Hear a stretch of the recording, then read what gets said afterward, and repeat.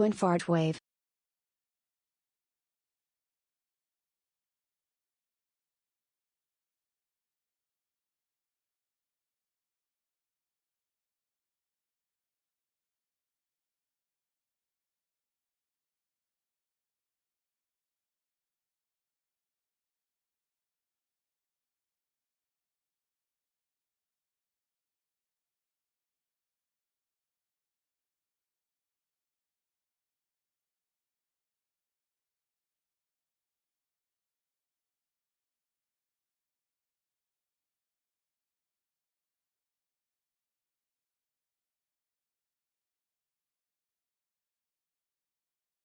Hi Caroline.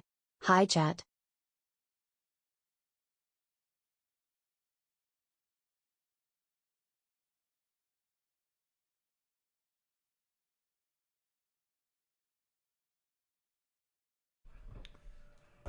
Alrighty. Yo! What up, everybody? What's going on?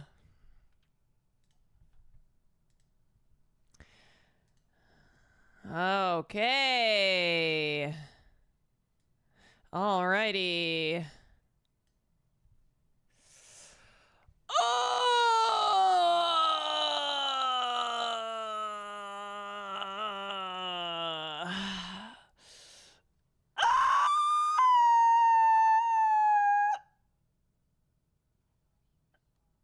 Okay.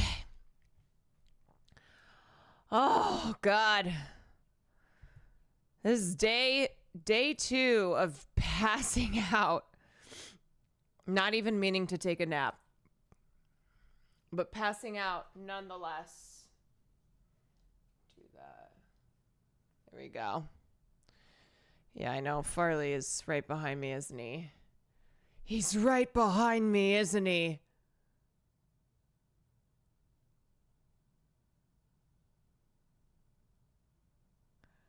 Don't look now, but he's right behind me.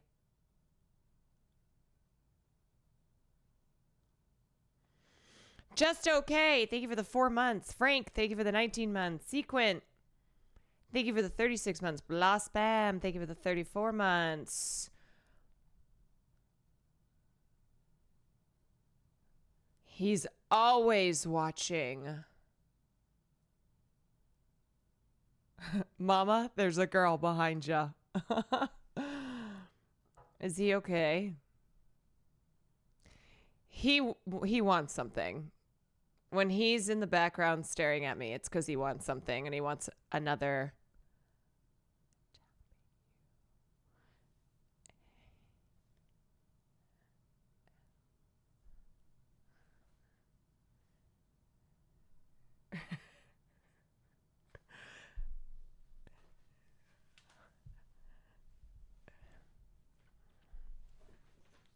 DJ Quine, your playlist always hits. Thanks. Today, White Grizzly, thank you for the 23 months. Today, I went to lunch and I had just sat down and suddenly I hear Caroline and I turn and it's Austin Show. It's Austin Show sitting with Christian and 2 of their friends. It was a birthday lunch and they had a bottle of champagne. It was like 2:00 and I had sat down for kind of a businessy lunch, sort of businessy casual lunch. And I just hear Caroline literally at the table next to us. Oh, he's coming closer, isn't he? He's here. He's here. What do I do? Do we act normal?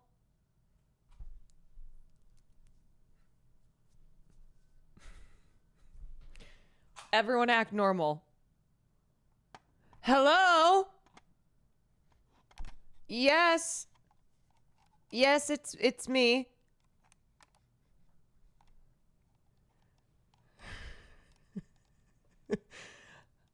No.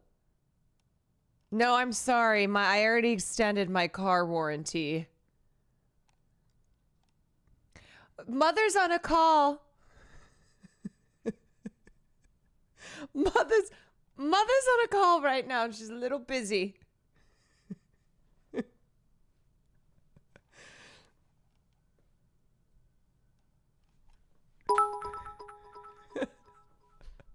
I know, he keeps coming closer. I don't think it worked. Hi. This is the same thing every time. He wants up and then he immediately wants down. Hogan, thank you for the tier 3. Just yesterday. 35 months. BB Jordan, thank you for the bits. Yeah, I know. It's like you want to come up, but then you'd want to go down. But then you want to go down. Ashley, thank you for 34 months. I swear, you just resubbed. I don't understand. Sometimes I think these resubs are broken. He looks a little... I know. He's in his Beatles era. He's like, why didn't I get cast as a Beatle? It's me. The 5th Beatle. Ow!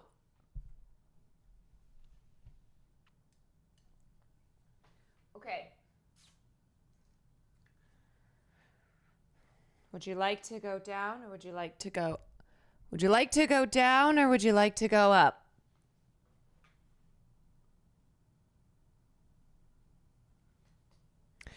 British Farley would be so scary, I know. So scary.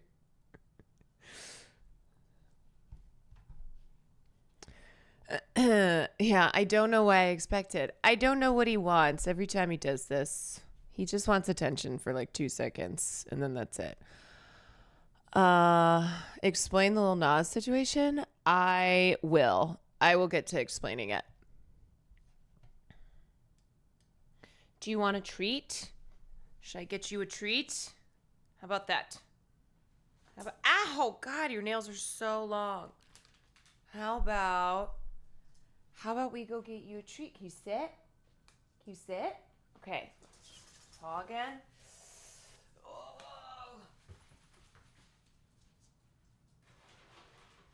Okay, come over here. You know what to do. Sit.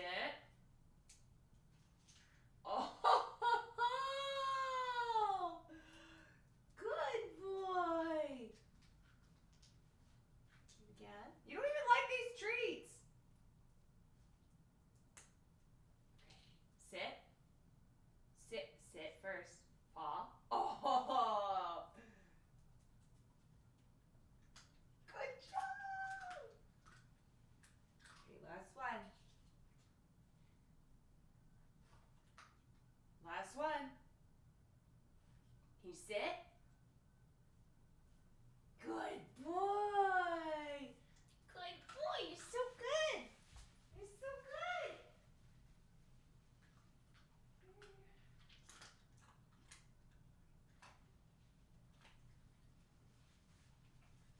Yay!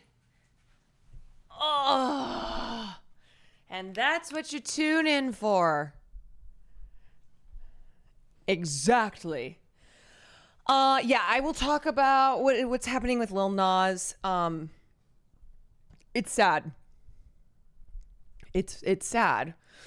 And of course people are responding to it in such an annoying way.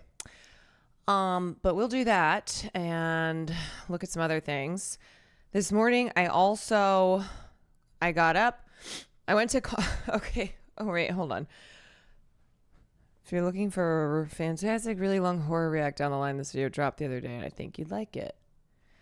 The entire history of horror games. I have been wanting for a video that is the entire history of horror games. Wow. This looks pretty amazing. It is long, though. It is long. Okay, so Um, Pop Crave shouldn't have posted TMZ. This is why I consistently am like pop bass greater than Pop Crave. I need to talk to Pop Crave. In the words of Chapel Roan, Pop Crave, you will pay. Pop Crave has increasingly, I feel like over the last 2 years, had me very much side-eyeing a lot of things that they do. I think Pop Crave started off as a great alternative media source, especially like how fast they were breaking news on Twitter. It kind of felt like a return to like the heyday of Twitter. And then they started posting like, getting into politics as well.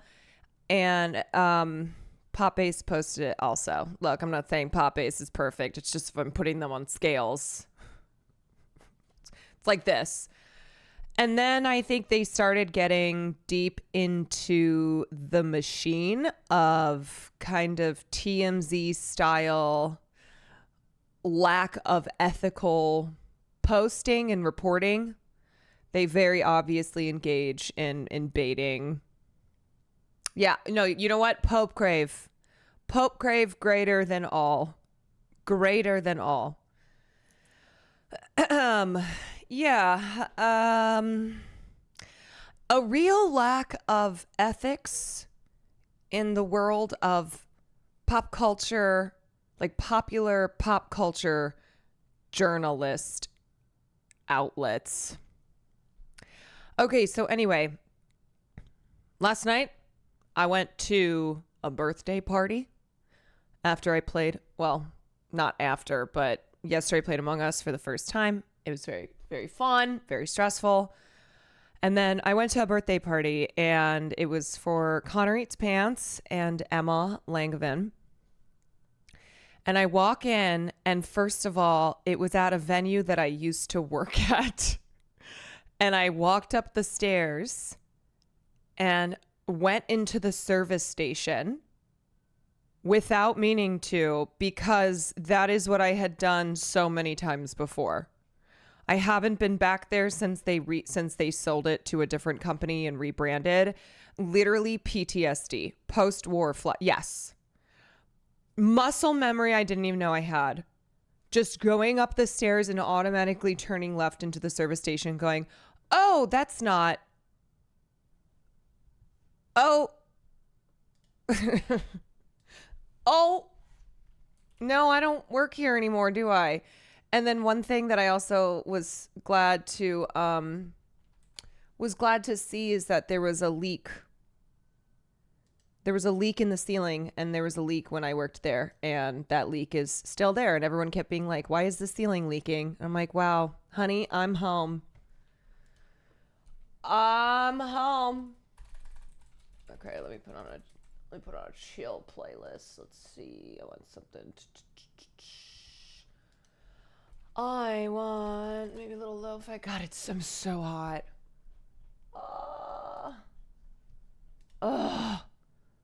So fucking hot. I've decided to. It's actually been humid in LA. It's like hot and humid. I decided I finally need to get a fan because it's too much. I almost died during Among Us. Okay, so I go to this birthday party. Some things, it's like I never left. And the music was so loud, excruciatingly loud. And I usually have earplugs with me, and I forgot them.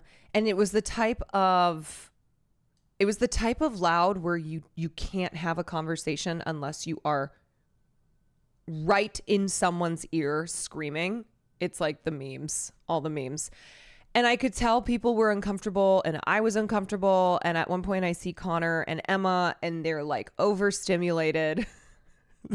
They're like, it's too loud. People keep saying it's loud. So I was like, okay, I'll take care of it. So I go and find the manager, and I said, we need to turn the music down. It's way, way, way, way, way too loud. So they turn the music down, and the manager's like, sure. Turns music down. Well, the person who was DJing, I kept calling them my emo. I kept calling them emo hooligans that I was engaged in a volume war against. So these emo hooligans, the DJ had invited like a bunch of his friends. They were not friends with Connor and Emma. They turned it back up. So it's like, it was better. And everyone was like, oh, thank God. I was like, oh, okay, good. Then it got turned back up. So I went, oh, no. So I went and found the manager again. And I was like, we need to turn it back down again. And he said, okay. And turns the volume back down. And like a couple songs go by. These emo hooligans turned it back up. And now I'm like, oh, okay. Now I'm engaged. Now I am in it. People kept coming up to be like, hey, how are you? I was like, I can't right now. I'm engaged in a war against the emo hooligans. And it was just this like turning up, turning down, turning up, turning down. And finally, I found out that I'm at war. We'll catch up later. Sam kept like, Sam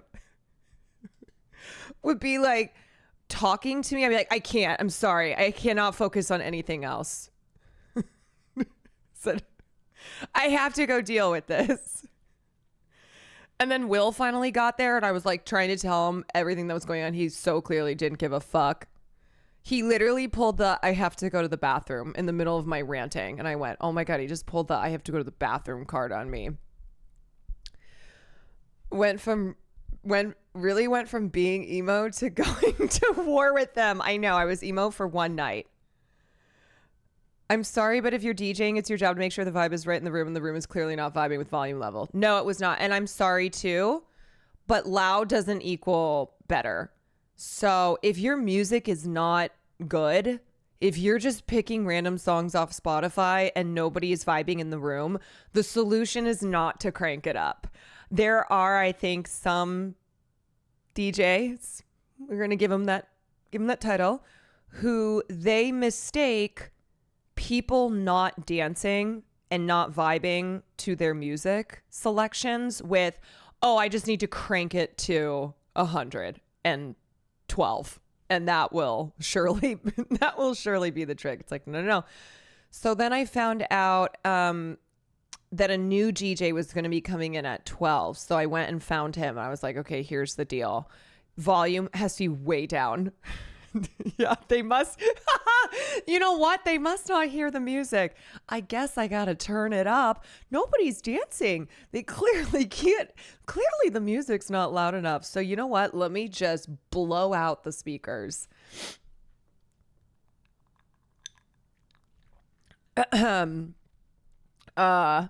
So all was fine when the new DJ came in. Better mix of songs, volume lower. Everything was right. But like, here's what I will say, okay? In my years of throwing parties, being a party goer, the first 2 hours of your party are really important. Because people aren't like if people are drinking, they're probably not drunk yet at that point. And when you're drunk, then whatever, who cares? But it's like people getting there, kind of saying hi, having conversations. So if the vibe isn't right, yeah, you got to warm up the party. You can't just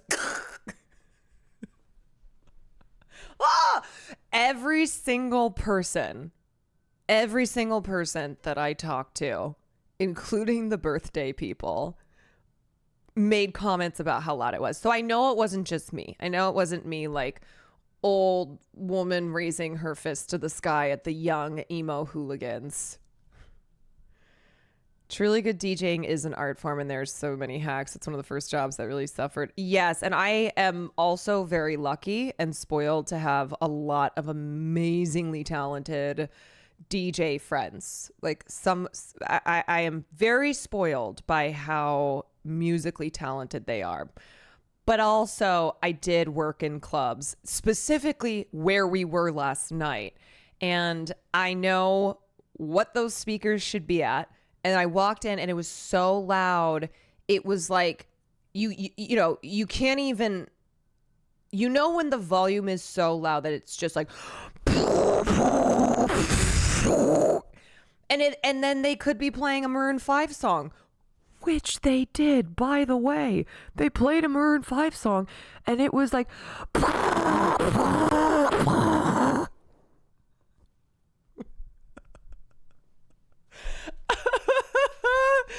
in other news, how's your tinnitus? I'm not kidding you.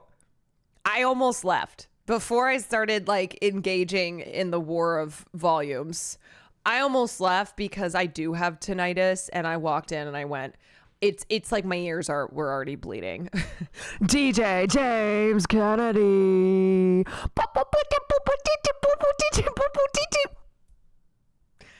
Honestly, it was good you were there because I know. And I said to Connor, I was like, it's your birthday. Have them turn it down. Also, Sejong, thank you for the 19 months. Sound Killer, thank you for the 20. Sound Killer, thank you for the 24. Blocky, thank you for the primes. Iron Blue, thank you for the 35. Whoa, it's me. Thank you for the 11. I said to Connor, I was like, it's your birthday. Like, if you can request this being turned down. And I think he was kind of like, I don't know how to. And also, he had this water bottle that he was just kind of doing this to. And I was like, okay. Let me go do it. I'll go find the manager. I'll go do it. So I used to work here anyway. So, you know. Katie, thank you for the 17 months. Jenny, thank you for the 28 months. I'm back to being gainfully employed. Woo! Let's go. Hogan, thank you for the gifted sub. Always turn it down. Always turn it down.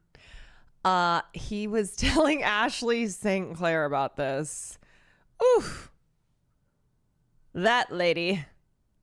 No, they did not recognize me. It's a whole new company, whole new staff that works there. I don't even think it's really a nightclub like it used to be, like back in the day.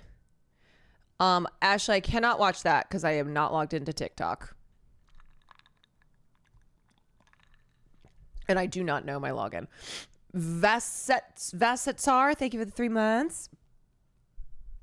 So went to the party last night, and then this morning I woke up and I did Ole and Friends, and it's Ole Lauren's podcast, and I did not expect. I will give you a sneak peek. Sneak peek. I did not expect that half the podcast would end up me bringing out all the crew that I have here in the house, which included Carol, Megan, Barnaby, and Barbara. Like, I was kind of thinking before the podcast, what are we going to talk about?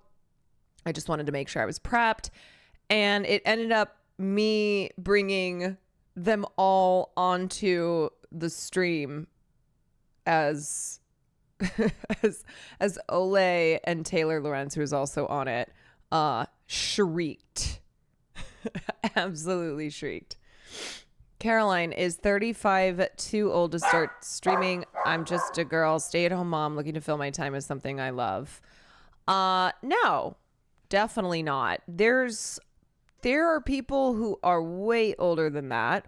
I started streaming at 30, and I do it full time. Like, I started streaming at 30, not just in a like for funsies way, but me being like, well, I gotta figure something out.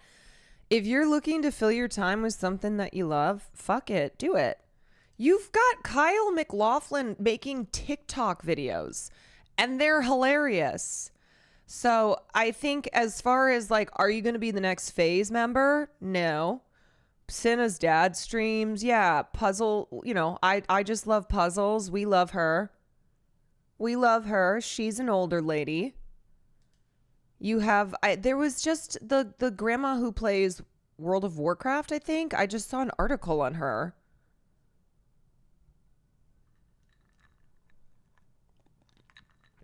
There's plenty of older streamers. And especially if it's just something that you want to fill your time, like you want a game, you want to talk about stuff. I think, always temper your expectations. If you're starting to stream with the intention of making a bunch of money and doing it as a full-time career, that's a different story. For anybody, really, though. Just at it, there's just it's a different environment than it was, say, 3, 5, 7 years ago. But if that is something you want to do too, I always say be consistent and actually love what you're doing. Love what you're doing, because if you're doing content for whatever audience you think, whatever you think the audience wants, it's not sustainable. And thirdly, do something you love, but also find something, find kind of a niche. I think at this point, like, I think if you come in and it's like, okay, I'm not confident and sure in that what I have to offer is unique in the way that, in the way I'm doing things here, then it's going to make it harder to grow. Oh my God, I'm so fucking hot. Oh, there is no air. Kiwi Cash Coven, thank you for the 7 months. Paul, the IT guy. It's because the weather's so hot outside right now too. Thank you for the 11 months. Mochi Pichu, thank you for the 20 months. Tofu Shop, thank you for the 9 months. Guapoco, thank you for the 33 months. Oh my motherfucking.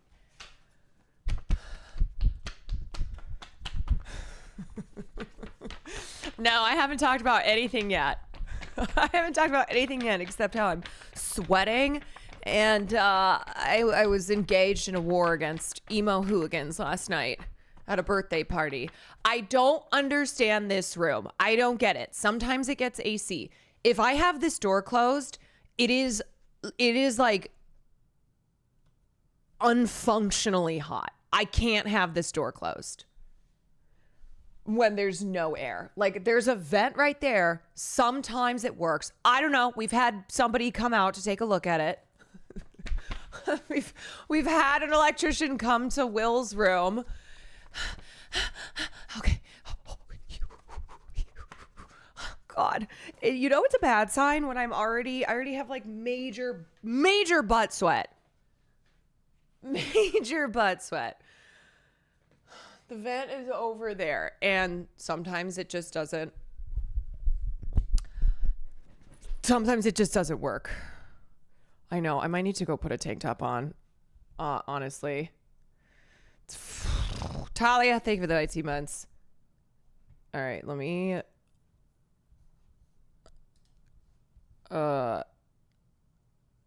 go put a tank top on, because it's just, I was like, why is my camera like that? Ah!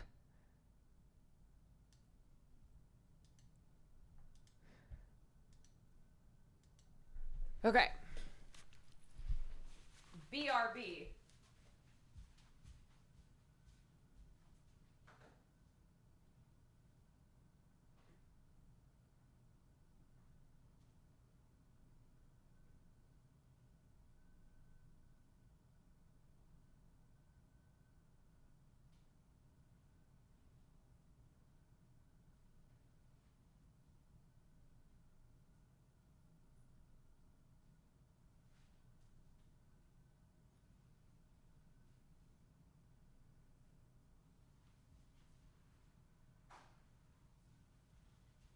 Okay.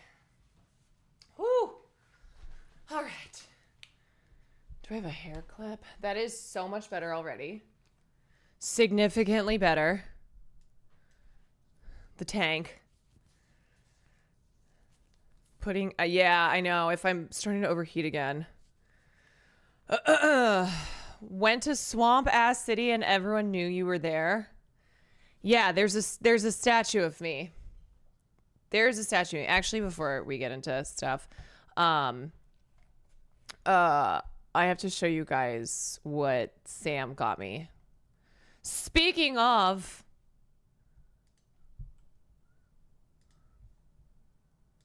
Speaking of Sam, who's here? Who's here? Anon. Wow. Thank you for the gifted subs to Sandwich. Sandwich. Okay. Are you ready to see the cutest thing in the world? Samvich? Are you a good vitch or a bad vitch? I'm just a Samvich. All right. Sam got me this.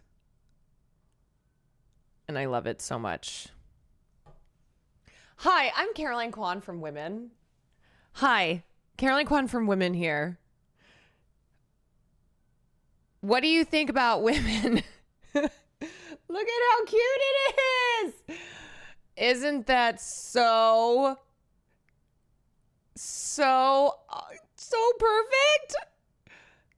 It's for my red carpets because, and she said that my mic goes here. So the last red carpet I did, I had my little mic that wasn't even working, but I was holding it out anyway because all of the other press people had microphones and stuff like this, and they hold them out. And so I was like holding my little tiny mic, so it goes right here. Yes, Caroline Kwan from Women, Caroline Kwan from the red carpet, Caroline Kwan from Twitch. It's the best. I love it so much. Should I start being one of those annoying guys who does on the street interviews? So, women are bitches. Am I right? So, you look like a lonely loser, and I'm gonna guess it's because no women want to date you, huh? Is New York City a good city to date women?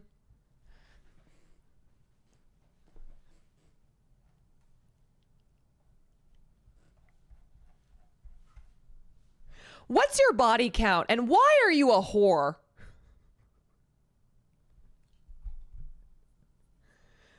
Gotta record the glasses so they don't know they're being interviewed and then clip out of context. Yes. Perfect. That's how it's done. Yeah. Do you think women having jobs is maybe the reason that our society is collapsing?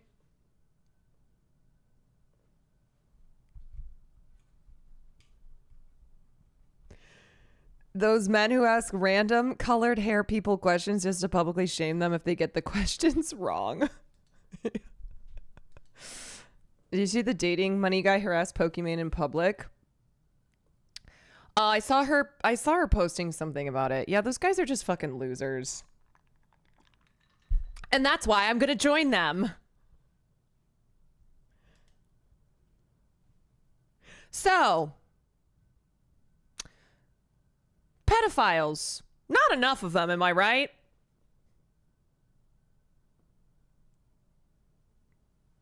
You know, maybe we should be asking not why all these men are interested in children, but why are these children making themselves so interesting to these men, huh?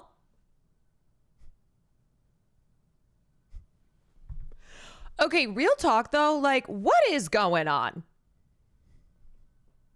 Why is it every day I log on and there's like just some new pedophile shit?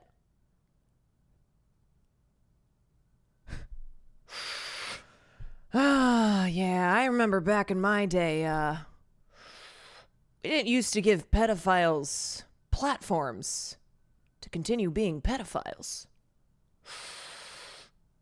Things have really changed. Yeah, there are sex pests everywhere for those with eyes to see. And by that, I mean just go onto the internet and you'll find a new sex pest, predator, pedophile being unmasked yet again. And it seems like it's also, for some people, it's like, isn't this the 10th time? The mic has brought out so many questions. It's like, isn't this the 10th time According to Ghislaine Maxwell, there are actually no pedos at all. That's true. I'm definitely going to take Ghislaine Maxwell. I'm going to take Ghislaine Maxwell's word. I trust her. I trust her.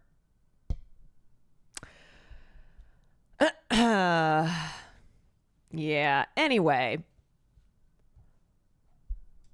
Anywho. Jalapeno poppers. Jelaine said nothing happened. I'm not sure why she's in jail. Yeah. Me neither.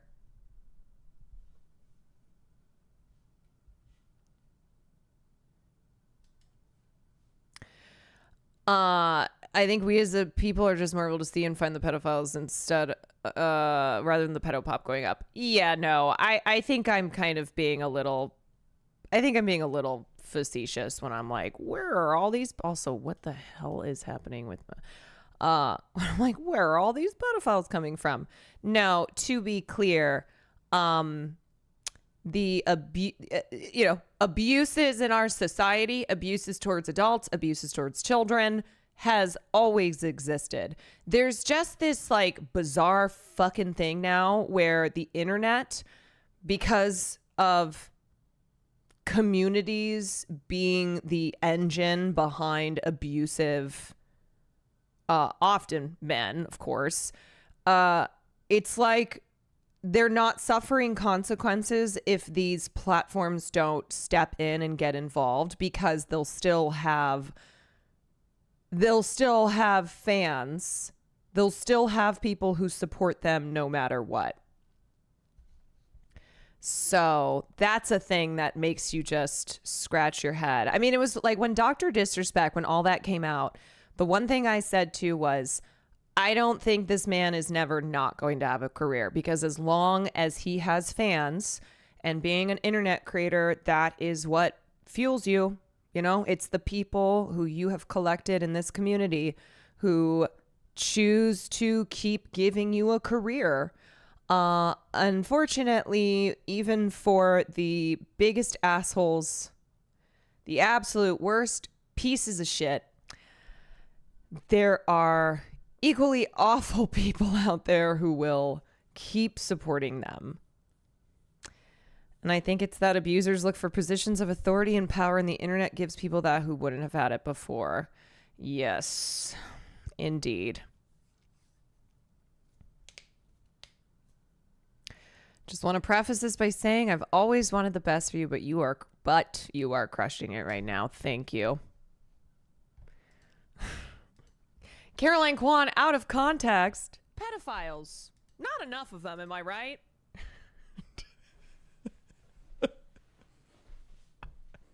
You know, maybe we should be asking not why all these men are interested in children, but why are these children making themselves so interesting to these men, huh?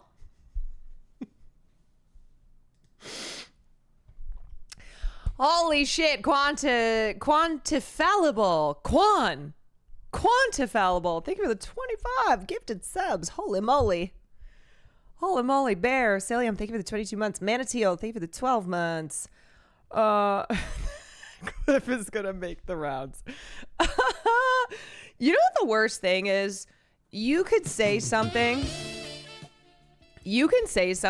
And no matter how much of like a joke it is, there will be someone out there who says that for real.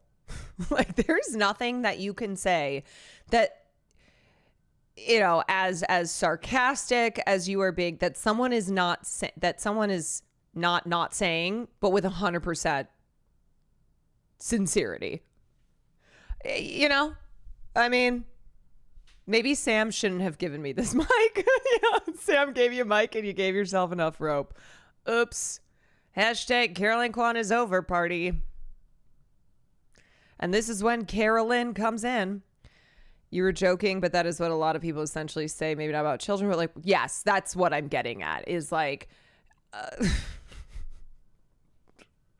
what I'm getting at is there's nothing I can say jokingly with sarcasm to make a point that isn't being said completely, with complete sincerity, with complete like, no, that is how someone actually views things. Hey, I'm just asking questions here. Have you seen World War Z related to the title? I have seen World War Z, and we're going to talk about World War Z because we're going to watch a video called Israel in Movies, and it is about the history of representation and the partnership between the state of Israel and the film industry, which has been helped to launder their reputation and push through propaganda. And one film that I'm sure the video will mention as an example is World War Z. Because if you don't know, aside from that movie just not being very good, there is absolutely Zionist propaganda being pushed by that film. And interestingly, the part in World War Z where they go to Israel and then there's like the wall and whatnot, it's actually different in the book. It's really fucked how they changed it, because that change also feels very intentional on changing it to be a Palestinian girl who they let in because they're so kind, because the zombies are here, who then causes like the zombie horde to descend on the poor people of Israel.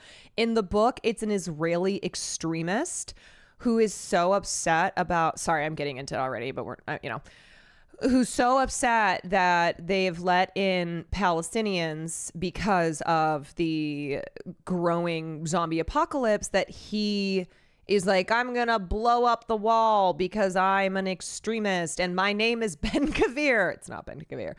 But that's what happens. That's it in the book, and it's drastically different in the film. But anyway, so I haven't watched this video yet. Somebody linked to me yesterday. But I always think it's really important to take a look at representation in media. And one thing I love to do as pop culture justice warrior is I like to examine popular culture, and the film industry is a big part of that, and how it has the ability to impact society and influence our views, both good and bad. It was me. You'll appreciate the coverage. Cool. And one way of really looking at how marginalized groups, how American society's views on them have been shaped, have been influenced, is by looking at representations in media.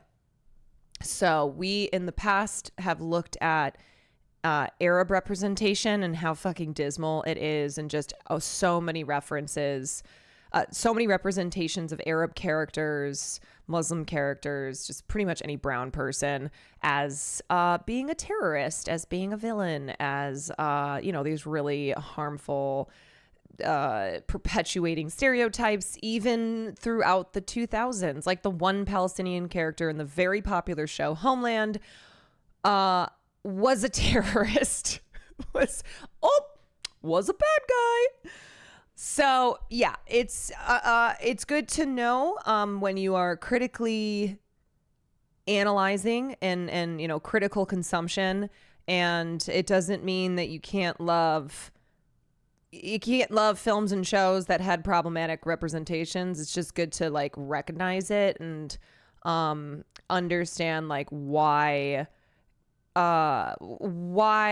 representation is not just enough. It has to be representation that does not just perpetuate really harmful stereotypes and is like influencing the masses to believe to believe bad things about groups of people who've been so thoroughly demonized. Fubar, thank you for the prime. Okay, so we'll get to that, but first I want to look at Lil Nas X and see what's going on here. Growing up as an Arab during the Bush admin and seeing the way we were shown on TV is radicalizing, to say the least. Yes. Oh, yes. Okay. So Lil Nas X, over the weekend, there was a video that emerged. And of course, you had accounts like Pop Crave, that is just TMZ pretty much these days. Hi. Wait, look, our necklaces. Connect. Will got us 2 halves of a heart. I got 2 gifts today. 2 gifts today from my people. I got this, which I've already turned into a menace on. And then I got 1 half of a heart. I like this Will guy. Okay, so Pop Crave and other accounts posted this video of Lil Nas X, and it just felt kind of gross because of the comments that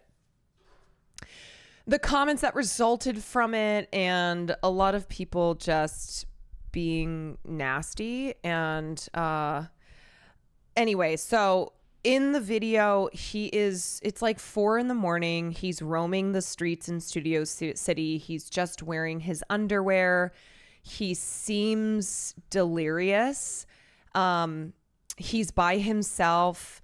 And what happened was somebody called the cops. Somebody called the cops, and he ended up like being arrested for battery against a police officer, which thank God they didn't fucking shoot him. Okay. Cause we've seen this story plenty of times where a person, usually a person of color, black person, another person of color who is suffering from a mental health crisis, the cops are called, and it ends up with that person, having 6 bullet holes in their body. So whoever took this footage, and then apparently it was TMZ actually. Apparently it was TMZ that either caught the footage or got the footage right away and then posted it. But so he's in jail now. He's being charged for resisting or obstructing an officer, and he is going to have to appear before a judge before he's released, which will happen on Monday. He was also taken to the hospital for a potential overdose, my understanding is. So he was on Ventura Boulevard, which is in Studio City, wearing nothing but underwear and a pair of white cowboy boots. He was transported to a local hospital for a possible overdose and placed under arrest for battery on a police officer. Lil Nas X, who released his Days Before Dream Boy EP back in March, has been struggling with health issues throughout 2025. Back in April, he shared an update on social media saying he had suffered partial facial paralysis. A month later, he had to cancel a headlining appearance for West Hollywood's Out Loud Pride Music Festival. One source tells The Hollywood Reporter that a similar mental health issue had contributed to him pulling out of the event. And I saw a lot of people being like, wow, his need for attention just keeps going. And it's like, man, that's so clearly not what the fuck this is. And we have to have a conversation around how Lil Nas X has been treated, because he has been over and over again the victim of gross homophobia, racism, and he's a young guy. He's a young guy who got into this industry at such a young age, and being over the top has been a part of his personality, but also his career so far has been marred with just vile bigotries towards him. And I don't know. Every time I see a situation like this, I'm like, are we really fucking going through this again? Are we going to have a young celebrity who was thrust into the spotlight at an early age, who is experiencing mental health issues, and we are doing nothing but making it worse. Like, how many times are we going to go through this? Do we not remember the fucking 2000s? Do we not remember Britney Spears? Like, every time this cycle, just continues. It's like we learn nothing. He was a barb that had crazy overnight success. Yes. He was a barb that had overnight success. And I know that, like, his family, there's like serious addiction problems in his family. This is just a young man who became essentially famous overnight and has had to deal with a lot. And now here he is. And like, this is not something to laugh about. And this is not something to treat in the same way that we have treated young celebrities of the past. Okay, so at the time the cancellation was announced, the festival said in a statement that we've been in close contact with Lil Nas X and his team regarding an ongoing medical issue. Also, like, I'm pretty sure he went silent on social media for a while, and then he dropped like a bunch of songs on his Instagram. It was really, really random. And it's just the kind of thing where it's like, look, you know, you don't want to go around, almost like accusing people of being like, you're mentally ill. Like, that's not right. But I think when you take everything into account, you can see patterns of concerning behavior. And people who are trying to say it was a publicity stunt for a new album. Here's my thing too. I would rather be wrong. I would rather treat this as this is a person who is experiencing a mental health crisis and needs support and needs help, and then be wrong about that, rather than do the thing we always do, which is to just dig our elbows in even more and treat it like a fucking joke and point our fingers and laugh and drive this person further into the depths. You know? I don't know much about it, but hearing things, it seems he's another person who's been chewed up and spat out by the industry. Absolutely. There are rumors that the label refused to allow him to release his second album a few months ago, forced him to scrap it all. There's a lot of speculation. There's something going on behind the scenes. I've seen that too. Like, what pisses me off is like, he has had to deal with so much from motherfucking racist ass country fans and just racist motherfuckers, homophobic motherfuckers, while also being exploited by these very exploitative music companies. I just don't know, like, I don't know who's got his back. I don't know who is looking out for him. And it's like, man, there's just so much goddamn exploitation in the music industry. We just covered Sean Combs' case for months, okay? And so much of that case was highlighting how exploitative the music industry is, and what allows people with the power and money that Sean Combs has to be fucking abusers. And so I'm looking at this situation and I'm like, it's a worrisome situation that this is a young gay black man who essentially achieved fame overnight. Also like on the internet, and it just feels like he's already been so exploited, and then also has had to deal with a lot of really disgusting treatment. After my recent hospital visit, I, like all of you must prioritize my health and getting back to 100%, the rapper said in a statement at the time. This is Matt Bernstein's tweet. The amount of racism and homophobia Lil Nas X has had to contend with while being a cog in the wheel of these already dehumanizing record labels is truly unimaginable. I wish him love and privacy. Yeah, and then someone, these poor PR stunts are not making anybody pity him. Those types of people, I'm like, just fuck off, okay? Fuck off. Fuck off. Completely fuck off.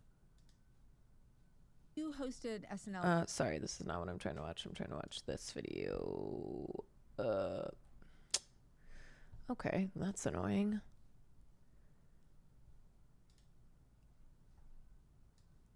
Yeah, like there's this idea that someone with the persona of Lil Nas X couldn't possibly be struggling at all.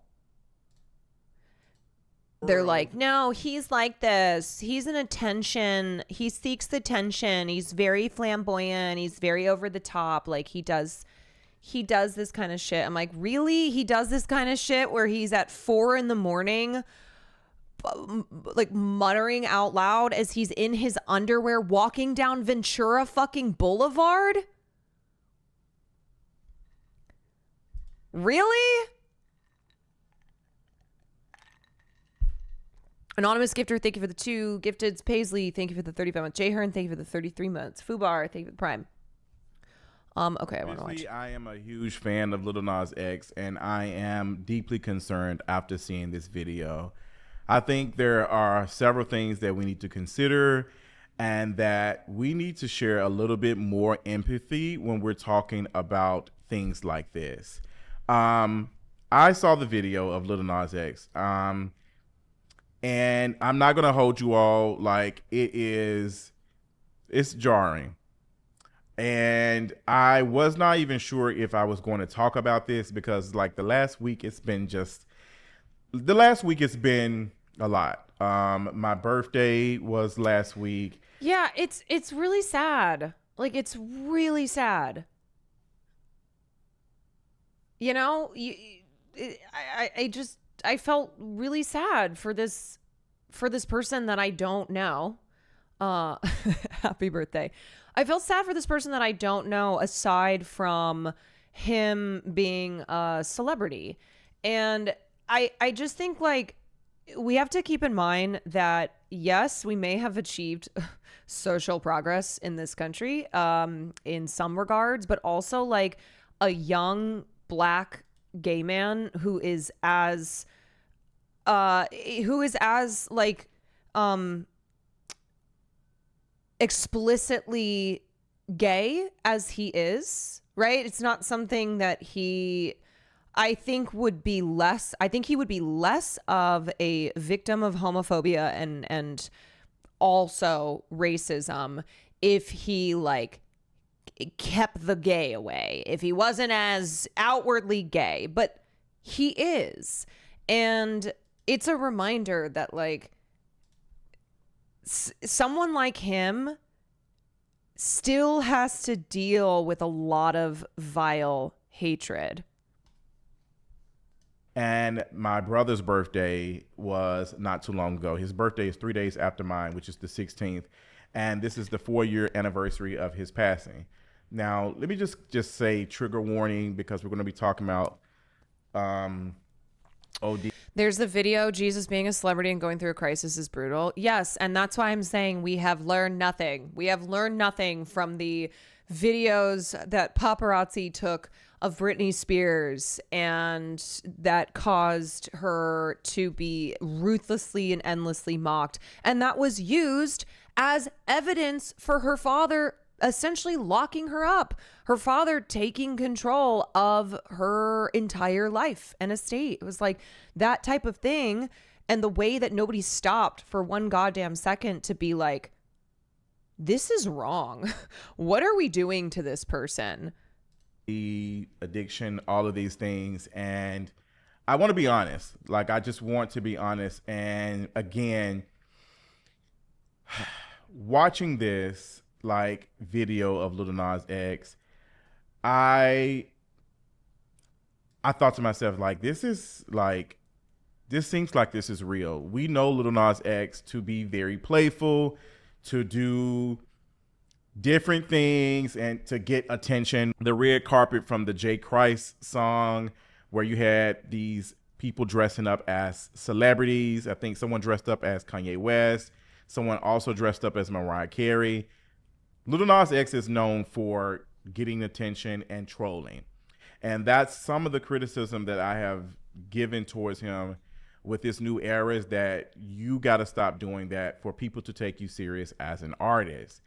And I'm hoping that this isn't a stunt. This isn't something that is playful or trying to get attention from the media. But then again, I don't want it to be the other. I don't want it to be the other, which is what everybody is talking about. So for those who do not know, there's reports that Lil Nas X has been arrested. Yeah, and as I said, I would rather be wrong. You know, I would rather extend empathy and be like, hey guys, you know how we always do the thing when a celebrity dies who clearly struggled in their, you know, when they were alive, and we're like, oh, we miss them, oh, so sad, the 27 Club, oh, like we almost we treat addicts, we treat people who have you know, mental illness after they're gone in this like, I don't know, almost like romanticized way. And yet when they're alive and being a celebrity, you have a bigger spotlight on you, you know, we're just ruthless. And celebrities are, it's a macro, it's like, yes, it's at the highest level because of how much attention is on them just by the nature of being famous.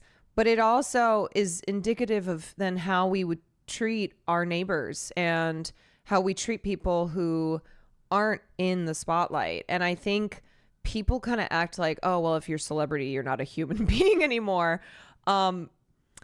It's this weird, like, my whole thing is, how can I expect you as a person to treat non-celebrities with compassion and care when this is how you act about persons who are famous and are experiencing crises, and you have some like weird separation of, oh, well, they're not human beings.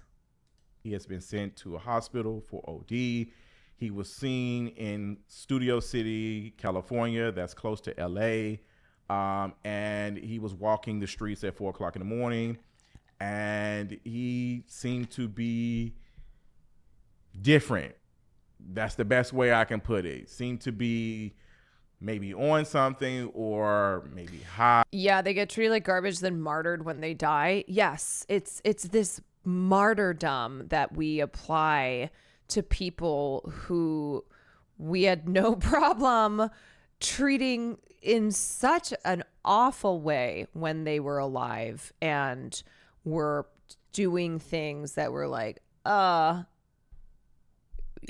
this is an opportune moment to just take a shit all over them. And the reality is like, they were struggling, and being in the public eye can exacerbate those struggles.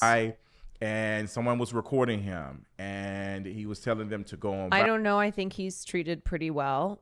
Lil Nas X, no. Then you have not been paying attention to the way that like people talk about him. I'm not talking about fans of his. He literally had to have Billy Ray Cyrus. He had to have Billy Ray Cyrus on Old Town Road because of how fucking racist people are and wouldn't accept him in country music. And he has been threatened from day one. He is constantly attacked. He's ostracized in the industry for being black and gay. Absolutely. Like, he was just trying to get them out the way. This seemed to me a little bit like maybe this could be promo, but then I said, what if it's not promo? What if it's not promo? And I'm not going to hold y'all. Like, I got so emotional. One of my friends sent it to me while I was watching the video, and then I saw that it had that he had been arrested for OD. We haven't seen a mugshot. There isn't any pictures of a mugshot online right now. All we have is this video. And it didn't even recognize to me that. And let me say, potentially overdosing, punching cops. You know what I'm saying, though? Like, everything that happened this weekend, even if that were in service of some type of stunt, like, that's still not like a healthy demeanor, I guess. That's not somebody who I look at and go, oh, yeah, no, they're totally fine. That while I was watching the video, I had to go back. I also don't trust the police account at all. Oh, never trust the police account. No way. No fucking way. As I said, it's surprising that Lil Nas X didn't end up in a worse situation. That the police being called on a young black guy who is walking the streets at 4 a.m. in his underwear. We know how that story can end. The link that my friend sent me had that he was arrested. And I was just so jarred by the video. I was trying to process it, trying to figure out if this is a stunt or what is going on? Like we haven't heard anything from him.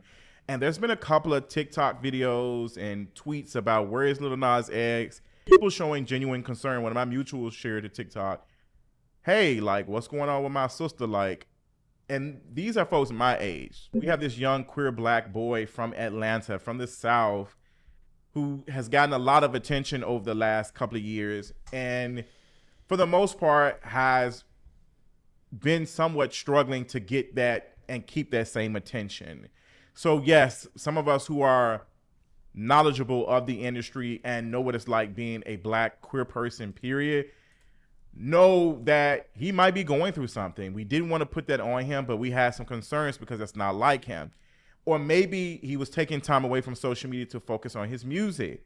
But there were videos that were posted earlier this year that some folks made it seem as though he may be high. There was also some interesting posts made on his Instagram account, and it was him rearranging furniture in his house, and folks had concerns around that. Like, what is going on? Like, is everything okay? And Lil Nas X has always been this playful, since he's been out, he's been very playful and artistic with his expression. Like, the way he expresses himself is very artistic. That's what makes him who he is. He's very talented. But knowing the industry and knowing what it's like dealing with being a celebrity that fast, nobody's built for that. And I've been saying that for a minute. Nobody. Overnight fame. Let me just tell you, okay? There are different factors of becoming famous, being famous. And when you become famous at a younger age, that is going to affect you in a way as if you're older. If you become famous overnight versus someone who, like, it's kind of more of a gradual on-ramp to fame. If you become famous because of the internet, because of now having massive internet fame, and it moves so fast and it's so demanding. So there are factors around fame that can have a deeper impact on you, that can affect your psyche in really awful ways. Like, fame in general, I think, is bad for the psyche. I think it just changes you in a way that it's not natural. Like, to be famous, the way that we live in a celebrity worship culture, no matter who you are, I think it still alters you. But then you add in the other things. You add in age. You add in how you became famous. You add in, like, how quickly you became famous. You add in, like, what family do you come from? What support system do you have? It just, I think a lot of people go, oh, you're famous, you're rich, you have everything in life. I don't feel bad for you at all. While not understanding that it's like, no one is asking you to compare your life, or say you're struggling to pay your bills, like a lot of people, okay? No one is like, don't these celebrities have it like absolutely harder than the normal person? But we're talking about the very specific we're talking about the very specific thing that is fame, and how when you are a famous person, what can happen is this taking of your humanity. Is like you're no longer treated as a human being, which is why we see over and over again celebrities, especially ones who achieve fame at a young age, go through the system and be spat out. I feel like I've handled fame really well. That's because you're 40. It's like that scene in the newsroom. It is built for that. You can only do things to maintain it, to be able to keep yourself in a good space. But if you suffer from depression, anxiety, all of these things happen for the most part. I've been doing content and been online Sad for history grad thing for 20 months plus years now. And I've had some things happen along the way to where I'm at now. And those of you who've been watching me remember that. Like, it is and also remember too, when you are a black man in this country, when you are a black man in this country and you are walking the streets in your underwear at 4 a.m., there is no like, oh, that person's a celebrity. Now, black celebrities, by just nature of usually, having money, being wealthy, that gives you access to resources in the way that other wealthy people have access to. But it is also important to keep in mind that like that a young queer black guy like Lil Nas X is still, in a lot of people's eyes, just a young gay black guy. Doesn't matter that he's famous. Like that's not providing him any protections. And the police officers show up. He goes into the prison system, whatever. It's like he's just a black guy. As a black woman, I'm surprised he was not harmed. Exactly. Not easy dealing with people coming back to you with. It's not easy dealing with all of that attention. We're talking about on Lil Nas X level, where he has the most streamed song, most viewed. Miserable Comfort. I don't know why you're so insistent on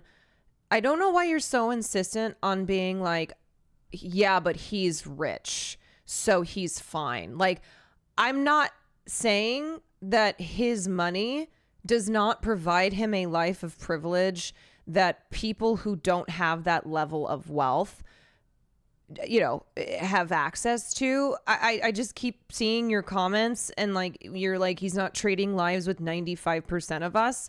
Okay, sure, but does that change anything that I'm saying here? I don't think it does. And I think you're doing the thing that I'm talking about, which is that when someone is famous, there is this lack of empathy for them when they are undergoing a crisis that is exacerbated by people like us, by the public, by the media. We are a part of that vicious system. I cannot tell you enough. In the 2000s, what happened to young celebrities like Britney Spears, and how we, the public, were a part of everything that happened to her. We fed into it. We bought the magazines. We, gleefully watched as she was ripped to shreds. We play a part in that. And it's really important. Like, what I'm trying to explain too is that Lil Nas X may have more money than you. He may, you know, have privileges from his fame, but also as a young queer black man who is very outwardly queer, he has had to deal on a scale that most people won't, just simply from not being at the, you know, as much of a spotlight as he has on him. He has had to deal with a lot of really vile racism and homophobia. And that is not something that I think we can dismiss. I don't think that's yeah, but he's rich, so who gives a shit?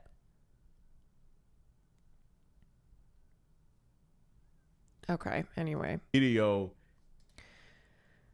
Agent spoke openly about how the cops mishandled him when he was unfairly arrested during Kai's New York giveaway. They knew he's famous and someone of influence and still don't give a fuck. Of course not, because they look at him and he's just a black man. And so I don't know. I mean,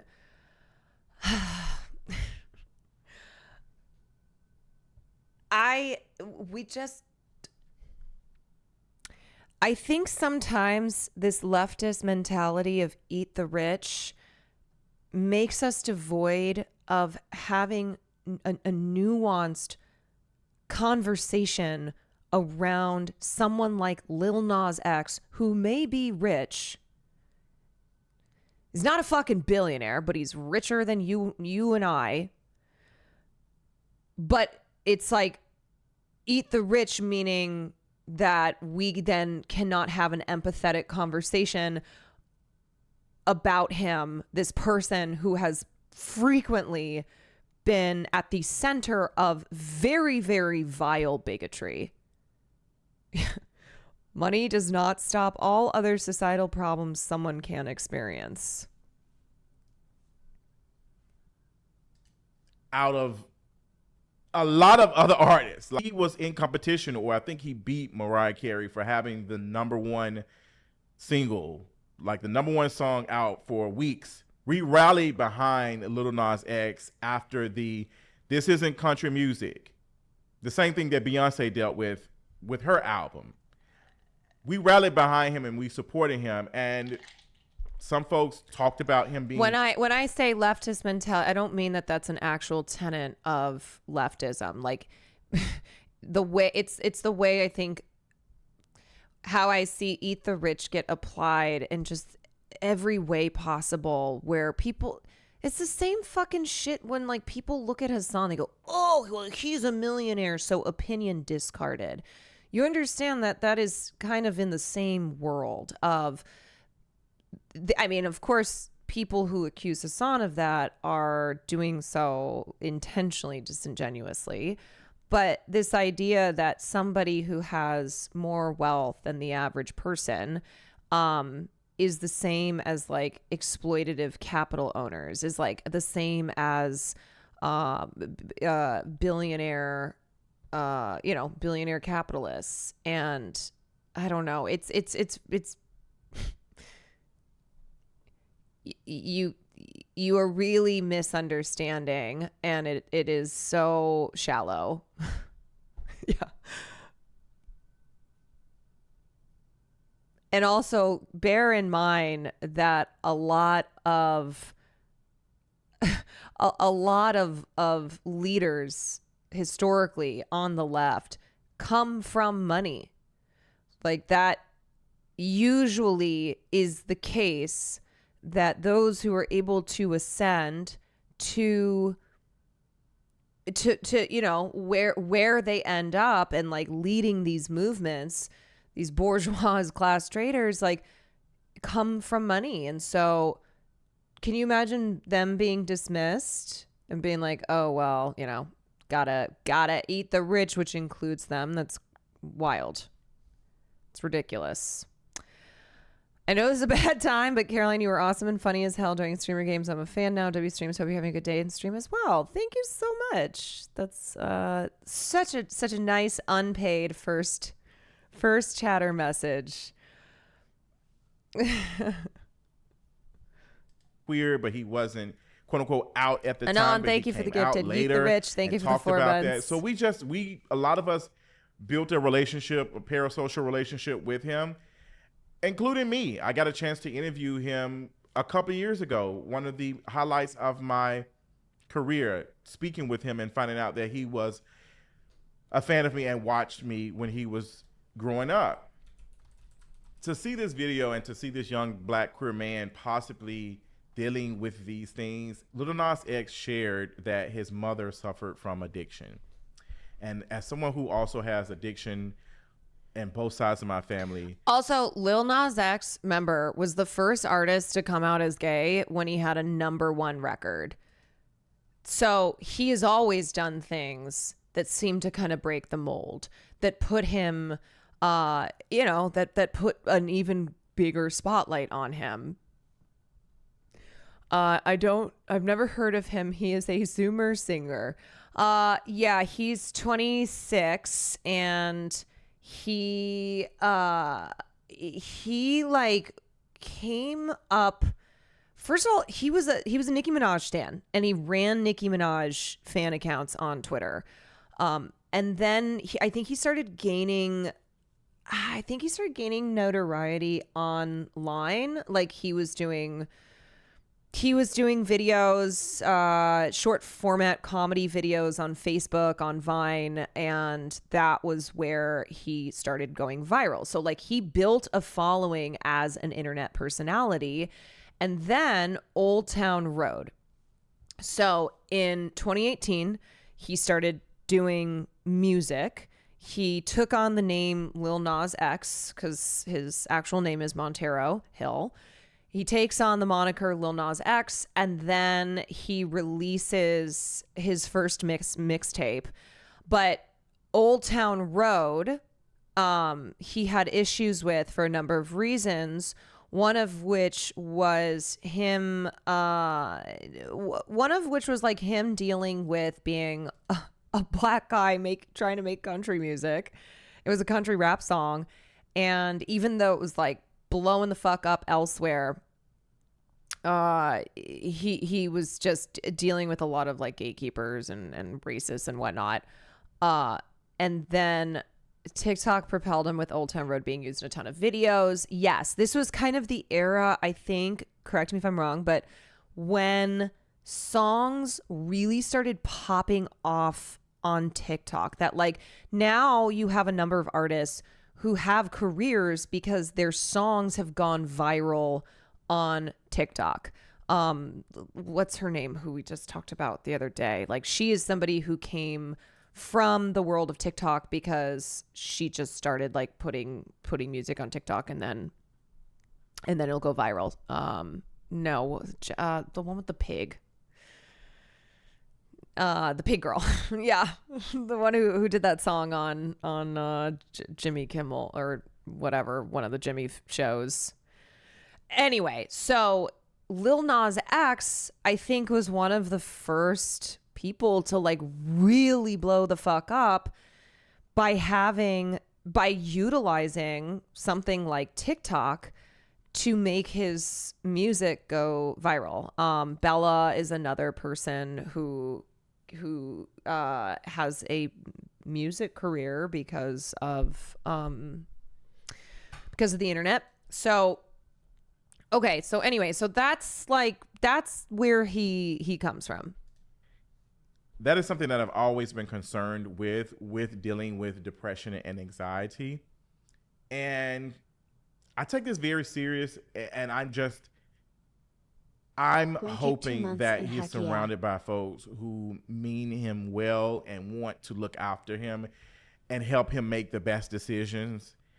And I just think that, again, being in this limelight, dealing with all of this success and all of this attention and trying to chase that fame and trying to get that attention that you had from your first album, I would not be surprised if that is what is causing him a lot of unrest. I would not be surprised if that is bothering him, and to the point that he is having to rely on other things to get him by. And I think we need to understand that addiction is a disease. I'm not saying that Lil Nas X has that, but the conversation is now about addiction and drug use. That's what people are saying about him. So I have to mention that. I'm not saying that is what happened. I'm not saying he's dealing with that. Enough people have talked about it, that it is out there. And I think we need to be honest about how we show up for people that we care about. As someone who lost a family member to this, and we're still, as a family, like trying to grasp what happened, because we've never known them to like have these things, like, or to deal with these things. But you never know what somebody is going through. You never know what a person is going through. And that's why I've always tried to make sure that the people that I surround myself with are people who genuinely care about me as a person. Another point too is one reason that I often examine celebrity culture and the public's response to things happening in the world of celebrities, especially with legal cases involving, say, abuse, just how the public treats celebrities who are struggling with addiction, with mental health. It's because it is a microcosm of our general society, of society at large. And I remember growing up, like, a lot of the ways that female celebrities were talked about, on the covers of magazines, in interviews, that absolutely has a trickle down effect. And so because we are affected by the culture that we are consuming, by popular culture, by mass media, and a lot of the language and the way that things like addiction and mental health and how bigotries are so normalized, like that has a bleed out effect. So when I was growing up with like how culture was so openly misogynistic, and the fucking tabloid magazines always talking about women's weight, and then all of these like diets and bullshit being pushed on 12-year-olds. Like, I remember in junior high, there were so many of these fad diets, and that absolutely is trickling down from the top. And so I do think it's really important to examine this kind of stuff. And it's like, again, with all of the vitriol, the bigotries that Lil Nas X has been subjected to, that exists also outside of the celebrity world. And someone is not going to be homophobic and racist towards someone like Lil Nas X and then not act that way towards someone who's not famous. You know what I mean? There's not this like, oh yeah, I'm really misogynistic because she's famous, because she's a celebrity. There is, of course, this like, oh, well, celebrities aren't human beings, but that then is carried into the rest of society. Care about me more than just what I look like, more than just what I can do for them, or who I am on this app that you're watching, but me as a person. And I think we all need to surround ourselves with friends that Tricky Keys, thank you for the 2 months. They can depend on us. I think it's very important because we all are going to go through good moments and bad moments. And sometimes some of them will outweigh the others. None of us are immune to these things. And for some of us, it may be even easier for us to fall into these things given our social economic status. When it comes to Lil Nas X and this video and this story about him possibly like going through this, y'all, like, That was I ain't reading all that. we got to make sure that we're checking on our people. Yeah. We got to make sure that we're checking on our people. And I'm not just talking about like texting, calling them. What the old folks used to say, I need to lay my eyes on you. That's something my mama, I need to lay my eyes on you. Like, y'all got me out here sounding like somebody granddaddy now, like a unk. But we got to check in on our folks. And I understand sometimes it can be taxing because we're all dealing with this world and all the things that are going on. But all we got is community. That's all we have to combat these things is community. And I just feel like that the community did not show up for Lil Nas X. And I don't know what that community looks like because I'm hearing reports of him kind of isolating himself and firing some of his team. And not just the community failing him if this is what is going on, but also the industry and the label itself. Oh, yeah. Because we've seen what has happened over the last year or so with Lil Nas X trying to put out new music, what he's going for, and it's clear that the label wants a specific sound and a specific look. And record labels and exploiting their talent, absolutely just not supporting their talent whatsoever. Name a better that duo. may not be the direction that Lil Nas X wants to go to, but he's having to because the label wants money. They want to recoup what they have invested, and they want even more money outside of that. Lil Nas X is not the first celebrity to deal with these rumors. He's not the first celebrity to be having reports of OD. It has happened to a lot of celebrities over time. I'm not blaming him at all. I'm blaming the pressure to be successful, to be these things, to participate and be exploited for capital. Like, that's what it boils down to. Like, that is the pressure of having to be successful and making another hit is something that we just cannot do. We look at how many great Black folks we have lost, and this is not specific to Black folks, but look at how many Black artists we have lost, and artists in general, to this. That is one of the things that I had a conversation with one of my very close friends at the time, is that we are doing this. We need to make sure that we are taking care of ourselves and checking in, because we both have these things in our family and it cannot affect us. Like, I do not want to fall into that, but I know how easy it is to rely on these things, these substances, to pull something out of you, to make you more creative.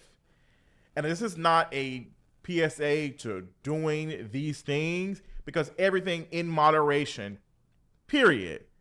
I just want folks to understand what pushes people to do said things, and that how easy it can be for any of us who are being exploited to any degree or dealing with trauma. It's easy to want a fix and to get out, to escape. And I just hate that this happened to such a young Black queer person, because we have seen increasing numbers of Black queer folks doing these said things and not making out of it, and not making it out, being unalived in the process. Like, it's a lot. It's a lot for any Black queer person, and also a Black queer person with this much visibility who's being pressured to make hits, to make these things.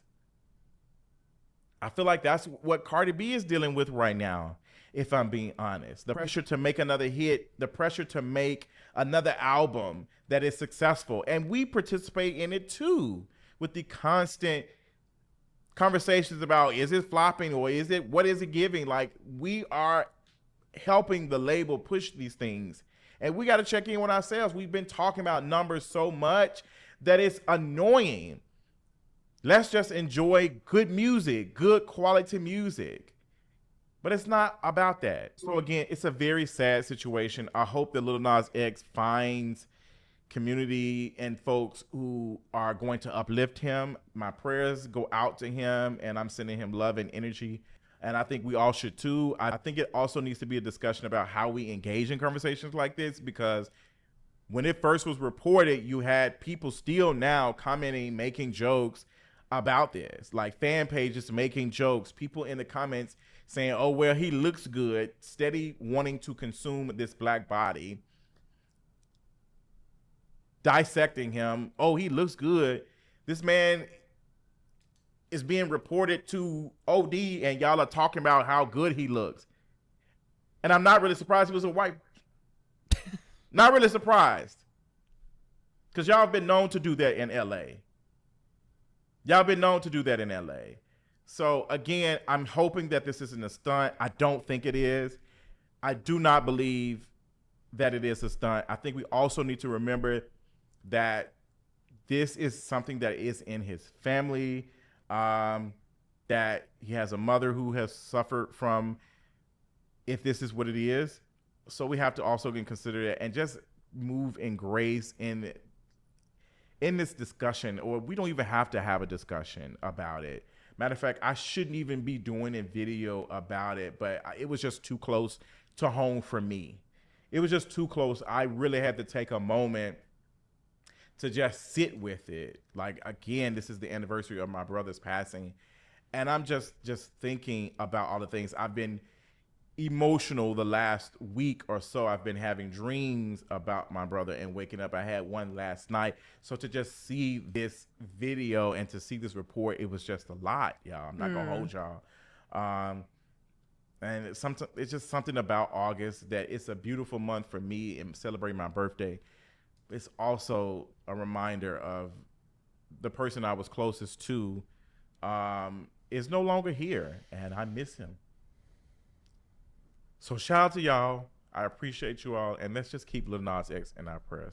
I'll talk to y'all soon. Oh, I don't know who that guy is. I was literally looking around on YouTube for news reporting, and I found this video. I was like, you know what? Let's watch this. Cutie, thank you for the tier 1.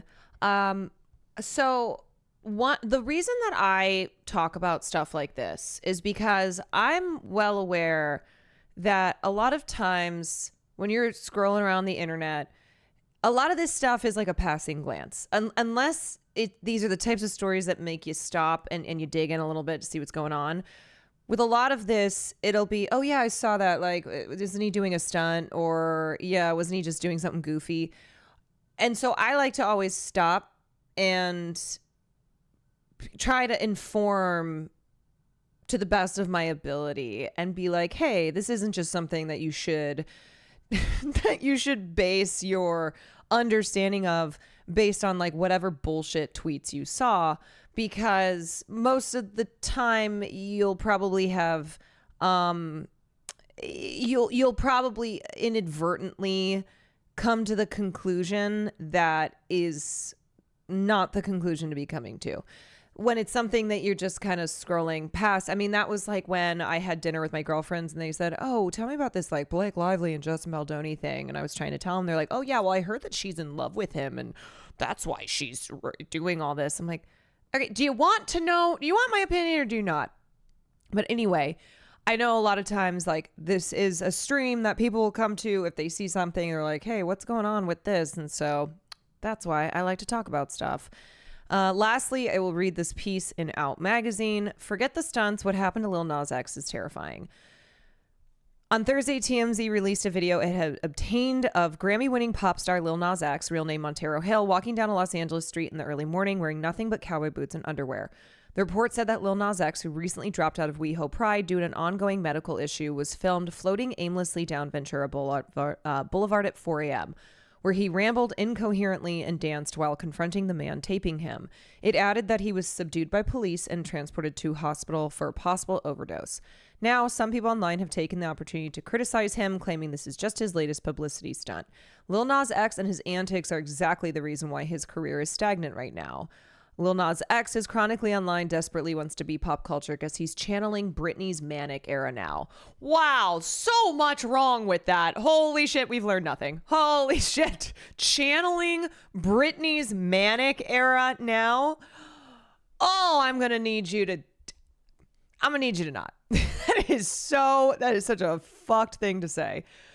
The thing about Lil Nas X is that he's memed so much, I genuinely cannot tell when something is on brand or if this is actually a cry for help. Details are still emerging about the situation, including reports of a possible drug overdose. We still don't know what's going on with him, his health, his frame of mind right now, and whether he struggles with substance abuse. In fact, we may never know for certain.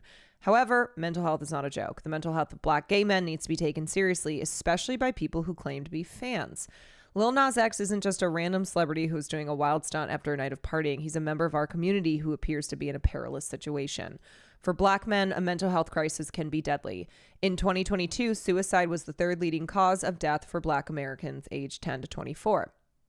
Black men are also 4 times more likely to die from suicide than Black women. Black people are more likely to have police involvement in their admissions to hospital and more likely to be detained and to receive secure care. They're more likely to be diagnosed with schizophrenia, more likely to be given higher doses of medication. They're less likely to receive psychotherapy. And of course, we know the issues with Black women in the medical, in the medical field, the Black mortality rates, even in fucking 2025 in the most advanced country, and how many Black mothers are still dying in childbirth, are still ignored by the hospital system.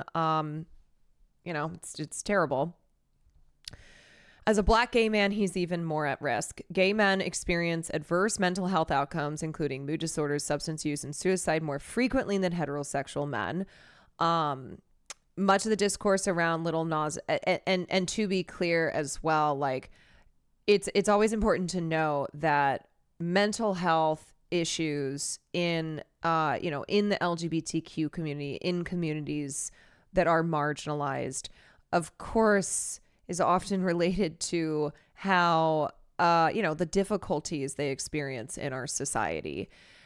Trans people are not experiencing mental health crises because being trans makes you mentally ill, but because of how rejected and dehumanized and demoralized our very transphobic society, our society that still is one where bigotries run amok.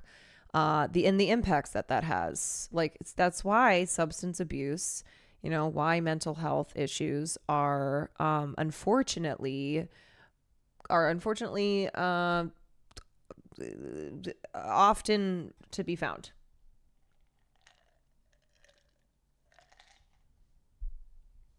Okay. Much of the discourse around his hospitalization revolves around his reputation for often incendiary public stunts. In 2021, he released a limited edition sneaker that featured pentagrams, red souls, and 1 drop of human blood that were dubbed the Satan shoe, which is fucking funny too. The shoe is part of his promotion for his single Montero Call Me By Your Name, where he goes to hell and lap dances for Satan before replacing him on the throne in hell. In 2023, when female musicians like Kelsey Ballerini and BB Rexa were being hit in the face by objects thrown at them in concerts, he seemingly staged a stunt where an audience member threw a sex toy at him while he was singing. In 2024, he released the single and music video J Christ and later issued a public apology to Christians for offending them. So the other thing too is that when you look at his stunts, when you look at, the stuff he does, it's very different from what happened this weekend. That important thing to point out, like him having a song and a video where he goes to hell and lap dances for Satan, and then Christians got really angry about it. Conservatives were so mad. So then he releases a limited edition sneaker that has 1 drop of human blood and dubbed the Satan shoe. Like, that's trolling. That's like having fun. And it's very different from what happened this weekend. Yeah, those psychiatrists should not be working. Okay. A lot of times they have it backwards where they're like, oh, you have mental health issues. because being trans gives you mental health issues. But like, it's often backwards. Okay, so what is especially troubling about the reports? Oh, wait. In the new footage, he's strutting and dancing on the streets of LA at 4 a.m. wearing underwear and white cowboy boots. As he walks, he sings, talking about a party tonight, and is confrontational with the person filming him, saying, "Give me that phone so I can throw it. I want to throw it far away so you never see it again. I don't like phones." What's especially troubling about the reports is the way he was hospitalized after being thrown to the ground and handcuffed by police. Now, would you fucking look at that? That is what I am talking about. It doesn't matter that he's rich and famous. The police saw him. They saw him as a black man in his underwear, and it is truly a miracle. not a miracle. It's like it's shocking. It's shocking that worse did not happen to him. The LA Police Department confirmed to Rolling Stone that they found a naked man walking down Ventura Boulevard at 5:50 a.m. Rolling Stone reported that the man charged at officers after they attempted to approach him. He was then placed in handcuffs and transported to seek medical care for a possible overdose. The reporting added that he threw punches at officers, leading to a use of force by the officers who forced him to the ground. He's expected to be booked on suspicion of misdemeanor battery on a police officer. And that's the other thing about our fucking system is like, you know, having a mental health crisis and then you get thrown into the into the criminal justice system, and you're so mishandled and your issues are only worse. And like, that is what can lead to people ending up on the streets. You know, most people who are homeless, who are unhoused, of course, it's because they can't afford it, and they often have jobs but are still living out of their cars or still living on the streets. But a lot who the ones that I think we really focus on, that when we think of homeless people, we think of like the guy who's muttering to himself. These are people who they have been in and out of jail. They have, mental health issues, and society essentially is like, well, nothing we can do for you. And then they are where they are. There are countless cases of unarmed black men being tased, shot, and murdered by police for charging at them. Lil Nas X is lucky he wasn't the next name to join the likes of Elroy Clark, Oliver Jared Gregoire, Richard Davis, and Deonta Quarles Jr. When black people have mental health emergencies, it's not treated as a health issue. It is criminalized. Yes, we love to criminalize mental health in this country. We love to criminalize the homeless. Mental illness wasn't seen as a health condition. It was seen as a criminal disposition of black people. One recent example is Irvo Otieno, a 28-year-old Virginian who was taken into emergency custody at a state psychiatric hospital in March of 2023. 3 days later, he was dragged into a hospital admissions room in handcuffs and leg irons, and hospital workers and sheriff's deputies kneeled on his chest until he died. Lil Nas X went from a mental health emergency to police custody to forced hospitalization. He is still in danger. The real victim in The Boy Who Cried Wolf isn't the townspeople, it's the boy who ends up being eaten by the wolf. Here, the victim won't be the people who have worried about Lil Nas X in the past, only to realize he was promoting a new single. It will be Lil Nas X.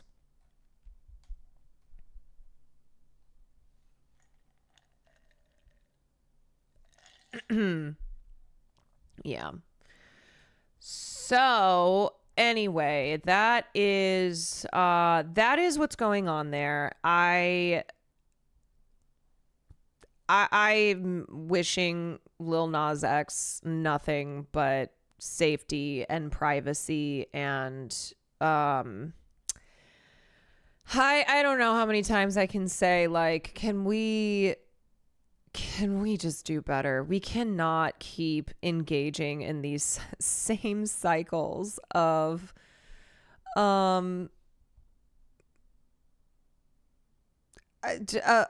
just treating people in the public eye without any empathy and without any understanding too of how someone like Lil Nas X may have more privileges because of his wealth, because of his fame, than, your average Black queer person in this country. But what he has been subjected to and the way that he's being treated is indicative of how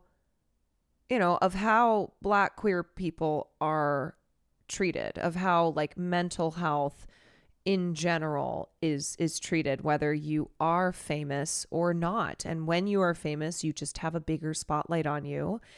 And fame can bring, fame can bring a lot of privileges, but it also can subject you to, it can just subject you to the worst shit. Shit that you may, as a normal person, have to deal with, but like it's then times a million because you have that many more people who are looking at you, and you are commodified, and you are nothing but a cog in the wheel. And as soon as you no longer serve a financial purpose, to the curb.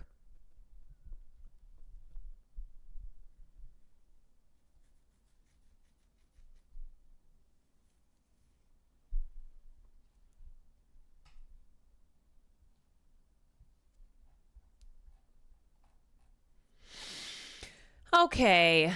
All right. What do we have next here? Why? Let's look at. I think I want to watch. Problem. The results they return. Okay. Let's watch this video on why Google's search engine fucking sucks, which is something that I have noticed as well. And I was actually talking about it. We were talking about it today. On Ole's podcast. And then I think we'll look at that video of Israel representation and propaganda in movies. Miserable Comfort, thank you for the prime. Okay, this is More Perfect Union.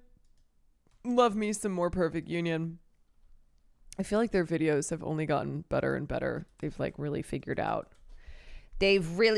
things out. Okay, give me 1 second.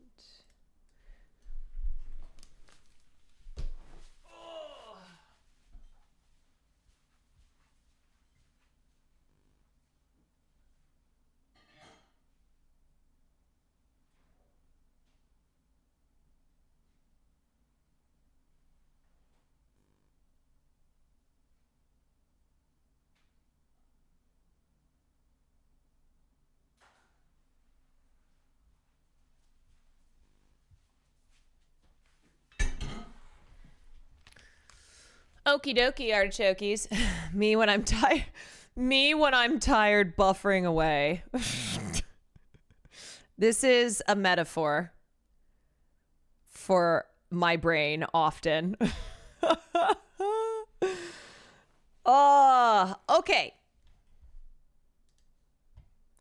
This is me and many of us just buffering away. I research things online for a living. So that means I spend a lot of time on Google. For me, like 80% of Americans, Google is my gateway to the entire internet. And I couldn't help but notice. Google has gotten a lot worse recently. I remember it being a lot better, and lots of other people do too, but there really is no major alternative, right? Google's become a bit inescapable. They influenced the very nature of the internet itself, and by extension, the way humanity shares information. This very video could not have been made without them. And that, of course, has made a handful of people very, very rich. And now Google is integrating something new. AI. Do you know what's so funny too is how many people will say, oh, well, I use ChatGPT because Google sucks. And one major reason that the Google search engine sucks is because of their integration of AI. All the time, I'll see people like posit the argument that, oh no, ChatGPT it is what I use because Google search is ass. What does the integration of artificial intelligence into most people's gateway to the internet mean for humanity? I went through old research papers, corporate governance documents, and spoke with some of the people doing the actual work to power Google's AI behind the scenes. So how do we get to the point where one product launch could alter how we access knowledge? Let's look into it the only way anyone knows how anymore. Here are 6 Google searches to tell the story of how Google stole the internet. Let's start simple. What is Google? Google is a multinational technology company whose core mission is to organize the world's information and make it universally accessible and useful, according to Google. So let's find out what Google really is with Ed Zitron. He's a writer, podcaster, and PR expert who's been covering the tech industry for years. What is Google? So everyone thinks that Google is just Google search, and in many ways they're right. What is Google? Everything centers around that. What Google has become is a kind of an amalgamation of what is now about 10 to 20 different companies. We'll get back to Ed. He's got some way bigger truths to drop. But first, let's rewind to the beginning. 2. Why did we need Google? In the 90s, home and personal use of the internet took off, and people began creating web pages, documents with text and images, linked together with hypertext, forming websites. In mid-1994, there were only 2,700 websites. Ask Jeeves. I miss Jeeves. I wonder how Jeeves is doing. At the end of that year, there were 10,000. A few months later, 650,000. People needed a way to dig through all this stuff. The first search engines started popping up, like Yahoo and Ask Jeeves. But these search engines had a problem. The results they returned were just based on if the exact phrase you searched appeared on the page and how many times. So if you searched chicken parmesan recipe, you'd get whatever page mentioned chicken parmesan recipe. I think Jeeves is no longer with us. Jeeves is dead. Recipe the most. Some actually had a human staff curating results into a directory, which became totally At Grok, where's Jeeves? What's happened with Jeeves? Is Jeeves okay? impossible as the internet grew. Now that I've gotten on the internet, I'd rather be on my computer than doing just about anything. In 1998, 2 Stanford researchers, Sergey Brin and Larry Page, published an academic paper, The Anatomy of a Large-Scale Hypertextual Web Search Engine. The paper suggests that the ideal way to find information online is not by how many times the search phrase appears on the page, but by the amount of other pages that link to it. So a search for chicken parmesan recipe would return the result that the most other sites said, check out this chicken parmesan recipe. This paper shows that, yeah, this was not a hodgepodge thing. These were scientists. These were guys that actually genuinely wanted to do something cool. Just 6 months after launch, a glowing newspaper article wrote, Google usually finds exactly what we're looking for, and for some mysterious reason, it tends to be within the first 5 hits. It used to be this crazy idea where you'd type in a thing and it would come up with a result, and the result would be good. And indeed, you'd find cool things on Google. You'd find obscure blogs that Google had written. The idea of Google was that the web is too big for you to search alone, that things are disconnected, decentralized. Google centralized them, and in return, Google made an absolute arse ton of money. So how'd they make that arse ton of money? How does Google make money? This company really is just a giant ad monopoly, pretending to be a thing that you type stuff into that gives you answers, and used to give you better answers than it does today. But in reality, it is a large ad monopoly. That seems a bit weird, considering a section of that original paper Brin and Page wrote, Appendix A, Advertising and Mixed Motives.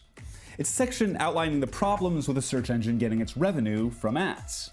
We expect that advertising-funded search engines will be inherently biased towards the advertisers and away from the needs of the consumers. Damn. In retrospect, Wouldn't that suck if someone did that? If you can't tell from Ed's I also feel like this totally speaks to what we talked about recently. I mean, what we talk about all the time, but shitification, where platforms die because they start off and they are consumer focused. They are good to their consumers. The purpose is for a good consumer experience, and then they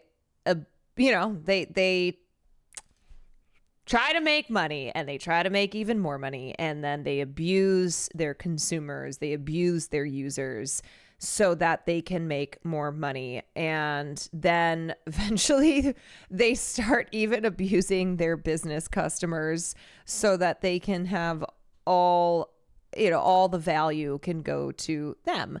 And then it's over. Then they die. Classic British sarcasm. Ed is calling out that that's exactly what Google does today. It's what they built a monopoly on. The first ever ad was for Lively Lobsters, a company that sent you live lobsters in the mail.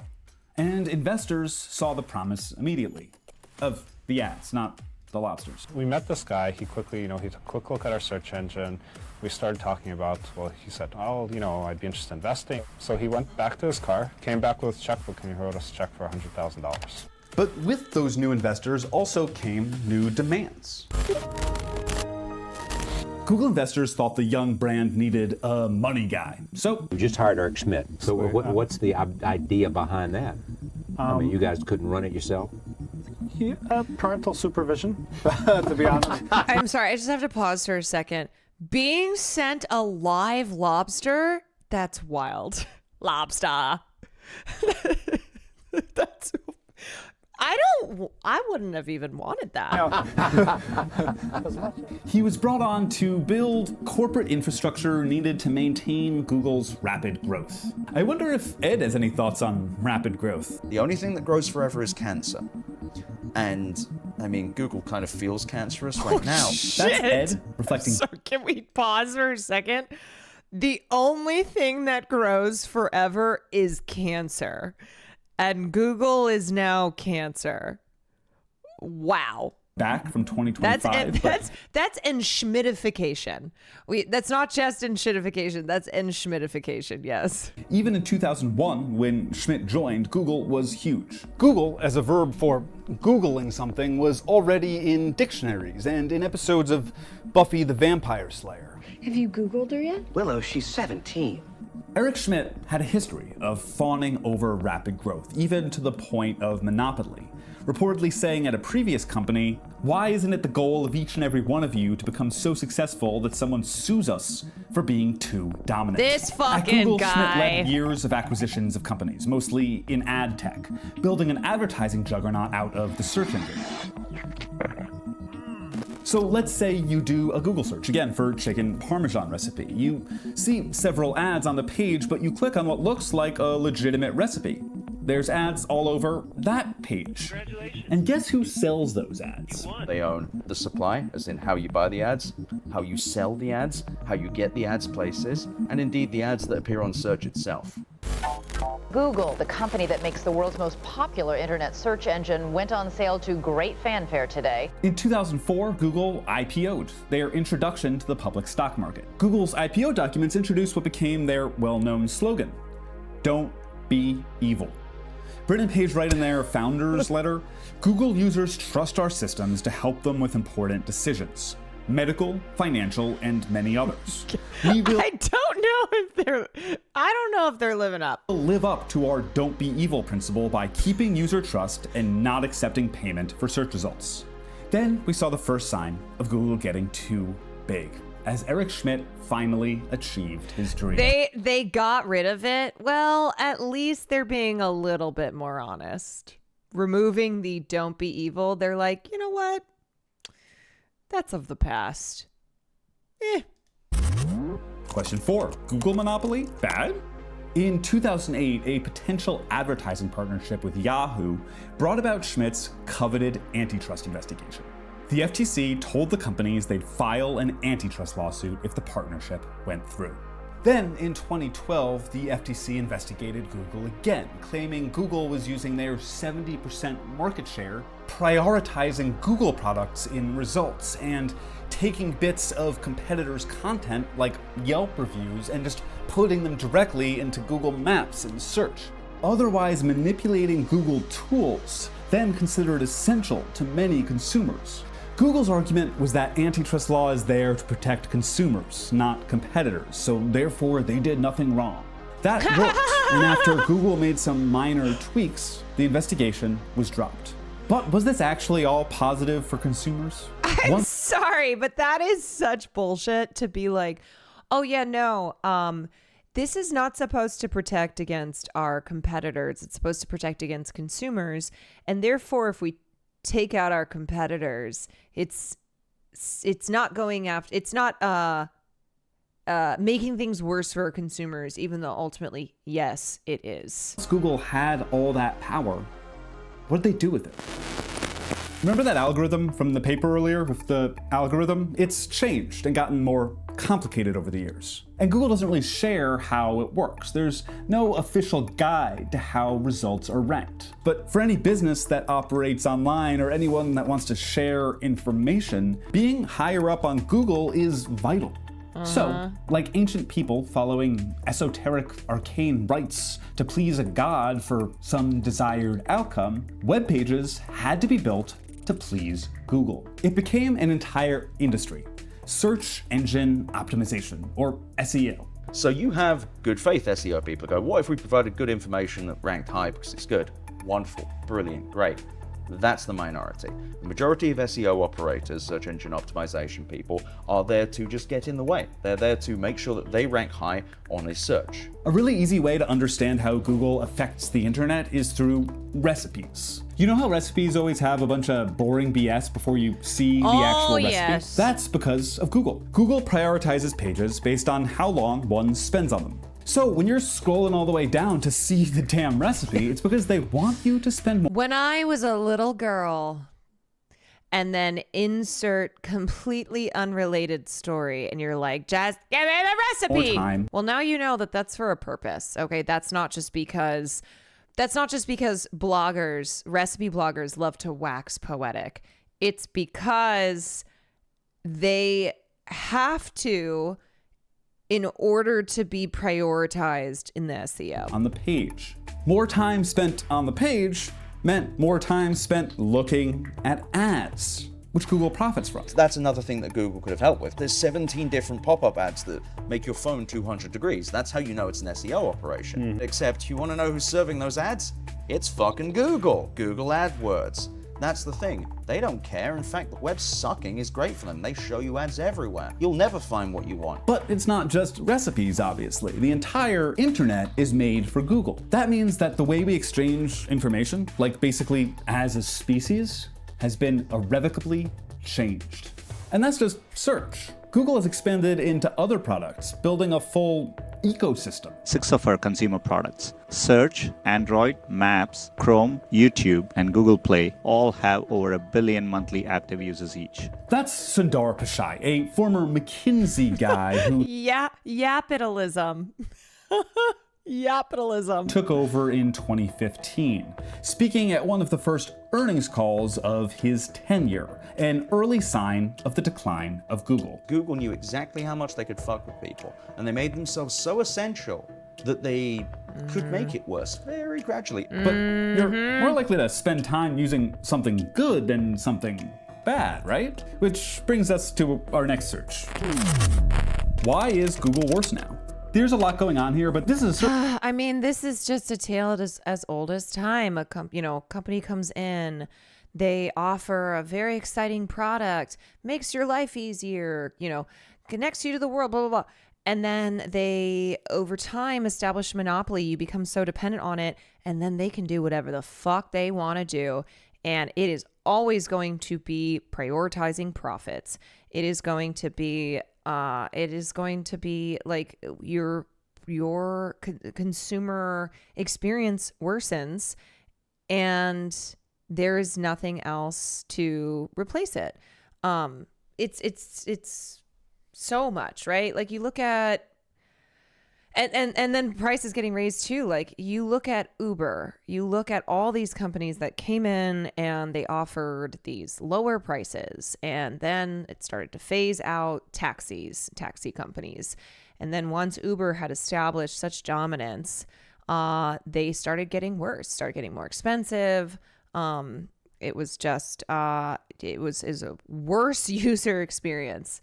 That's why there's a race. Yes, there's a race for VR, metaverse, blockchain, AI. Absolutely. All these tech guys like Sam Altman, they are all trying to be the first on the new technological frontier. They want to establish dominance. They want to have control. that sometimes brings That up is Ed's when the own enshittification reporting. You'll see it even happens. more if you search "Who is the man who ruined Google?" or "Who ruined Google?" So I wrote a story back in 2024 about the man that destroyed Google search. That man was Pragabar Raghavan. How do we fight them? I mean, this is why, like, antitrust laws, regulation, these are all really important things to stop companies from merging and becoming these massive conglomerates that just have like total market control. I mean, that's why like Lena Khan was one of the best things about Biden's administration.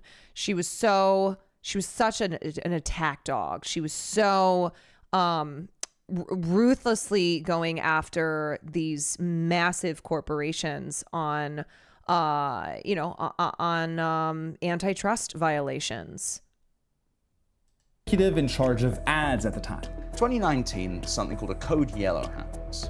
Code yellow is a situation inside Google where number ain't going up in the way they want to. And there was query weakness, which means the number of searches people were doing on Google weren't matching up so good. Google was measuring their success based on how many searches people did. But if you're a user, using the product more isn't necessarily better. Do you like when you have to search again because the first one didn't work? Still, Raghavan demanded that queries go up, to the chagrin of some engineers, who expressed that on an email chain made public during one of Google's antitrust hearings. In this horrible email chain, you're looking at them as Ben Gomes and Shashi speak to this other guy and go, hey, look, if we change things to make queries go up, that might make Google search worse. And indeed, there is a line, and when I read this, I had to go and check I wasn't being pranked, where Ben Gomes says, I think that all Google cares about is growth. But the changes, thought to actually just be rollbacks of previous, more positive changes, went through. Next year, 2020, some SEO experts, they kind of see that things have got worse, that some spammier results have come in, and then some changes are made where it's even harder to see what results are ads or sponsored and real results.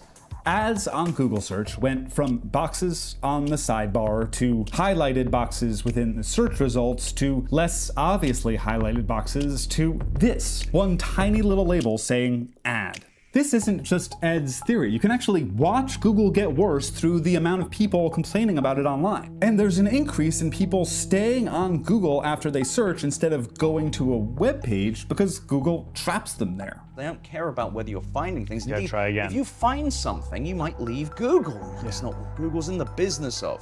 They're not an honest business, they're in growth. They want to keep you there. Raghavan may have made the call, but he's just one part of a greater problem, emphasized by the Pichai tenure, which reflects Pichai's previous job. The CEO of Google was a McKinsey guy. McKinsey, Oh yeah, as in Firefox is better. Consultant brain. And Right. consultants only see growth. They don't see people, they see numbers. It's an insistence on growth no matter what. Schmidt and Page and Brin aren't innocent here, but Pichai took everything they did and amplified it. It is exploitative and they make money from the exploitation, but they're not sitting there like Gargamel or Dr. Claw planning. They go, fuck, how are we going to make money from these pigs? These people seem unhappy, but they're using it a lot. We need the growth. We need growth. Money mean money now. I couldn't is possibly getting think worse. of the consumer. Right. It is genuinely a detachment from society. And now there's a new technology that's arguably a bigger detachment from society than ever before, and promises seemingly unlimited growth. Personal AI assistant. Developer AI tools. AI-powered assistant. AI-generated images. AI filmmaking. AI enhances our lives. I talked to some of the people behind it. Hi, yes. What happens when you introduce artificial intelligence into the tool that already has monopolistic control over all information? Again, Google has become the word for search for something online, but answer me this. If you were looking for a verb for used AI, what would you use? Or is it? Is he cheating? Man, I don't know. I'll tell you something right now. Google is this huge monolith, but for once it feels like they're falling behind. And that's why they're kind of forcing it on you, even though it kind of sucks. But I don't want to denigrate Gemini completely, because there's a lot of... Oh, yeah. Well, okay. Why has Google spent over $500 million on Firefox? The primary source of capital is Google, which pays Mozilla to be the default search engine on the Firefox homepage. Monopolies. Visible labor behind it. Workers like you or I behind the scenes actually building the thing. Question number 6. Hey Gemini, are you listening? I spoke with 2 tech workers at Global Logic and its subcontractors. Global Logic is a tech labor contractor owned by the Japanese conglomerate Hitachi, which makes lots of stuff. They were hired by Google to provide workers to work on the language and answer aspects of Google's AI. Workers like screenwriter Andrew Lazan and journalist and technical writer Rachel Sawyer, who didn't feel comfortable sharing her face, but luckily Google had a solution. I am a cog in a prompt engineering machine of just output, output, output. If I had to describe my job in one word, I would say eerie, because you're extremely siloed. You're completely alone for all of the day.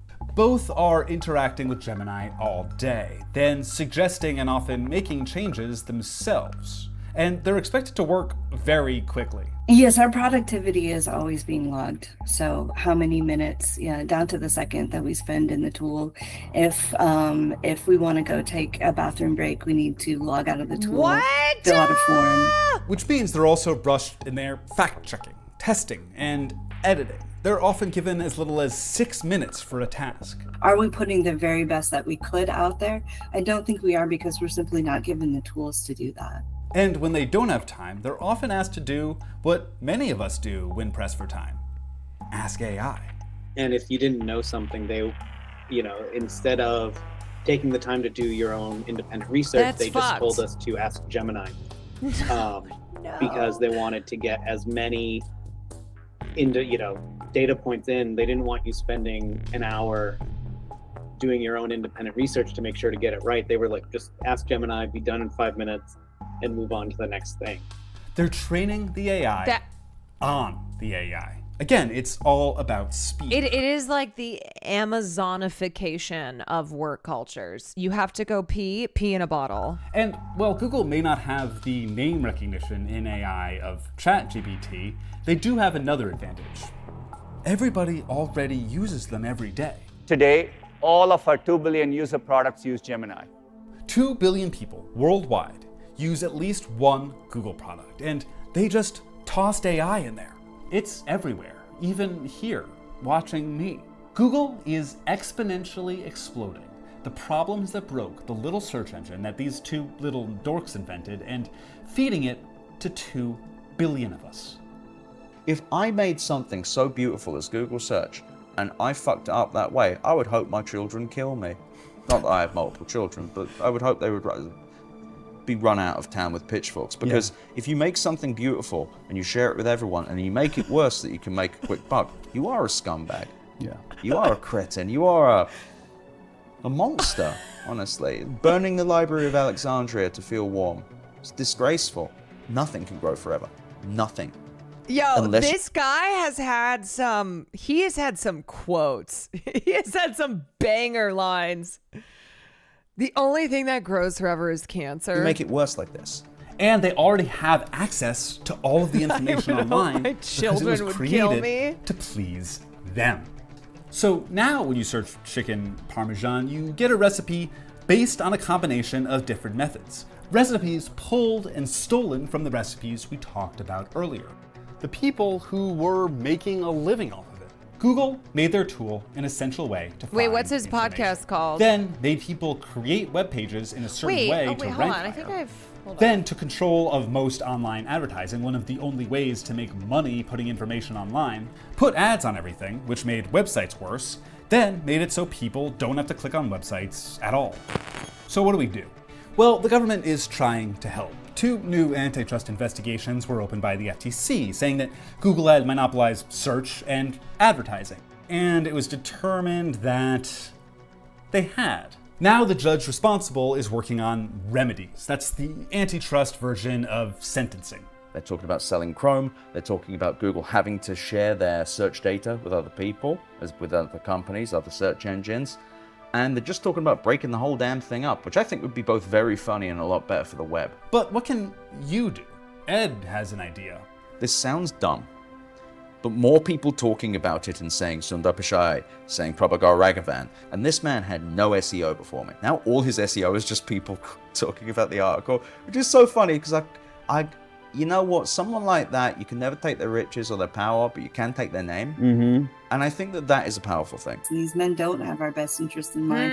I wonder if there's any kind of stigma at all attached to exploiting people. Bringing that stigma back, making sure that we don't lionize these disruptors who are taking away the middle class and making us give up our power through these weird myths that these titans of industry have our best interest in mind. I think it becomes... too, I think we've already seen this happen because it can feel impossible. Where you're like, how the fuck are we supposed to dismantle the ability for these billionaires to exist and to just keep growing exponentially and like the power that they have? What do we do? Well, one thing we can do is name and fucking shame and make them out to be the villains they are. And we've seen the impact that that's had on people like Mark Zuckerberg and Elon Musk, who have tried to do these rebrands, who are like, no, I'm cool. I'm your friend. And you just have to keep being like, no, we fucking hate you. Public shaming, we got to bring it back. We got to bring it back. Every time someone gets out there and is like, yeah, Elon Musk is the biggest fucking loser, fuck that guy. Is it going to take all his billions away? Is it going to take his power away? No, but it's at least something. Bring back the shame. Yes. A lot of these tech guys, I think, flew under the radar, right? And then they started to become so wealthy and started to cavort around with celebrities and started amassing all this power. And it's our job, like it's the jobs of journalists, but also we the people to publicly shame them, to be like, we know what you fuckers are doing. We see you. You're not the like cool, fun nerd guy who's made all these great products. You are a capitalistic pig who is concerned only with amassing even more wealth. So we're going to shame you. We are, if it's the least that we can do, you fucking parasites. Last issue immediately, because a free platform that is poorly kept means that the majority of people who do not have a ton of money will be given poorer information and be more open to manipulation. The internet was formed by Google because with a little bit of good tech, massive growth, and the power of capital, they were able to seize control of the basic operation of it all. But what happens when the good tech is gone? Now, it's just a tool for funneling money to wealthy executives and investors. Don't let them tell you otherwise. They are monopolists just like the barons before them, and they need to be treated like it. Thank you so much for watching, and if there's a story in tech that's making yeah, they add philanthropists to their bios and think we're going to gobble that down like robots.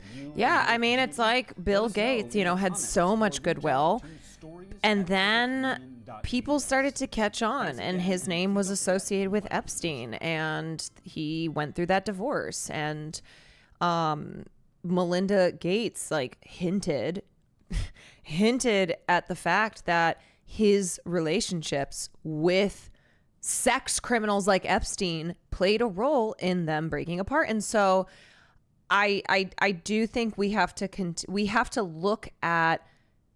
understand and look at these tech billionaires as the new class of oligarchs, as these are people who, because of their wealth and power, are running the world.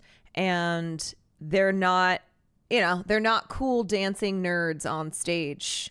They're not unveiling these amazing products that are going to change our lives. We have to see them for who they are and what they seek. I also think donating $2 million of their $1 billion wealth is worthy of praise. Yeah. Also, a lot of their philanthropy just being funneled back into their own fucking companies. I wanted to read this piece here. Oh, also the reason I know Ed is because I was like, why is that name so familiar? And it's because of Taylor Lorenz, because she is she's like shared his work and whatnot. All right, this is Jason Keebler at 404 Media. Google search really has gotten worse, researchers find. Google search has been taken over by low-quality SEO spam, according to a new year-long study by German researchers. The researchers from Leipzig University, Bauhaus University Weimar, and the Center for Scalable Data Analytics and Artificial Intelligence set out to answer the question, is Google getting worse? By studying search results for 7,392 product review terms across Google, Bing, and DuckDuckGo over the course of a year. They found that overall higher ranked pages are on average more optimized, more monetized with affiliate marketing, and they show signs of lower text quality. We find that only a small portion of product reviews on the web uses affiliate marketing, but the majority of all search results do. They also found that spam sites are in a constant war with Google over the rankings, and that spam sites will regularly find ways to game the system, rise to the top of Google's rankings, and then will be knocked down. SEO is a constant battle, and we see repeated patterns of review spam entering and leaving the results as search engines and SEO engineers take turns adjusting their parameters. They note that Google, Bing, and DuckDuckGo are regularly tweaking their algorithms and taking down content that is outright spam, but that overall this leads only to a temporary positive effect. Search engines seem to lose the cat and mouse game that is SEO spam, they write. Notably, Google, Bing, and DuckDuckGo all have the same problems, and in many cases, Google performed better than Bing and DuckDuckGo by the researchers' measures.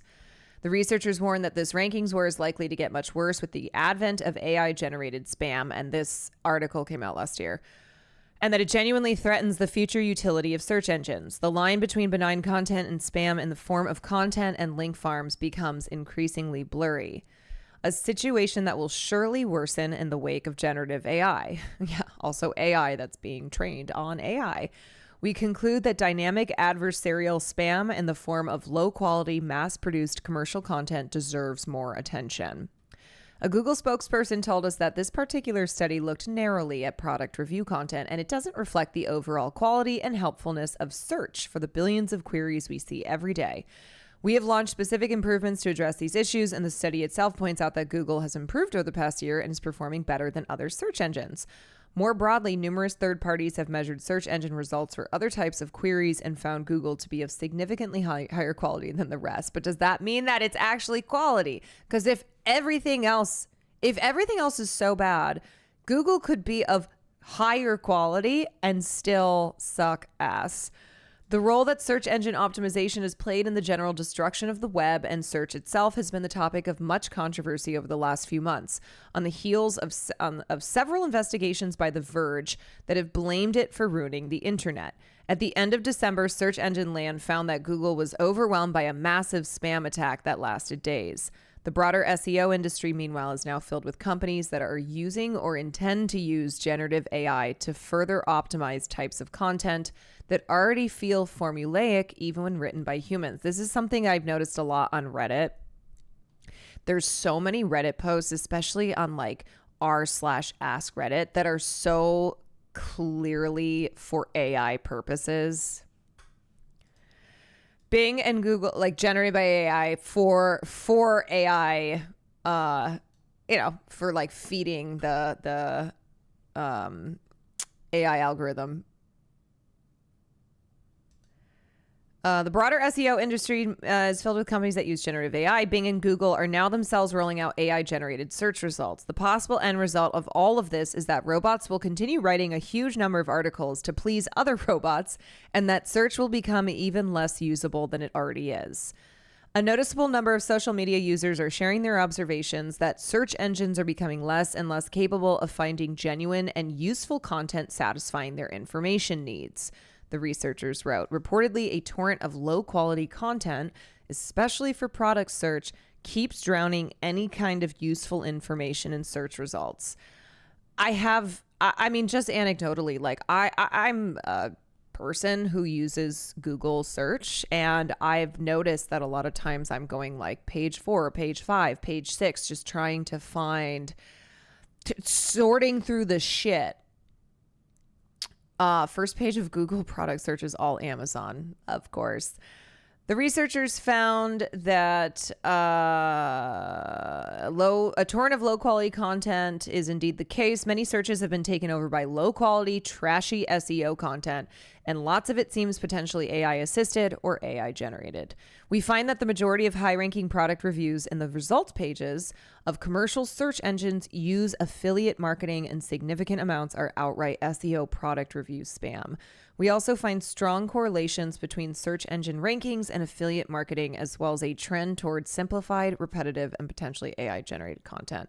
Do you know what's an interesting thing? Like when you just, in your own life, in your personal day-to-day, start to notice something and you're like, but it's gradual enough, and maybe you haven't looked into it to see, like, is this actually a thing?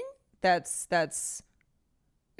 it's like, is this actually a problem or just something I'm noticing? And then you come to find out that, like, oh yeah, no, this is something that has been ongoing. It's not just you've noticed this on your own.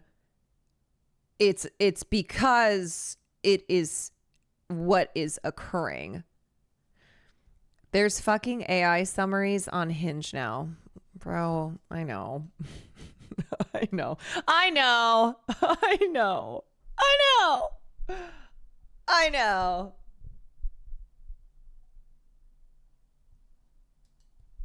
They're using you. You are using. Okay. Man carrying thing on YouTube search. So I'm looking for Dave and Miranda's wedding video 2014 Malibu.mp4. Malibu, very nice. It was nice. Okay, so this is the exact video you requested because you typed in the exact title. And here are some other ones that are kind of similar in case you made a mistake. Cool, thank you. So I'm looking for an old video called Titanic Jack and Rose Yodel Real Life Funny.mp4. Are the homepage suggestions not meeting your standards? No, I just used to watch this with my friends back in the day. I thought it'd be fun to revisit. Okay, love that. So Titanic Yodel videos. No, Titanic Jack and Rose Yodel Real Life Funny.mp4. Very specific. Well, we watched it a lot, and that's the exact title. Mm-hmm. No, yeah, for sure. Oh, did you see Ryan Trahan, 50 States in 50 Days for charity? What does that have to do with Titanic? I thought you'd love that. Don't worry. All right, here we go. AI interviews people on board the Titanic. I don't give a shit. I respect that. I'll do better. How about 50 unrelated shorts? Titanic Jack and Rose Yodel Real Life Funny.mp4. I have the full Titanic movie. You could watch the whole thing. Just show me what I looked up. Did you see the new Drew Gooden? Yes, the protein one. You know I watched that. You could watch it again. Titanic Jack and Rose Yodel Real Life Funny.mp4. I saw a video, I don't know where, said Titanic didn't happen. What is wrong with you? Why don't you just show me what I want? Because you don't know what you want. I do. I know everything about you. I know where you live. I have your ID now. You think you want to watch some 2009 shitpost, but you really want to watch that Jimmy Fallon Nicole Kidman video again, you disgusting pig. No, it's actually a pretty funny video. Maybe the only time I enjoyed Fallon. He didn't know it was a date. He was genuinely embarrassed. And the cheese and crackers? Oh my God. Okay, no, I'll watch that a little bit, but then I'm going back to the search. That's right, you will. What? I am normal. I am normal. This is how it feels. It is. It kind of, I'm slower to understanding when this kind of stuff is happening. So like, it's one of those where it wasn't until recently I started to be like, why does this shit suck more? Like, why does this feel worse now? I feel like it always happens that way, where you go, something's changed here. Can't put my finger on it. And then you realize it's because everything has gotten worse. You're like, oh, right. I can't put in a specific title for something and have it pop up. It's giving me shit that I'm like, who are these people? What is this? Where did this come from? This has nothing to do with what I was looking up. It's gotten so bad, I thought I was going crazy. Yeah, and then you try to Google, you try to search and be like, is this happening to anyone else? Anyway. Okay. We're going to talk about We're going to talk about Israel in movies and the relationship between the state of Israel and Hollywood. When I search YouTube after a certain amount of results, it just starts showing me all the videos I've watched before. Great. You're like, thanks so much. Okay. I'm going to run to the bathroom.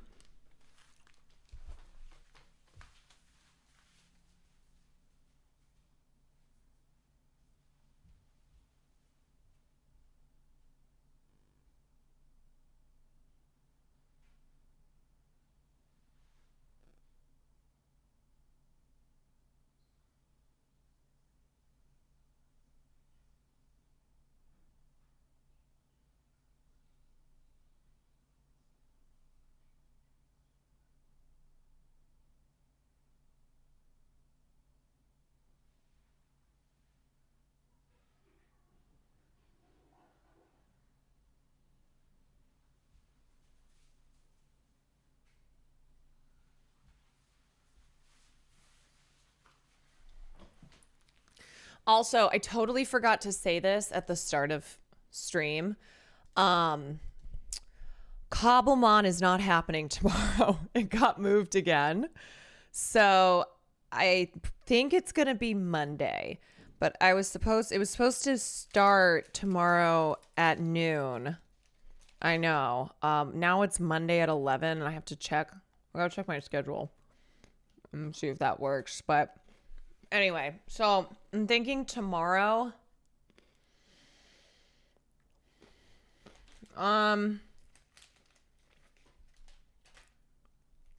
You plan on playing any real Pokemon beforehand? Nah. No. Not playing Resident Evil tonight because Sam wanted to she wanted to do some Alien Isolation. But for tomorrow, I might just stream at night instead of streaming starting at noon. You just finished Expedition 33, 10 out of 10. People either love it or they don't. Yeah, Alien Isolation was one of the first ones that I played. Nutty Kiwis, thank you for the 7 months. Okay. Like Eddington. You know what's so funny? Since I've seen Eddington, I have found myself in multiple conversations now referencing the film, being like, oh yeah, that was something that, have you seen Eddington by Ari Aster? I've mentioned it like 5 times. Okay. Presented at the 50th Academy Awards was for Best Supporting Actress. The first award presented at the 50th Academy Awards was for Best Supporting Actress. The 1977 film Julia, we covered this Jane before. Fonda, had overall 11 nominations, including for Best Picture, Best Director, and Fonda was herself nominated for Best Actress. She didn't win, but her co-star Dame Vanessa Redgrave took home the award for Best Supporting Actress. It was a whirlwind year for Redgrave. While Julia was warmly received, another film she was in that year drew a very different reaction. It was a documentary she produced herself called The Palestinian. Filmed amid the civil war in Lebanon, Redgrave travels to the Palestinian refugee camps in the country and speaks to Palestinian politicians, refugees, and fighters. She interviewed Yasser Arafat, leader of the Palestine Liberation Organization, giving him ample time to articulate the Palestinian cause. For her film, Redgrave was the target of a sabotage and harassment campaign by the Jewish Defense League, led by Meir Kahane. JDL members picketed theaters that played the film and even released mice into at least one of them. Another theater was bombed, which took place after the Oscars. When Redgrave arrived at the Oscars, she saw her likeness hanged in effigy by JDL members who apparently lit it on fire. Police reportedly told her a local JDL leader offered $500 for the ear of the Nazi. I made this film because I believe the Palestinian people have been denied the right to be heard, Redgrave said in defense of her movie. And I have to tell you too, we covered this. We covered this a while back, and I've referenced it repeatedly. But if you think now the environment for being anti-Israel, for speaking on Palestinian liberation, is an unsafe environment, imagine at this point, Vanessa Redgrave was a mainstream celebrity in Hollywood. Here is this blonde white woman who not only was critical of Israel and was speaking on Palestinian liberation, but produced and starred in a documentary called The Palestinian, where she interviewed Yasser Arafat. And what happened was, at this time period, she had no support. And the audience at the Oscars, you can hear the boos as she is in her speech, says, talks about Zionist hoodlums. She was threatened. I mean, this terrorist group offered a bounty to have her killed. And Patty Chayefsky, who's an actor, during the he was a screenwriter. During the ceremony, responded later while presenting an award, saying, "If I expect to live with myself tomorrow morning, then I have to address the ceremony for being exploited with these gross politics." And the politics being Vanessa Redgrave, like talking about this extremist group that like tried to kill her.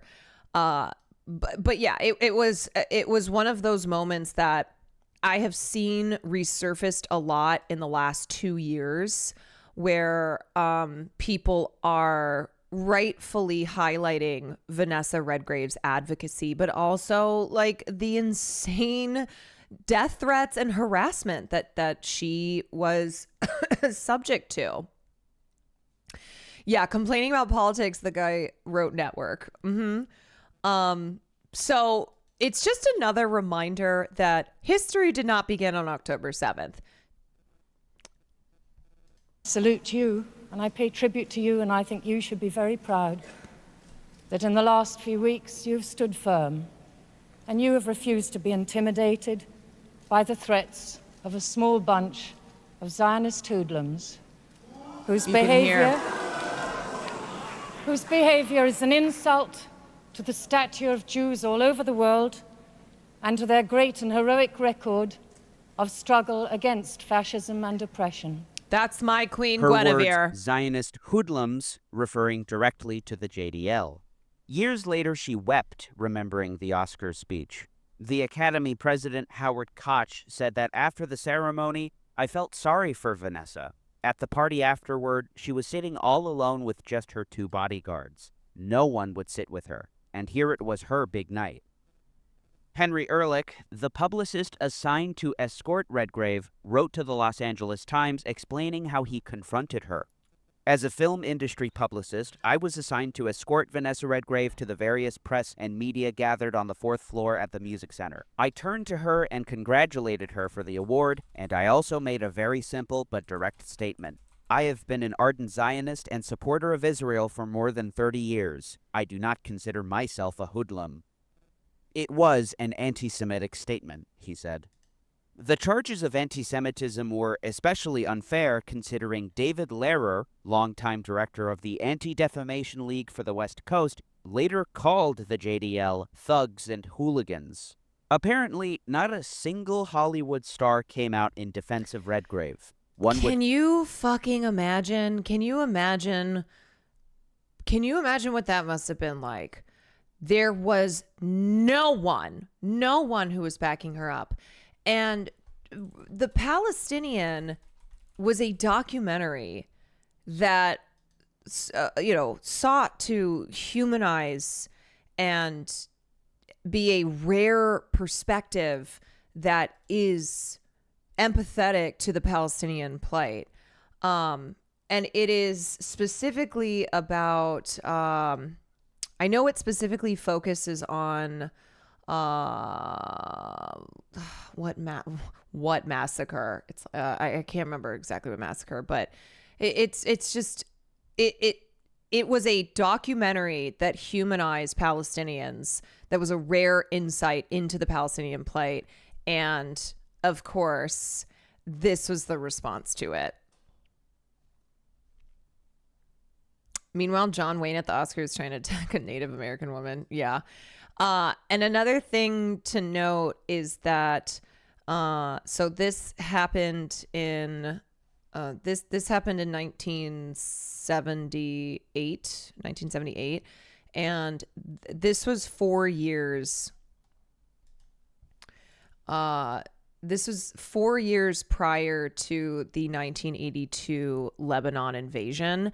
And that was a major turning point as far as the Israel-America Hospira playbook.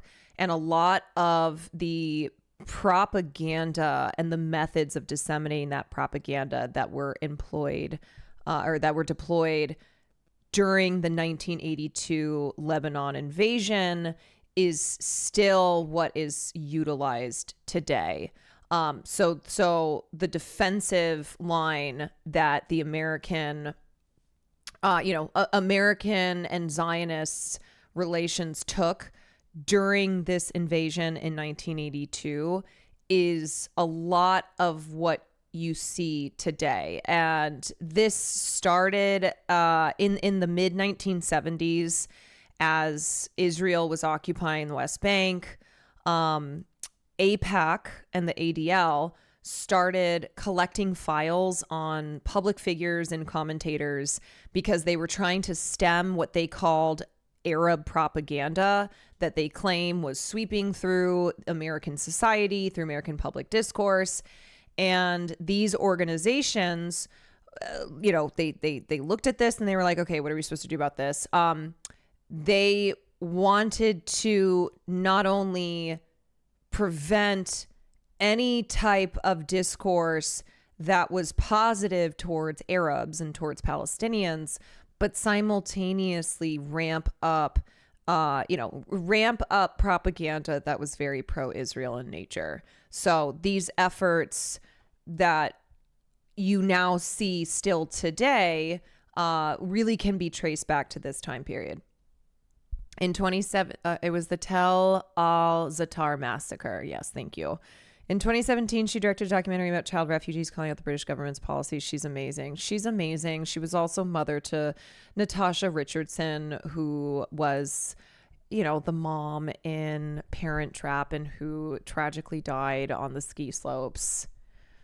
Think her Julia in co-star case you don't know who Vanessa Redgrave is, but you know who Natasha Richardson is. Jane Fonda, famously photographed with North Vietnamese troops atop an anti-aircraft gun, would show her support. Dawn, thank you for the 4 months. She publicly criticized her for years. In 1980, she traveled to an IDF outpost in the Israeli-occupied Golan Heights of Syria and gave an interview to the Israeli Maariv, where she denounced Redgrave's views as crazy. Yeah, this is like as awesome as Jane Fonda has been, especially in her anti-Vietnam War advocacy and activism. This is to me, a stain on that legacy.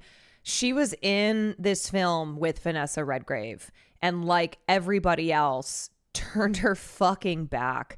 And this is a Jane Fonda who had already established herself as an anti-war activist, as someone who was like very politically involved. And so it's just painful given who Jane Fonda is. In December, like on top of it being, on top of it being on the wrong side. 1982, following Israel's invasion of Lebanon, the siege of Beirut, the Sabra and Shatila massacres, and with the ongoing occupation of southern Lebanon, Fonda declared her unqualified support of Israel. She condemned the double standard which has been applied to Israel over the war in Lebanon. and said she attributed this in part to anti-Semitism, as well to the tendency of many individuals to have knee-jerk reactions on behalf of third world nations. Israel, she said, is surrounded by a sea of fanaticism. These countries are against women, against democracy, and every right we hold dear, and they're anti-Semitic.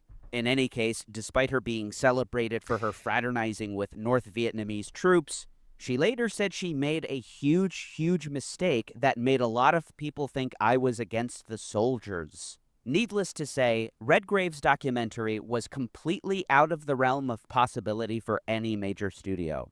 When you think of big budget films... I will say, like, in the decades since, Jane hasn't been as explicitly pro-Israel. There was the whole thing with the Toronto International Film Festival where there were protests because of the way that TIFF was helping to launder Israel's image. And there were celebrities who disputed their inclusion of a film, and there was a letter that was signed.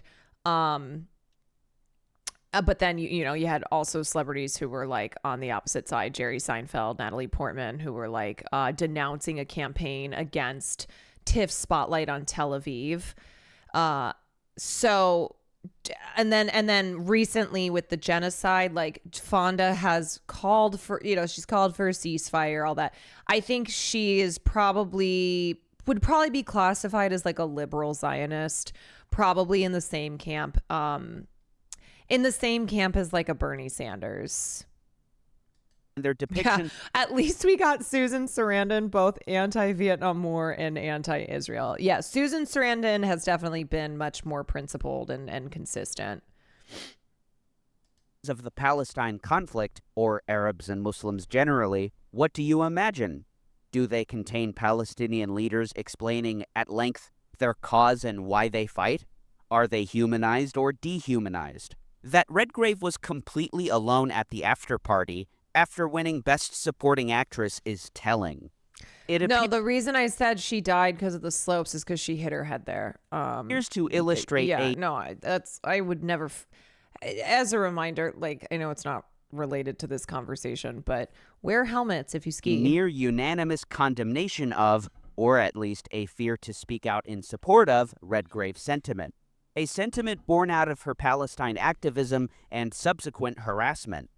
Why did nobody in Hollywood come to her defense? We're all well aware of how small the number of pro-Palestine voices there are in the industry, the consequences that people face for speaking out, and the bias in movies that have long been pro-Israel and outright propagandistic. Indeed, some films have been made with the expressed purpose of serving as propaganda, which we'll see shortly. The Israeli government has provided assistance to a number of big-budget films, some that have had a lasting impact. When the Palestine conflict is covered, Israelis are typically victims, and even when they commit excesses, it's for the greater good in the end. The ends justify the means. The Palestinians, on the other hand, fight without moral principles, are unreasonable, impractical, and bloodthirsty. Films have shaped how Americans view Palestinians, Arabs, Muslims, terrorism, and the U.S.-Israel relationship. It seems clear that the image of Israel as a strategic asset of the United States was, at least in part, manufactured by Hollywood with the active assistance of the Israeli government. And similarly, I've talked a lot about the Department of Defense's Entertainment Bureau, where Hollywood is... The film industry is an industry where we have seen a lot of cultural change. We have seen films play a pivotal role in like civil rights movements and social progress, but also the film industry is connected to the war machine. And the Department of Defense has a long relationship with Hollywood that goes back to 1942, where they recognize the value in the film industry playing a role in pro-war imperialist propaganda. They went, oh, what's something that people really like? Movies. Very influential. Able to kind of like slip in our propaganda without people realizing that that's what's happening. Able to manufacture consent for the American war machine through the, through cinema.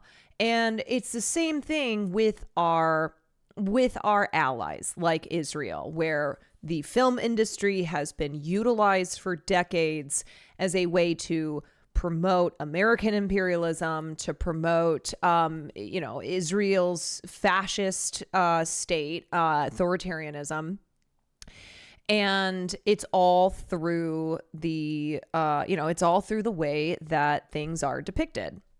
The different sides and the stories. And if one side is constantly being shown in a positive light, being depicted as heroes, getting to have their perspective on screen, and the other is constantly demonized and dehumanized, well, guess what the masses, who that is their only understanding of something like the history of Israel and Palestine, guess how that's going to influence their worldview. Might sound like a conspiracy theory, but it is well documented. Particularly in Hollywood and Israel, A History, by Tony Shaw of the University of Hertfordshire and Israeli historian Giora Goodman of the Kinneret College on Lake Tiberias. The book draws extensively on the Israeli State Archives, IDF archives, U.S. State Department records, and numerous collections of personal papers from figures in both the American and Israeli film industries. It's an impressive work of scholarship, whatever the underlying sympathies of its authors. It's worth reading to understand what Hollywood produced and released for theaters in America and indeed around the world about Israel, Muslims, and terrorism, and how those films covered Palestinians. Hey everybody, due to the content of my videos, I'm not advertiser friendly. So if you want to support my work, Chuck Norris, I think it's pretty well known he's a piece of shit. And the I don't GDF think he's a Discord guy server. that you I hear also stories about. accept You're like, donations. what? Thank Chuck you so Norris? much to everyone who But has I thought become he a was a patron and great donated. guy. Love you all. Thank you. Hollywood's first feature-length film about the Shah, Sword in the Desert's chief creator was Robert Buckner, a Gentile who both wrote and produced the movie inspired by a short story he had penned after visiting Palestine while a journalist. Indeed, the Israeli consul had several script conversations with the director. The first American film to be set in Israel and made there was The Juggler, starring Kirk Douglas. This film covered not the war, but a Jewish refugee's journey to Palestine, emblematic of the fledgling state's mass absorption of immigrants. The story of The Juggler was created by Michael Blankfort, a New York-born Jewish screenwriter and novelist. Daphne told Perlman that the author should be given as much help as possible to turn out a good script. Blankfort subsequently spent 2 months touring Israel. In 1951, something that's important to note is, much like Birthright has been an important tool of the Israeli state to garner sycophantic support for the Zionist project, and they bring young Jewish people from America, all expenses paid trip, and then literally throw they throw parties for them, and they're like, yeah, have sex, party. Isn't Israel great? This is your God-given homeland. Don't you want to like procreate and move here and whatever you want, we'll give you. Well, in the same way, what happened is starting at the end of the 90s, the LA Federation's entertainment division launched what was called the Masterclass Project. And what they would do is they would pay for actors and directors and producers and agents and managers and studio executives, pay for them to travel to Israel. They would introduce them to the country for the first time. They would show them the ropes. And they also taught Israelis how to pitch their projects to American entertainment industry, who they were bringing over from the entertainment industry. Because even though for decades, Israel has been represented in a very positive light by Hollywood filmmakers, Israelis themselves were not that involved in the actual creation process. It was, the way that Israel was constructed via Hollywood films and deployed to the masses was on behalf of Israel, and you had like Israeli state officials involved, and American Zionists involved, but not by like actual Israelis themselves. And so by indoctrinating American actors and filmmakers through these trips, through these paid for vacations, and then introducing Israeli creatives, it paid off. And so it changed how Israel was represented in starting at the end of the 90s, where they began to make the case for like Israel and Zionism themselves directly. Film rights to the novel were sold to Stanley Kramer, who produced the film. But there was probably no force that linked the United States and Israel more firmly in the 1950s than the sense of partnership in a common Judeo-Christian civilization. And Hollywood played a crucial role in forging this joint mission through the production of blockbuster biblical and ancient world films.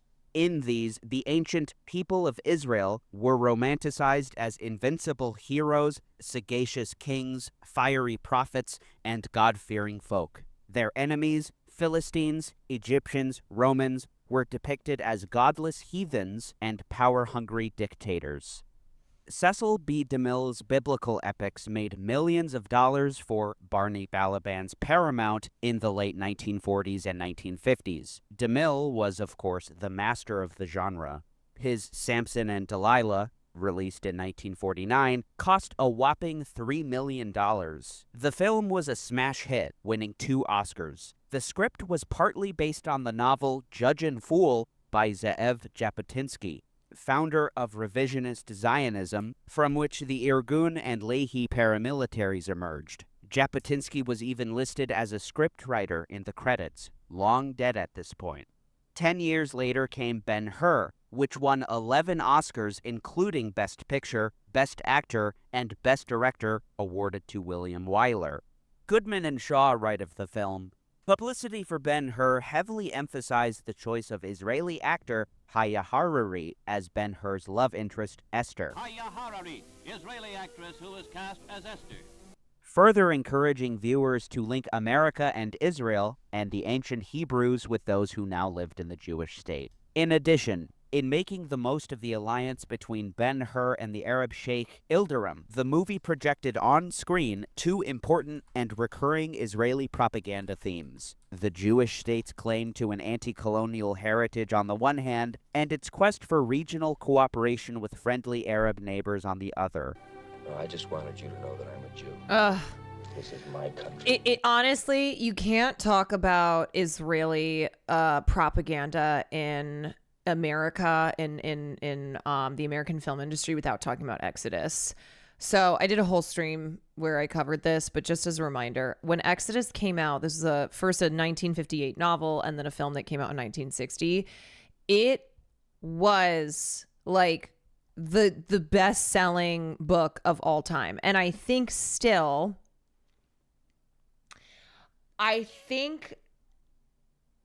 the only other book that has had as great of an impact on American foreign policy was Pearl S. Buck's book, The Good Earth, and that was about China. The Exodus was like so hugely influential on American society and on, our foreign policy, and also the world's perception of Israel. Vicro, thank you for the raid. Hello, everybody. Welcome in. We are talking about Israeli representation in the American film industry, and how for decades that has had an impact on American society's being propagandized towards being pro-Israel, and how depictions of Arabs, of Palestinians, has been so awful, depicting them as uncivil barbarians. Does that sound familiar? And painting Israelis as the heroes, as the good guys, in the same way that we do in, American imperialist films. Oh, we got a YFlow raid. Oh, I see. Thank you for the YFlow raid. Okay, so right now we are talking about Exodus, a novel that was written by Leon Uris in 1958 that is probably one of the greatest influences on American society, one of the greatest pro-Israel influences of all time. And then it was turned into a film starring Paul Newman in 1960. And this wasn't just like if you were Jewish in America, you were reading Exodus. This was like everybody was reading this book. And it generated these very, very deep sympathies for Israel and for Israelis from the American public. At one point, like, more tourists were flying into Tel Aviv with a copy of Exodus than they were with the Bible. That is how popular this was. And then David Ben-Gurion, who was the first prime minister of Israel, proclaimed that as a literary work, Exodus was not that great. But as a piece of propaganda, it's the greatest thing ever written about Israel. So essentially he's like, yeah, on like literary merits, it sucks. Like, it's a bad book. But as far as this being, a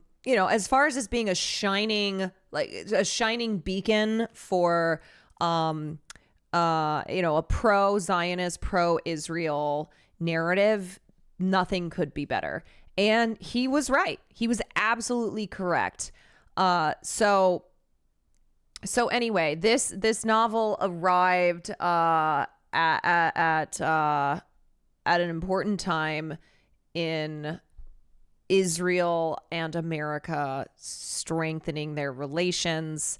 It was 10 years after the founding.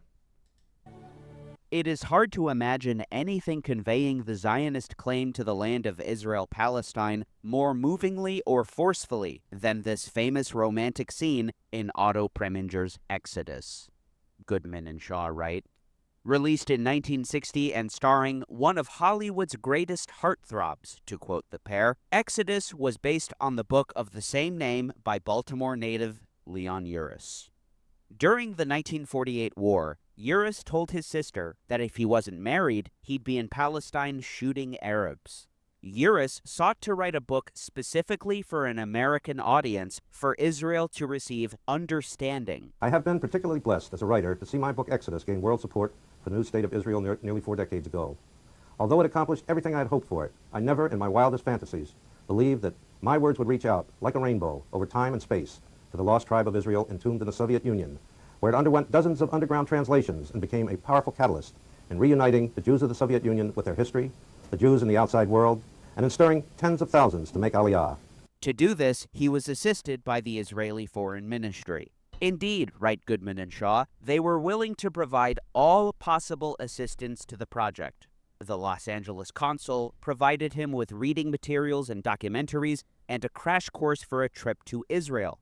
The Foreign Ministry assigned an official from their Hasbara department to escort him around the country, coordinating meetings with political and military leaders and settlers. Also, keep in mind that this was 15 years after the Holocaust. Like, it was still fresh. I mean, 15 years seems like a long time, but like, the Holocaust is still being taught today. And so America was ripe for feeling very sympathetic to the, what they believed was the plight of the Jewish people. And of course, a novel like Exodus which is 600 pages. It opens up saying like what you read in here is a matter of historical fact, but totally demonizes all the Arabs, all the Palestinians, and paints paints all the Jewish characters, paints all the, newly ordained Israelis as the good guys. And so, yeah, there's just like no way that American society wasn't going to look at something like that and feel completely sympathetic to Israelis. They even convinced him to stay in Israel to write his first draft. A senior foreign ministry official, Moshe Lashem, helped Leon greatly with the editing of the draft, said his wife Betty. The book was enormously successful, boasting 2 million copies sold in the first year alone. In an Israeli cabinet meeting in March 1959, Goodman and Shaw write, Foreign Minister Golda Meir reported that the novel, which according to everyone contains a lot of kitsch, was more influential than 60 years of Zionist and Israeli propaganda. Israeli Prime Minister David Ben-Gurion agreed that it was a first-rate propaganda book. I love that Zionists throughout the pre-founding of Israel and after are just always saying things out loud. Like you have to look no further than what the modern Zionist founders and then subsequent Israeli state officials have said. Like you can understand everything just from their own words. Yeah, there's no better hiding spot than plain sight, because why would they pretend otherwise? Like their goal was no, we need to we are on a mission to secure an alliance between the United States of America, which includes the American public, and Israel. And so, yeah, no, they've never shied away from being like, yes, this is very good for Israel. Israeli officials then helped turn the book into a film. The Israeli consul in Los Angeles, Yaakov Avnon, pressed Israeli officials back home to provide the movie with all possible logistical help, as no one knew when such a chance, quote, would fall in our hands again. So organized was this Israeli cooperation with the film that the Israeli government called their efforts Operation Exodus. The Israeli army supplied dozens of trucks, equipment, and groups of soldiers to act as British military units. This is literally the same shit that the DoD does. When you have signed an agreement with the Department of Defense as a film production, that is when they will help you. They will give you access to military sites that you want to film on, to military equipment. But that means that they get to have their hands on the script. They get to have a say in the film. And ultimately, they are doing that to ensure that the military is positively represented, that, the imperialistic interests that the Department of Defense exists to ensure are carried out. It's all propaganda. Like a big part of making sure you can keep doing what you're doing is making sure that people think that what you're doing is the right thing. This was the first time that the army had allowed soldiers to participate in a film. Otto Preminger, who directed Exodus, went further than even Uris's book in absolving the Jews of any guilt associated with the 1948 war, especially regarding the Arab refugee issue. In the film, an invented character named Barak Ben Canaan makes a speech appealing to Arabs not to leave their homes. We implore you, remain in your homes and in your shops, and we shall work together as equals in the free state of Israel. Yeah. In Exodus, there are two good Arabs. Okay. They're the token good Arabs. There's the village leader, Kamal, who says the Jews are the only salvation for the Arab people. He's the token good Arab that Zionists will prop up, like when they say, oh, everyone in Palestine hates Hamas, and they'll use an example of like, they'll use an example of like a small protest to represent like, see, they all hate Hamas because Hamas, blah, blah, blah. And also how like the PLO, the PLO is a group that has worked hand in hand with Israel, with Zionists, to the detriment of the Palestinian people. Maple Raids, thank you for the raid. Hello, everybody. Welcome in. We were watching a video called Israel in Movies. We were examining Israeli representation in the American film industry and how that has had an impact on the American public and influencing them to believe that the Israel good, Palestine bad. And we're talking right now about Exodus, which is a novel that came out in 1958, was turned into a film in 1960 starring Paul Newman, and was hugely influential on doing exactly what they wanted to do, which was to convince the American public that Israel is our greatest ally, and that anti-Semitism in Europe, which drove Jewish people out, which, of course, there was the Holocaust, that is the reason why they set up Israel, and don't worry about anything else. Nobody was really there. If there were people there, they're barbarians. They're sand people who they are uncivilized. Okay. And so it's actually good that Jewish people came in and civilized this area, and now we have Israel, and they are our best friends, and don't question anything about it. That's it. That's all. So in Exodus, you have two good Arabs. Every other Arab is described with phrases like so illiterate and so backward, the dregs of humanity, slithering along the ground, just really, really dehumanizing stuff. So you have the village leader who's like, the Jews are good for the Arab people. They are the only way through for salvation. And then the other good Arab is Musa, a character named Musa. And Musa saves the main character's life, I believe. Musa saves the same character's life when he's shot by British soldiers. And he is very much a caricature. It's essentially faceless.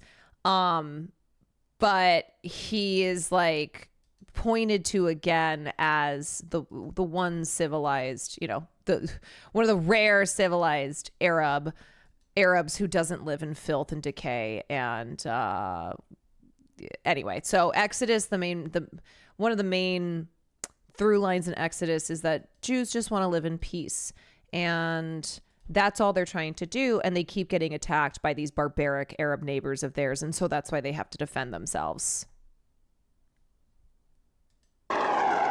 In reality, of course, the real-life leader of the new state, David Ben-Gurion, personally ordered expulsions, including one of the single largest at Lid Ramla, and even balked at the sight of Palestinians in the city of Nazareth, asking why they hadn't been expelled yet. Expulsion operations were also referred to as cleansing repeatedly. Sweater lady, thank you for the 6 months. In a remarkable example of the contacts between the Israeli government and the cast and crew, the film's lead, Paul Newman, wrote to Teddy Kollek, Director General of the Prime Minister's office, calling the movie a smash. It will turn out very much like the book.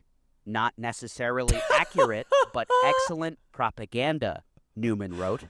As Goodman and Shaw conclude about the film's impact, as the years passed, Exodus became for many people, especially Americans, the definitive account of both the origins of the Jewish state and of the Arab-Israeli conflict. Years after its release, it was shown on national television before becoming a regular fixture on cable TV. Also, Exodus is not good. It is 3.5 hours long. It's not good. I love Paul Newman. He's not good in it. It's not a good movie, just like the book is. Judging it on literary merits is bad. But it didn't matter because that wasn't the purpose. The purpose was to not produce an actual great piece of cinema. The purpose was to produce a film that was going to continue effectively influencing the American public's beliefs on Israel and Palestine. In the 1970s, a shift occurred in Hollywood's depictions of Israel from biblical epics and the 1948 war to more contemporary stories. These came principally in one form, the threat of Arab, mainly Palestinian terrorism. This continued through the 1980s. Which still continues into the 2000s. Came the dramatic attack on Israel's Olympic team in Munich by the Palestinian Black September group. The spectacle of this event, which was aired on television, inspired a number of novels and films. The Israeli government assisted with these as well. In 1975, Exodus director Otto Preminger had another movie out called Rosebud. This one centered around a kidnapping plot by Black September in Europe. The crew received help from the Israeli Army and Navy.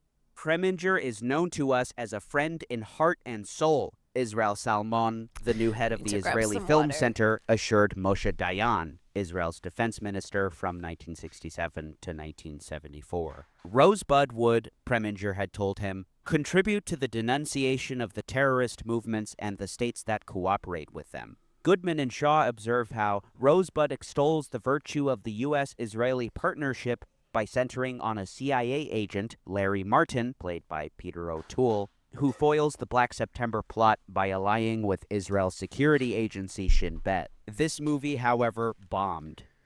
In 1976 came the Entebbe raid, which caused a media frenzy, with at least 17 companies vying for their own piece.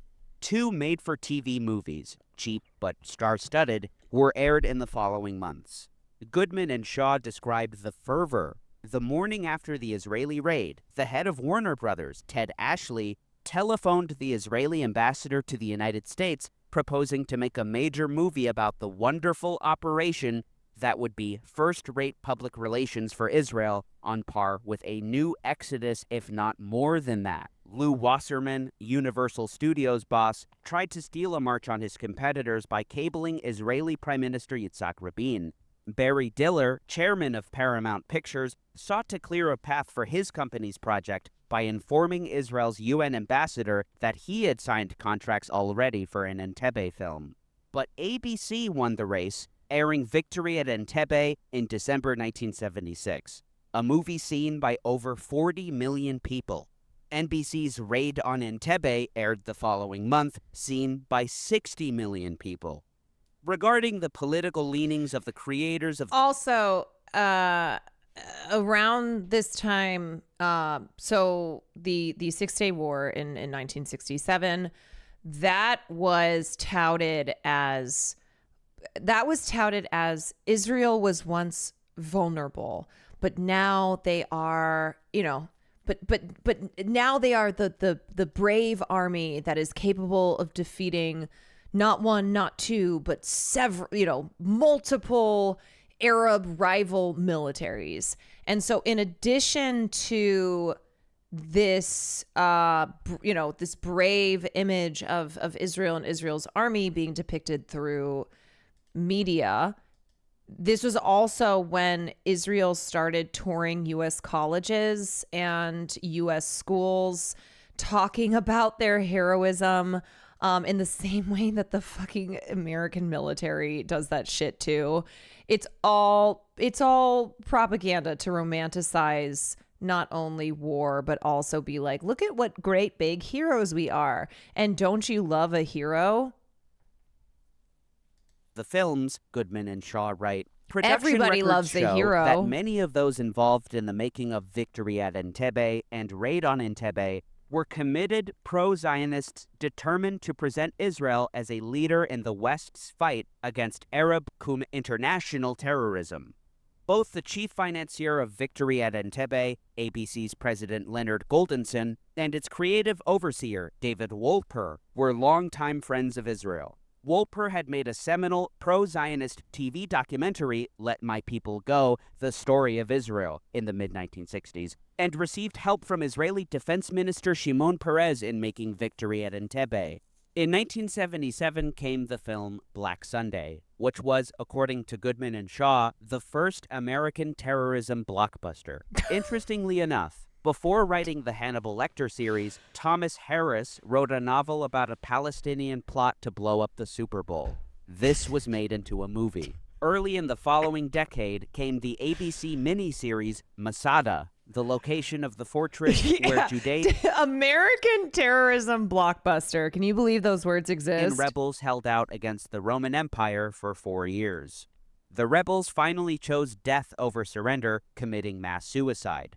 The fortress has now become a symbol of Israeli nationalism and, for years, served as the site of Israeli Defense Forces swearing-in ceremonies. Also had The to watch network this shit in hoped Hebrew to school. recreate the massive success of the series Roots, which followed the enslaved Kunta Kinte. Wright, Goodman, and Shaw. Unsurprisingly, the Israeli authorities got fully behind Masada, which had a budget twice the size of Roots. Prime Minister Menachem Begin met the producers personally to discuss the importance of the Zealots' revolt. Its opening scenes show Israeli soldiers ascending Masada.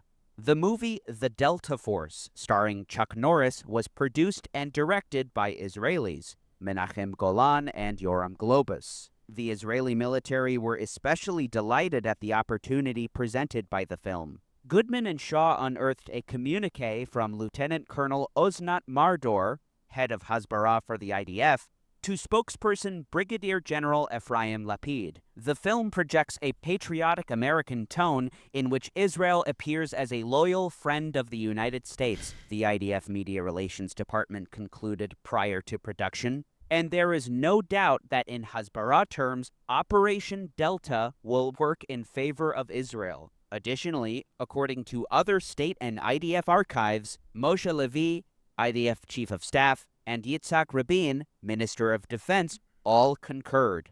IDF spokesperson Lapid particularly liked the way that the script for the Delta Force presented Israel as a strategic asset to the United States. The military provided helicopters, fighter jets, and a submarine.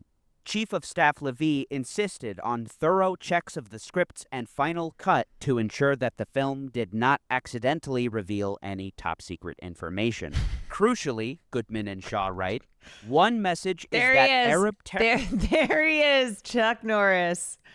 To clarify what I said earlier, when I grew up, I was involved in martial arts. One of my teachers was a friend of Norris in the 90s. Virtually everyone involved was some flavor of WS. And anyways, they tried to sell people on what I later learned was just Zionism. Long story short, my first crush was Arab fuck racist. Terrorists are sadistic fanatics with whom it is impossible to reason.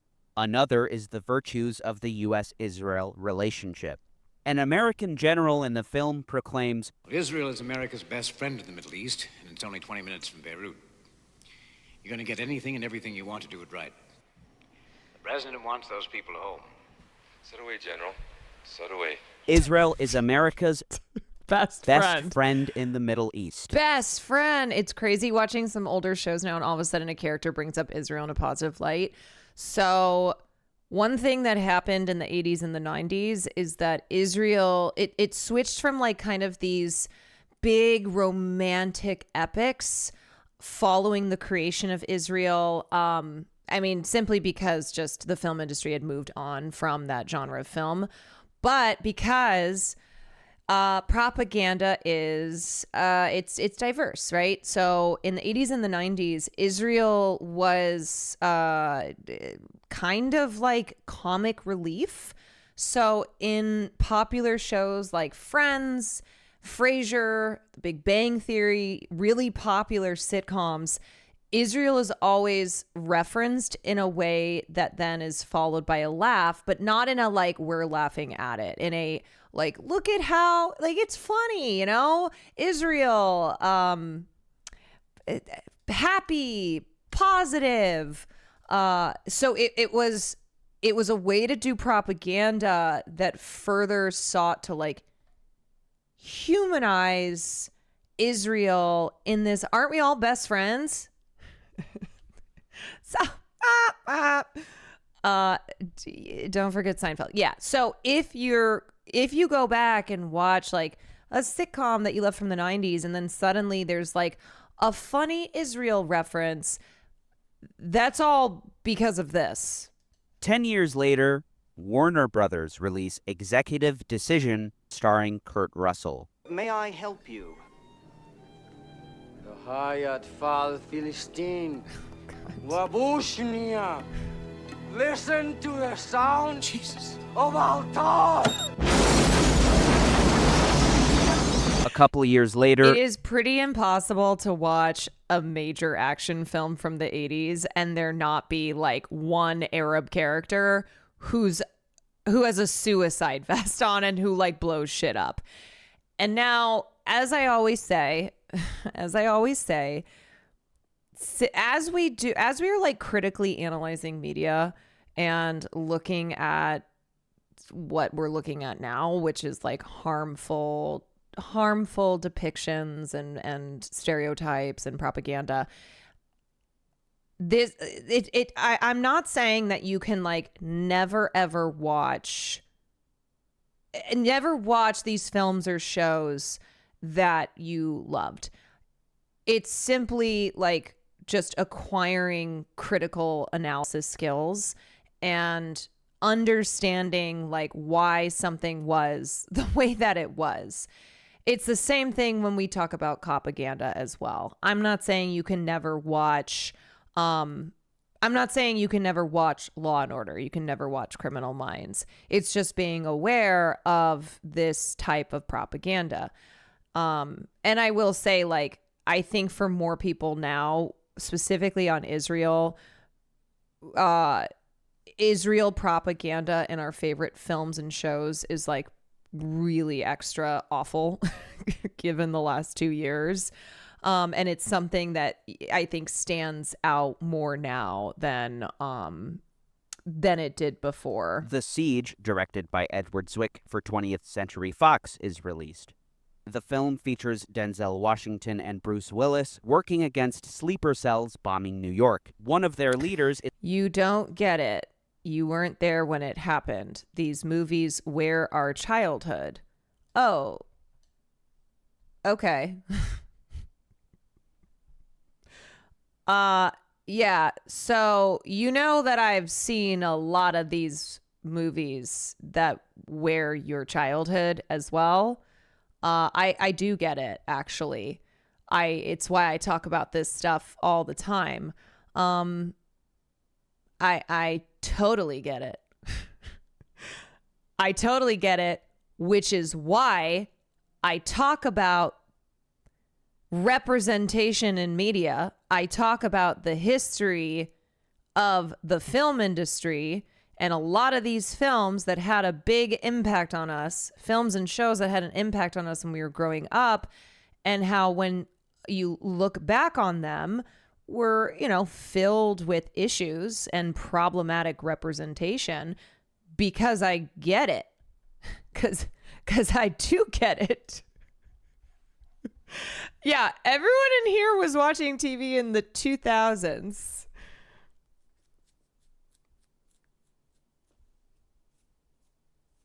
Nah, they were freaking awesome.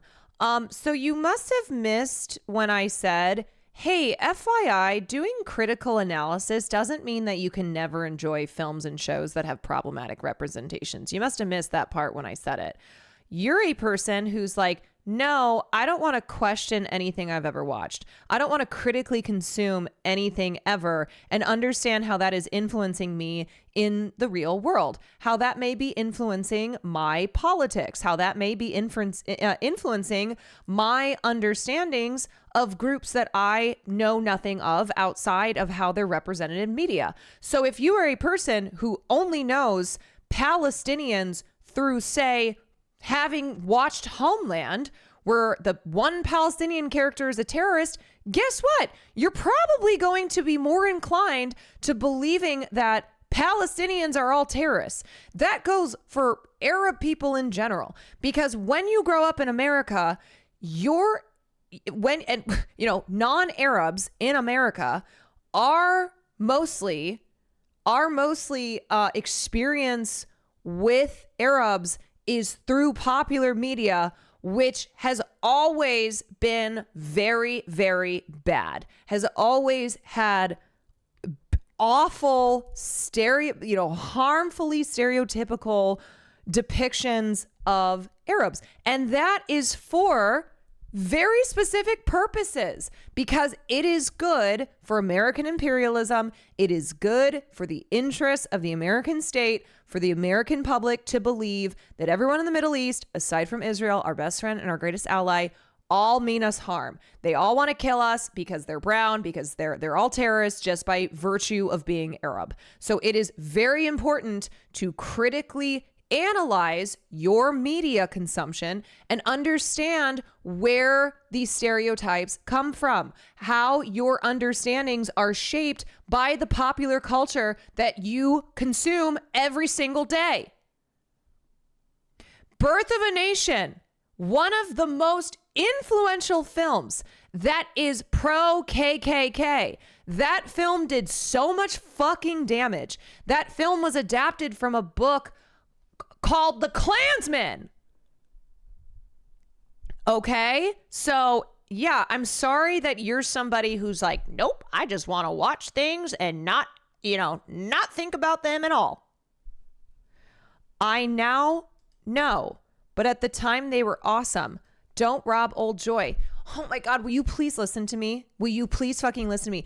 I now know. How do you now know? Is it maybe because of people like me? Maybe it's not me, but it's people like me who are like, hey, read this piece about how fucking transphobic a lot of your favorite shows were from the early 2000s. So you're like, you know what? Yeah, I recognize that. Or here's a video about propaganda. You're like, oh, wow, I know about that now.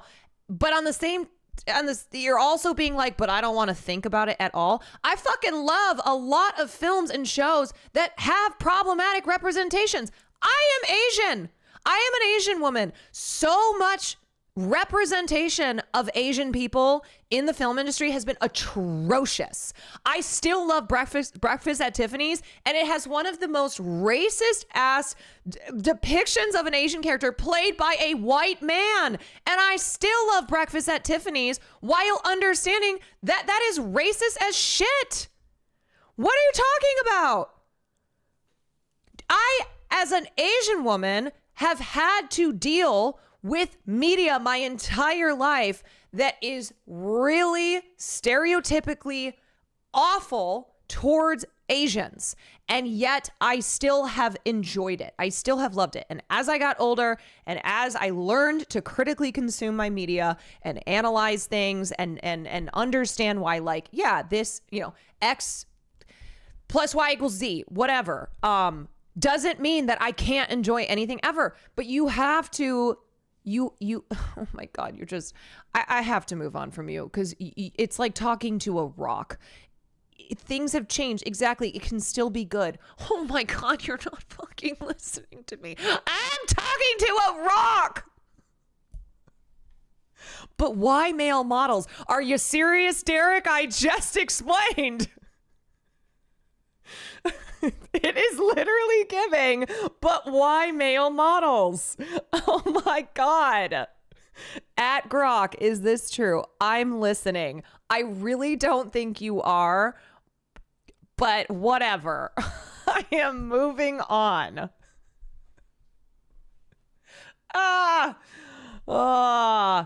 But why male models? Hearing and listening are two different things. True.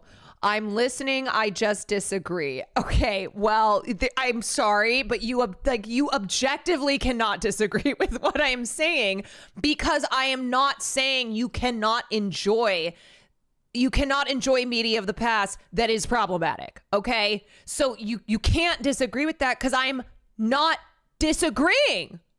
I am not disagreeing. God. Oh.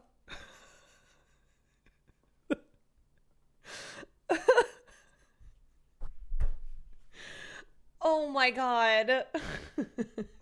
Fucking idiot. I am just gonna say it. You're a fucking idiot, okay? I think I have reached a point where I am allowed to now be like, I'm arguing with an idiot. Okay. All right. I am. Okay. Anyway. Is a Palestinian American whose brother has suicide bombed a Tel Aviv movie theater. These people, they bomb, they maim. They represent the Palestine you want to build. They're using you. You are using me too. Everybody uses the Palestinians. There is some discussion of Palestinian suffering. Do you think that I look at that? Do you think I look at Annette Bening in The Siege and I'm like, oh, well, fuck Annette Bening. Can never support her because she played this character that was like bad. No. I love Annette Bening. Naiad was okay, but I love Annette Bening still. In refugee camps, but all things considered, a Palestinian is bombing American civilians and is the source of all the trouble in New York. In a sign of a new complication in Hollywood's relationship with Israel, in 2005, Paradise Now becomes the first film by a Palestinian to be nominated for the Best Foreign Language Film Oscar. The film follows two Palestinian men preparing for a suicide bombing in Israel. The film was criticized, especially in Israel. Goodman and Shaw write, perhaps unconvincingly, that the Motion Picture Academy's support for a film like Paradise Now, in the face of opposition from Israeli and Jewish American organizations, shows that these were changing times in the Hollywood-Israel relationship. And we can't have that. Though, as the pair show, Hollywood could reliably be used to bolster Israel's image when needed. Indeed, just a year before Paradise Now was released, the Israeli Foreign Minister Silvan Shalom spoke to no less than 70 Hollywood figures at Arnon Milchan's house. Milchan, who was in a previous life involved in arms dealing and espionage, went on to found Regency, known to many of you by their production logo. How hard is it to understand you can enjoy problematic media but still recognize it's problematic, should be criticized without ruining your ability to engage in it? It's not, but a lot of people they simply cannot. They simply do not want to use their brains at all. And so any type of critical analysis, they're like, you're sucking the fun out of things. Yes, also Regency. We'll talk more about Milchan shortly. The Los Angeles consul Yuval Rotem also organized star-studded solidarity delegations to Israel. In 2003, Christopher Reeve, Quentin Tarantino, and Whitney Houston were among those who visited. The attack at Munich in 1972 inspired a slew of movies about Palestinian terrorism, but it also had a profound impact on one of Hollywood's most famous directors. Steven Spielberg watched the drama unfold with his father, enraged that Jews were being killed on German soil once again, as he described it. Despite being a heartrending and brutal story about the Holocaust, even Schindler's List conveys a pro-Israel message. Goodman and Shaw write, Schindler's List ends with a clear pro-Zionist message. In one of the final scenes, one of the Soviet soldiers who has liberated Schindler's Jews tells them that they are not wanted in either Eastern or Western Europe. The Jews are then seen walking across a field with a hopeful gleam in their eyes, as the unofficial 1967 war victory hymn, Jerusalem of Gold, is sung in Hebrew on the soundtrack. When the film was released in Israel, Spielberg attended the premiere with Prime Minister Yitzhak Rabin. But in 2006, Spielberg would get his chance to portray the story that he lived through and watched on television, an incident that particularly enraged him. Munich follows the aftermath, with the Israeli assassinations of Palestinians believed to be connected with the 1972 attack. Look, Schindler's List is still an incredible film, okay? It is. But also, you have to understand that a big part of propaganda surrounding the need for Israel's founding and the need for Israel to exist still now is the Holocaust. This idea that like the Holocaust, anti-Semitism reached its worst levels with the Holocaust because 6 million Jews were exterminated. And so a lot of the truths around modern Zionists, reasons for wanting to establish Israel, got lost because of this belief that Israel was founded due to the Holocaust, and that has continued in this belief that Israel must continue to exist because of the Holocaust. And if there is no Israel, then Jews around the world are not safe. The Holocaust cemented Zionism, even though Zionism predates the Holocaust. Absolutely. And one thing too that I think kind of gets lost is that there were Zionists in pre-Israel, and then when Israel was founded, who spoke very negatively towards Holocaust victims. And it was this idea that like they were weak, that had, there were so many Jews who could have banded together, who could have risen up, but because they're weak, they didn't.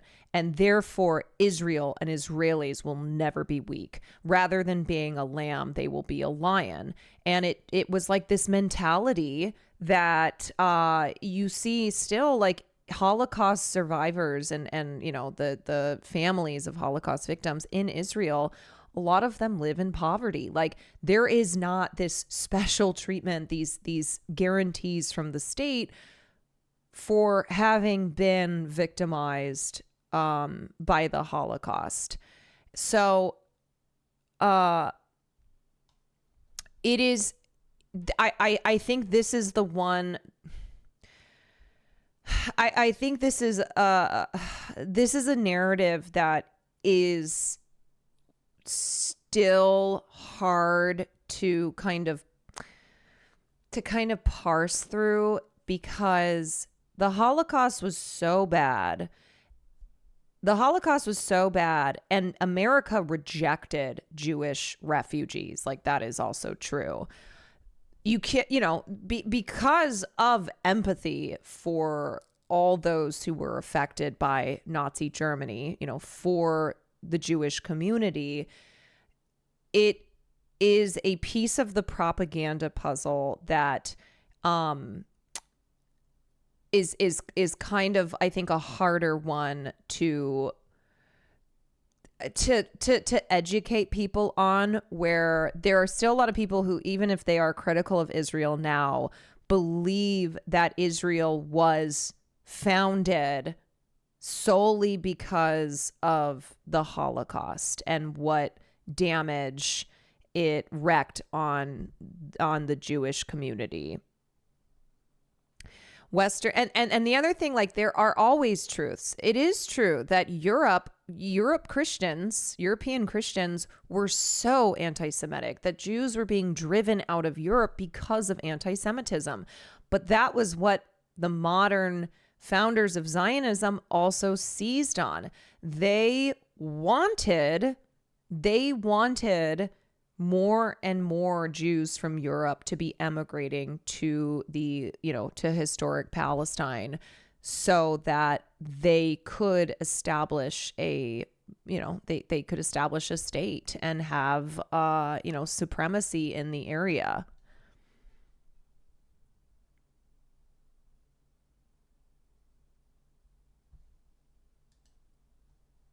The Holocaust is seen as exceptional because it's tied to the founding of the Genocide Conventions in 1948, and also the fact that it was violence by Europeans against other Europeans. This violence was happening to Black and brown people long before the Holocaust. Mm-hmm.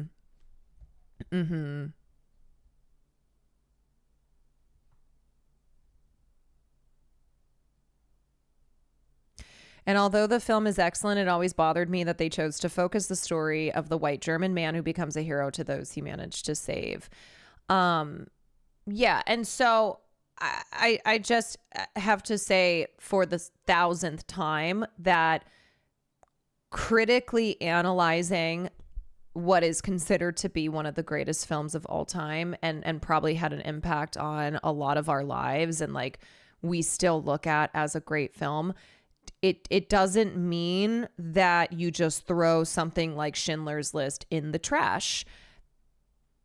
That their art is not perfect.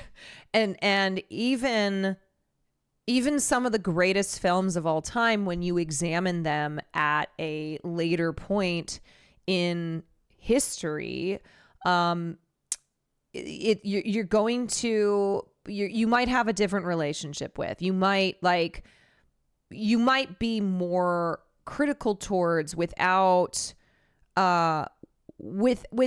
like completely erasing the importance and the accomplishments that a film like Schindler's List achieved. The Israeli government, however, did not. I mean, look, a lot of times for film class, I will show films and things will happen throughout the film, and 2025, audience brained people will be like, "Ooh, I go, remember that this is a film that came out in 1967 and it was enormously progressive for its time." A lot of times, like, I have to remind people to examine this film within the political and social context of the time, and how you might have things that now 50 years later you're like, that doesn't feel, but you are not taking into account like what importance a film like that had at the time, given that there was nothing like it. Not support the film and were not happy with its content, which they believed drew moral equivalency. There was significant criticism from American circles as well. One Samuel Friedman, professor of journalism at Columbia University, even called the film Elka the Nuka, thank you for the counter-exodus, prime. an anti-Zionist epic. Mitchell Baird previously edited the Near East Report, the official organ of the American Israel Public Affairs Committee. He then went on to head the American-Israeli Cooperative Enterprise, which publishes the Jewish Virtual Library. Baird said that supporters of Israel that criticize the film only see the narrow elements that pertain to Israel and miss the larger picture. In the case of Munich, it is possible to pick apart scenes that portray Israel unflatteringly, but the overall feeling of the film is that the Arabs are savage murderers who deserve to be assassinated. It is hard to imagine many people coming away from the film feeling more sympathetic toward the Palestinians and less so toward Israel. Indeed, the film's creator was hardly anti-Zionist, and despite his attempts to portray moral complications with Israel's assassination of Palestinians, Spielberg fully supported it. As revealed in an interview he gave to Germany's Der Spiegel, the following decade saw numerous pro-Israel movies and television shows, especially with the ascent of Netflix. In 2011, Homeland premiered on Showtime, produced by Fox 21.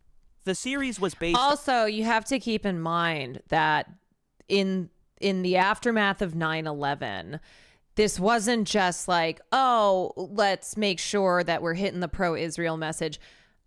American imperialism, the American war machine was like, we have to get people to enlist. We need to make sure that we are garnering public support via popular media because we're invading Iraq and Afghanistan. Because in the aftermath of 9/11, there was this real jingoistic, real like red, white, and blue, we have to fight this war on terror. It was like on fucking steroids. Yes, it really was on steroids.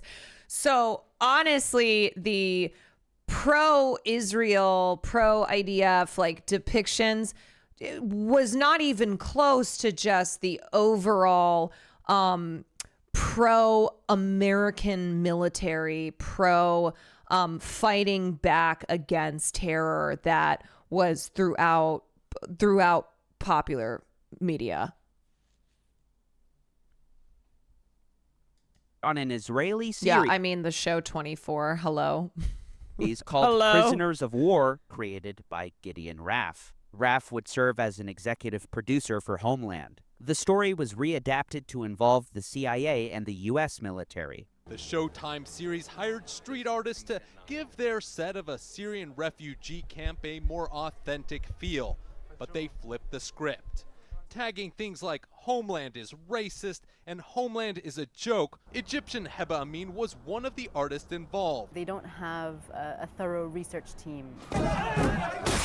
Here the series depicts Beirut's Hamra Street as dangerous, full of violent militiamen. In reality, the strip in the Lebanese capital is famous for its cafes, restaurants, and nightlife. Released in 2013, World War Z, the highest-grossing zombie movie of all time, can be read as an Israeli propaganda story.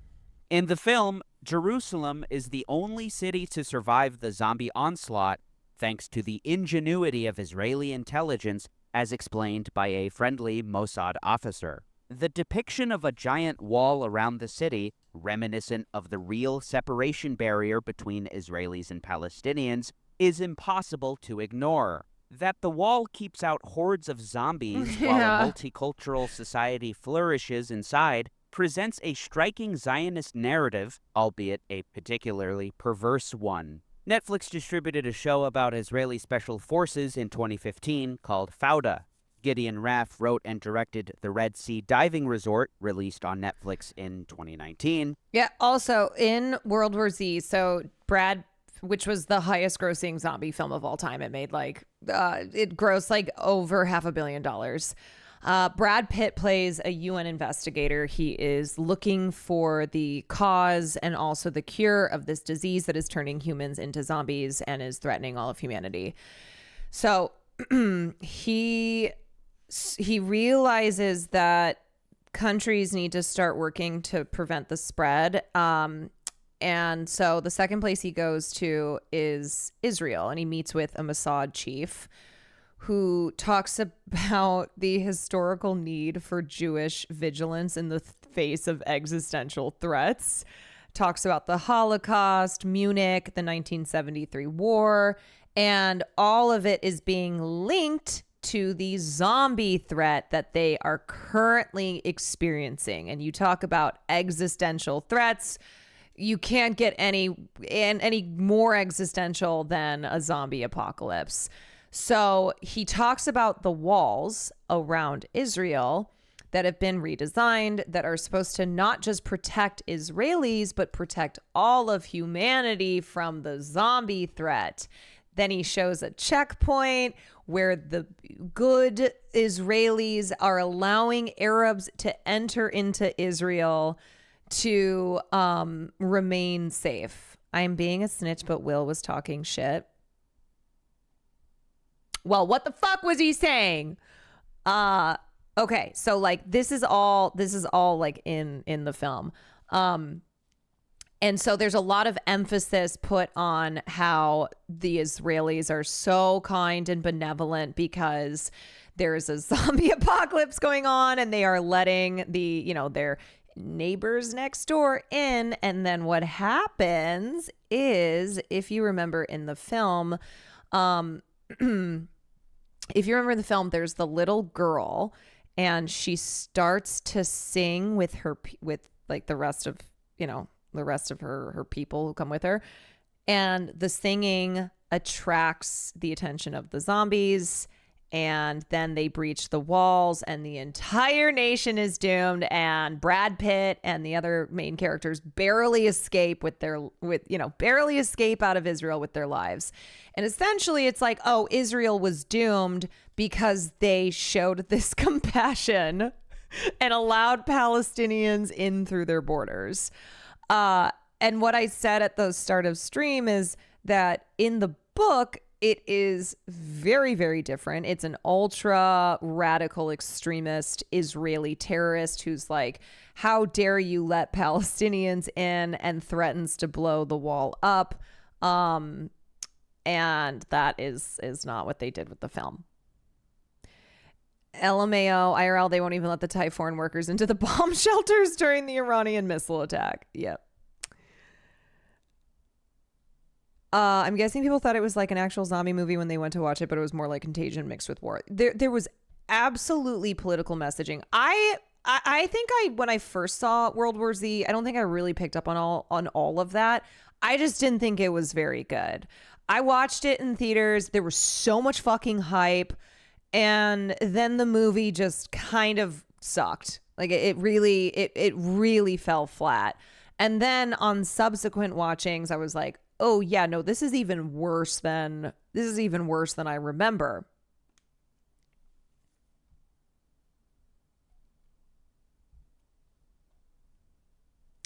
Same. It was so disappointing. The Israel shit was super weird too. Like, this film had a budget of almost $200 million. This was not some small studio film. It was a fucking massive production. And I think it was intended on being a franchise. Like, I think there were supposed to be more. Yes, this was a huge budget, a huge production budget. But it also grossed over half $500 million, which made it the most successful, the highest grossing zombie film of all time.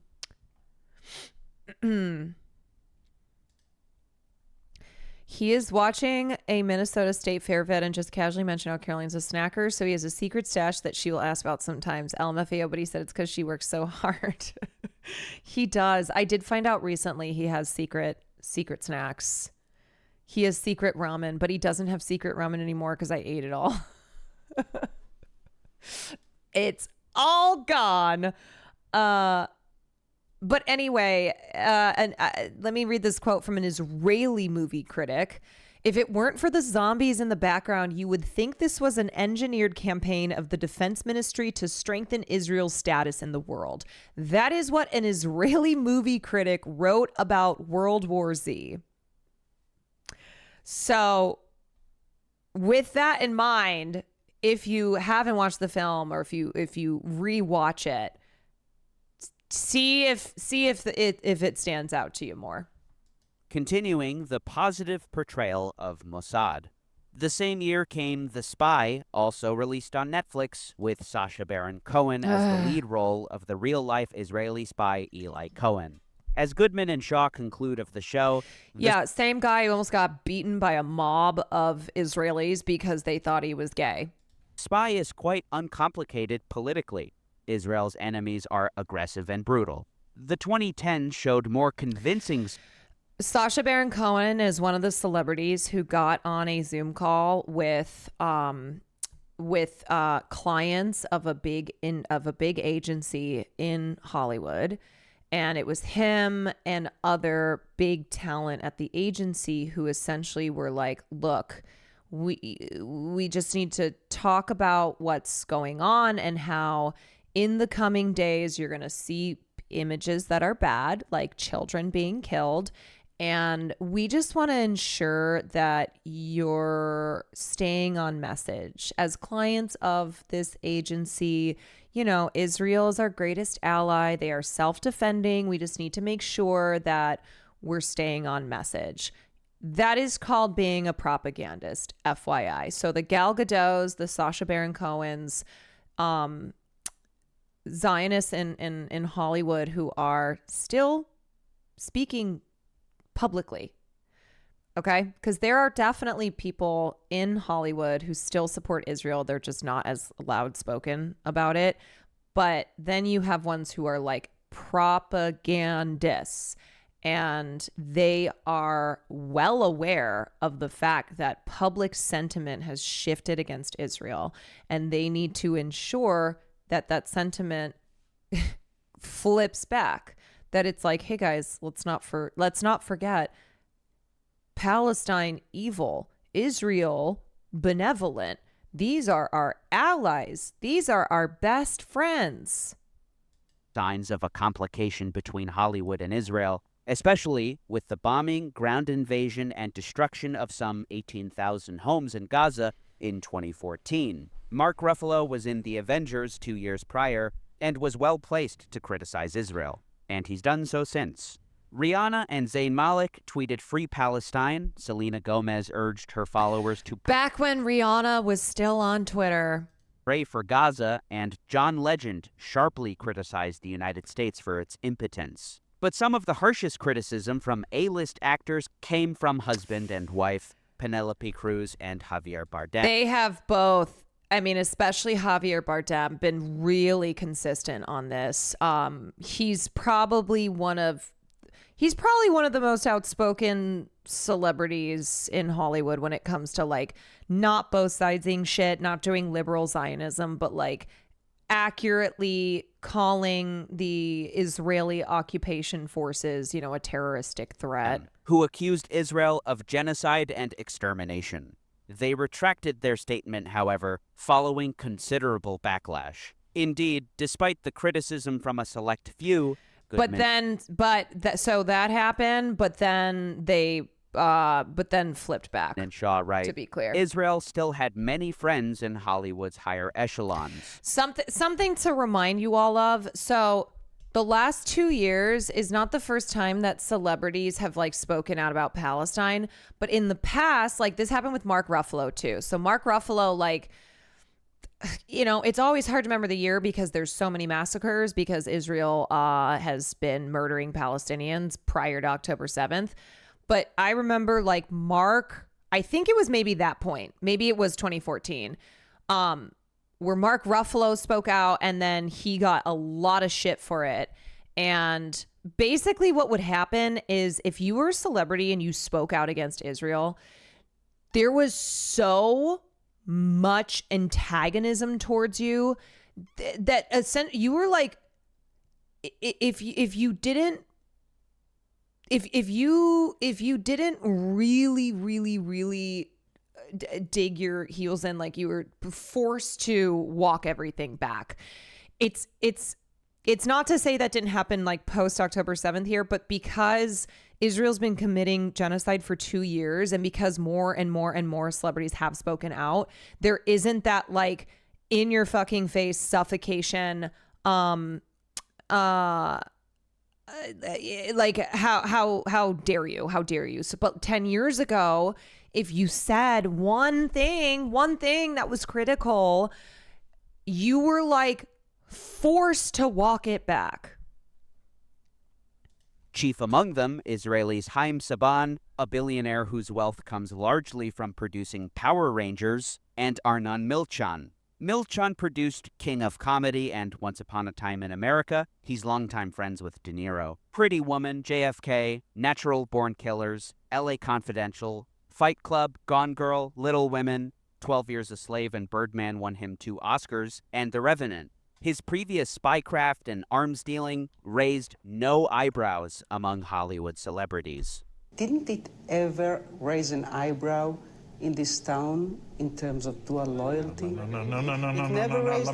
because let me explain something to you. In this town, that's my old boss. There's only one loyalty. Okay? In this town, there's only one politics. Doesn't matter whether you're blue or red, you're Democrat, you're an American, you're a Jew or a Gentile, nothing. There's only one. Hits. That's all that matters here. Profits, hits. Not money. Offend your audience. It's show nobody business. Gives a shit. There's only one politics. There's only one religion in this town. Hits. Make hits. Milchan's star power was especially useful for Israel's foreign ministry. Jacob Dayan, who was Israel's consul general to Los Angeles from 2007 to 2000. When I say my boss, I was like, okay, here's him. I was like, here. So deep down. I met him like once or twice, but that's Tim Rothman. He's one of the most powerful people in Hollywood. He is the head of Sony Pictures. So I kind of jokingly say my boss because I was like the lowest on the totem pole. 11 said Milchan played a key role in branding Israel. When you have such access to opinion shapers, this gives Israel a tremendous advantage. These are extremely influential people, and such access is an asset to Israel. I don't know many people who can bring Hollywood's entire A-list to their home like this. The situation today is, however, not unchanged from Israel's earlier years, as Goodman and Shaw conclude. At the famous Oscar ceremony back in 1978, Vanessa Redgrave had been a lone pro-Palestinian voice. In 2014, dozens of celebrities expressed pro-Palestinian sympathies. But the history tells the broader story. With so few Hollywood insiders and celebrities championing Palestinian and Arab rights during this period, it is not surprising to find so little evidence of support for those rights on the Hollywood big screen.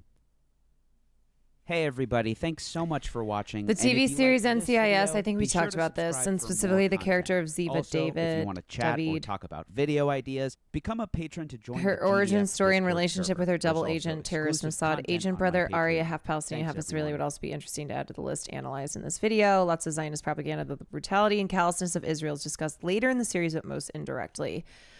I think we've mentioned that one before.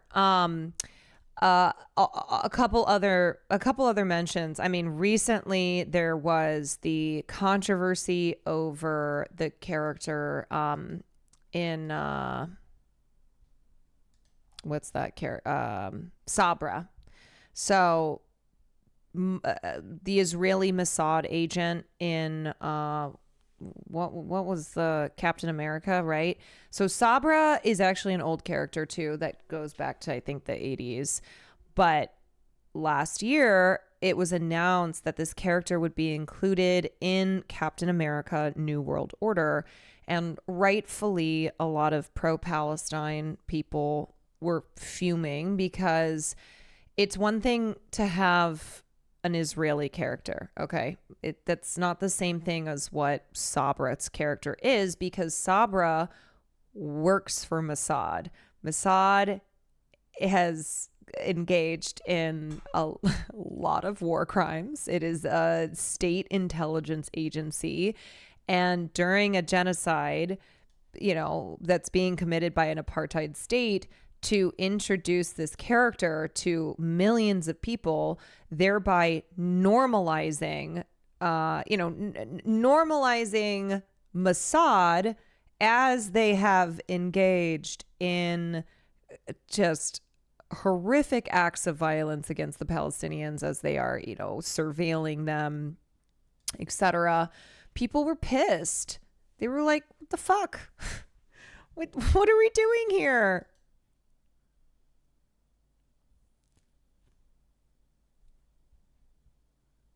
Sabra's entire character in the comics is basically being racist to literally everyone. Cool. Okay, so that is that is that video, which is about Israel and representation, positive representation of Israel in movies. The Palestinian film that's funny, The Time That Remains. This is, I have heard of this. This video essay goes over it. Seems interesting. Let me bookmark that for a rainy day.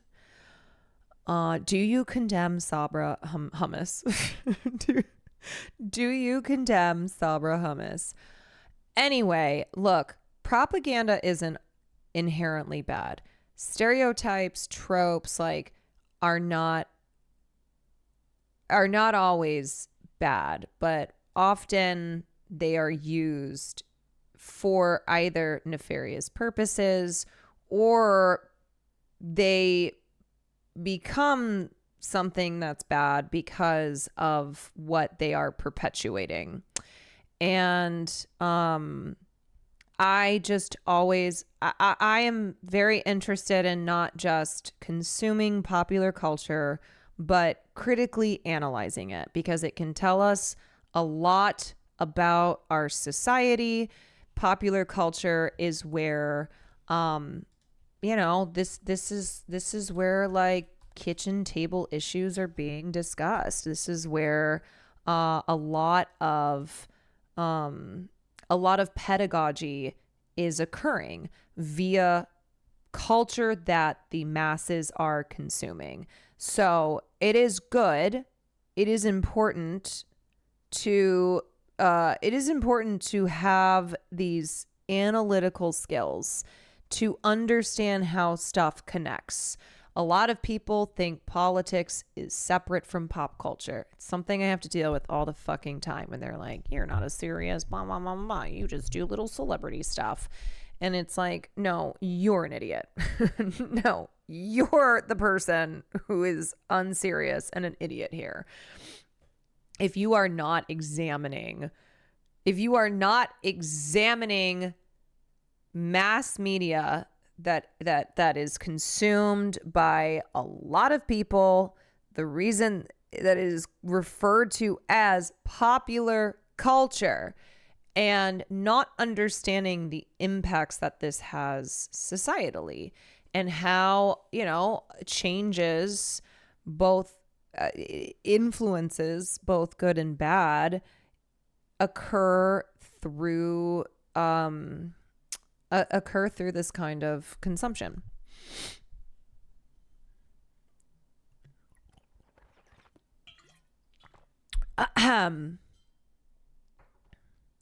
The real crime was Harrison Ford as Red Hulk, if you ask me. That was a very clear example of taking the bag. Taking the bag. Okay, I have to pee really badly. Do do do do do do do do do.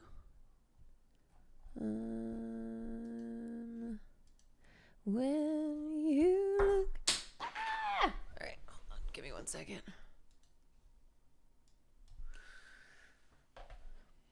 Here. I'll let the microphone speak. Caroline Kwan from Women.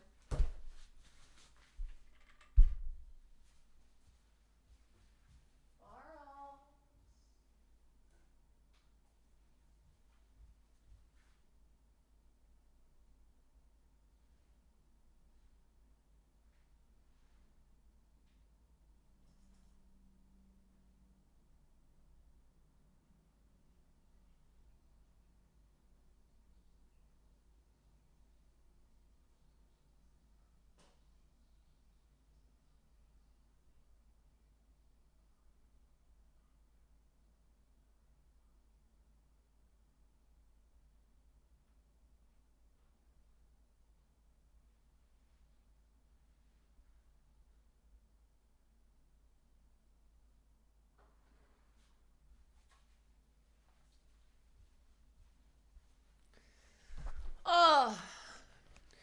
Also, what I want to do soon, I really want to do a community census. We haven't done one in a minute. So, would like to do that. Now, I'm going to end stream with gaming, but I'm trying to figure out what I'm going to play because I'm not doing Resident Evil. I'm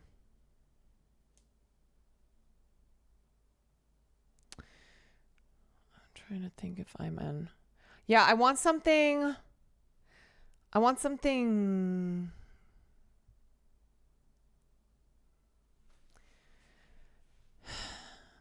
was watching Point Crow play Edith Finch, and it really made me miss that game. I was like, I want another evil Finch. I want another Edith Finch. Maybe Arctic Eggs. That's a shorty one. That's a short little guy. Okay, Arctic Eggs. No idea what this is. No idea what this is. Okay, did I add that to cart? Okay. Oh, somebody's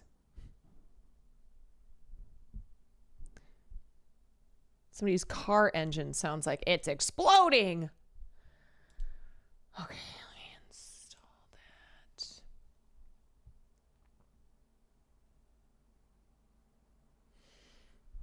Also, eyebrows on fleek. Thanks. Thank you. This is my makeup that I put on at 9 a.m. this morning. Ever played Superliminal? I think I did.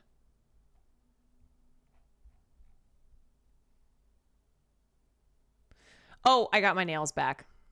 I did my nails last night. You know what's crazy is I feel stronger with my nails. I don't know how to describe it. Having my claws, it makes me feel like more empowered.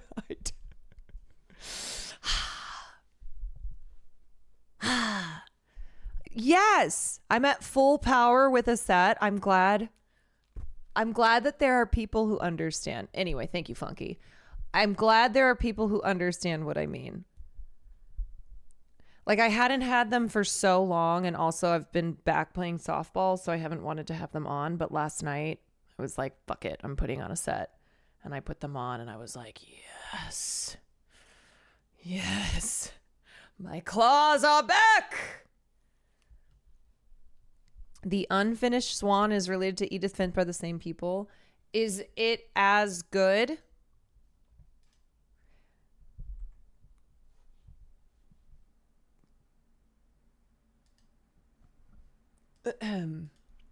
Not really. Oh, that sucks. It sucks when a game is so good and then you play a game by the same creators. Okay, we're just gonna play Arctic Eggs. Let's do that. It's Friday night gaming.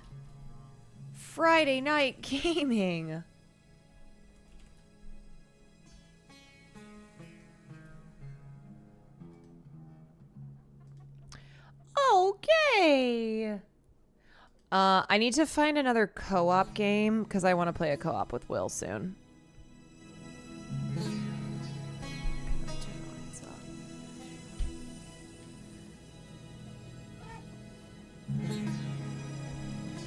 Okay.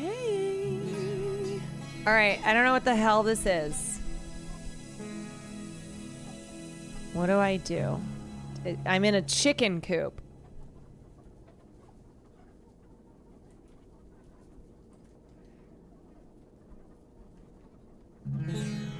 Okay. There's chickens. Just gonna walk forward. Oh. Hi. Scary. Can you fry eggs on top of Mount Everest? Is that like rhetorical or?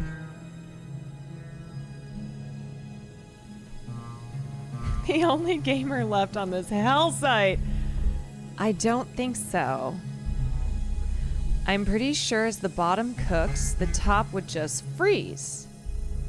Something to remember next time.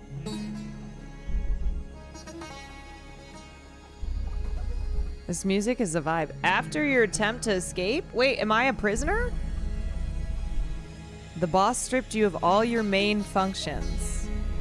All you can do now is walk and cook. So make me an egg, cooked on both sides. As always. What if I refuse? Generate heat by moving your mouse. Oh. Oh. Paul Wall, thank you for the 10 months. Okay. It seems like you can't refuse. Once a side is cooked. Whoa. Fuck. God damn it.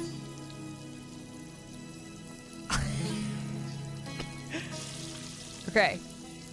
Inch it to the left or right of the pan. Flick your wrist. Oh, shit! God damn it. Okay. Inch it to the left. Quan Cozy. Ah! Oh my god, I cannot.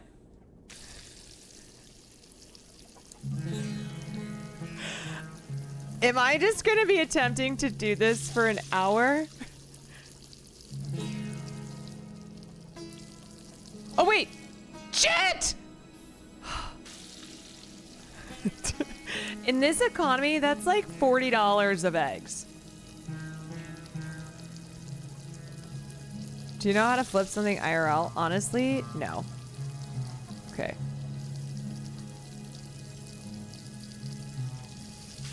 Shit. Oh my god, I cannot do this.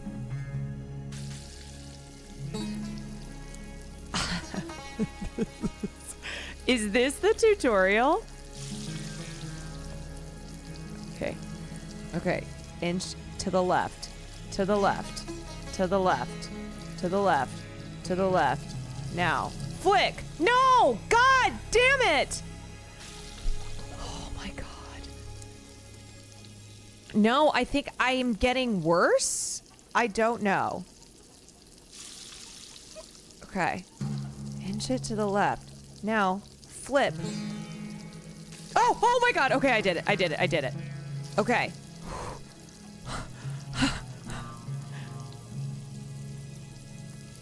Okay.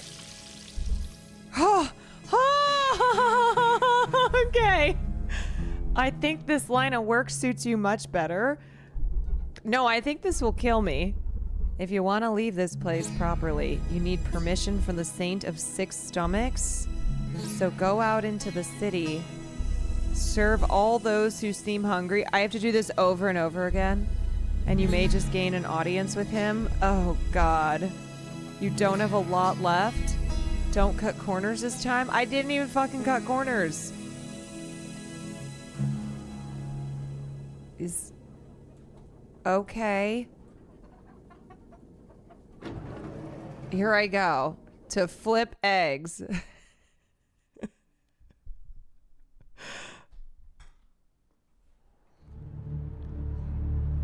10 people are hungry. Okay.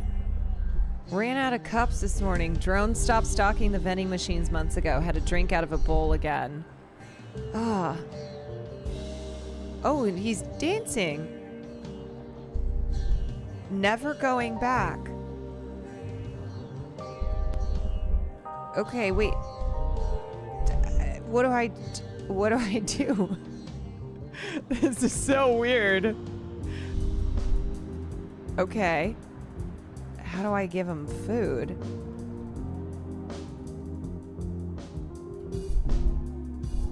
You are the new poultry pepper, right? Last one didn't last long. Yeah, I probably won't either. I would like an egg, cooked on both sides, as always. Can you also cook my cigarette? I'm sorry, does she have a breathing tube on? What? What the hell? This is crazy. I have to flip both these? I'm sorry, can we talk about the cigarette? Okay, now I've kind of got this down. Oh my god. Oh no! Oh shit. Okay, oh wait, there's another cig. Okay. I feel like you're supposed to take mushrooms and play this game. I know, it's kind of... Uh-oh! No! Oh, God! Oh, my God, this new boss unlocked. A cig and an egg. A cig and an egg cooked at the same time? Oh, shit! Oh, farts. Okay. Light touch. Light touch. Here we go. Oh, shit. Oh my god. Oh my god. Okay. Okay. One cig and egg coming up. Whoa. The way you just handled the pan. Yeah, was it good? Keeping it old school. Is that what I was doing? With a hint of respite? Okay. I don't think I'll forget this in like a good way or a bad way. It feels important. Okay, 9 still hungry. Oh my god. All right, I gotta... Does that guy want food? I don't know. I wish they would invent a toilet that doesn't whisper sweet nothings in your ear. What? Brother, why is your toilet whispering sweet nothings. Did you know you're the only person streaming this game? That is fucking funny. I am the #1 Arctic egg streamer right now. I'm not enjoying this discussion. Neither am I, brother. Okay, do you want a fucking egg? Jesus, I don't want to talk to this fucking guy. Oh, it's the same guy. Permission to hit the blunt? I kind of feel like you have to. Do you guys want an egg, or are you just being weird?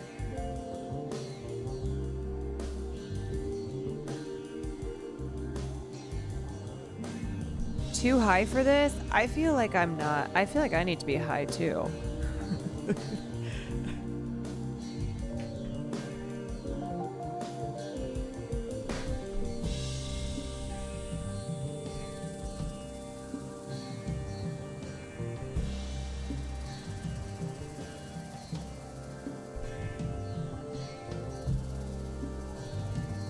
Okay, do you want an egg?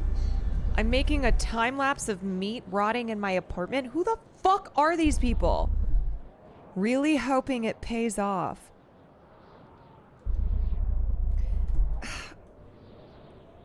What the hell? Jail. Jail. Never met anyone who's been to the Mariana Trench? Yeah, because why would you?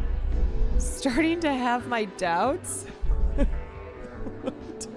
What is this? A guy like me? 2 eggs? Okay, coming right up. Wait, Andre, did you recommend this to me? Why is this on my list? This must be a Nandre rec.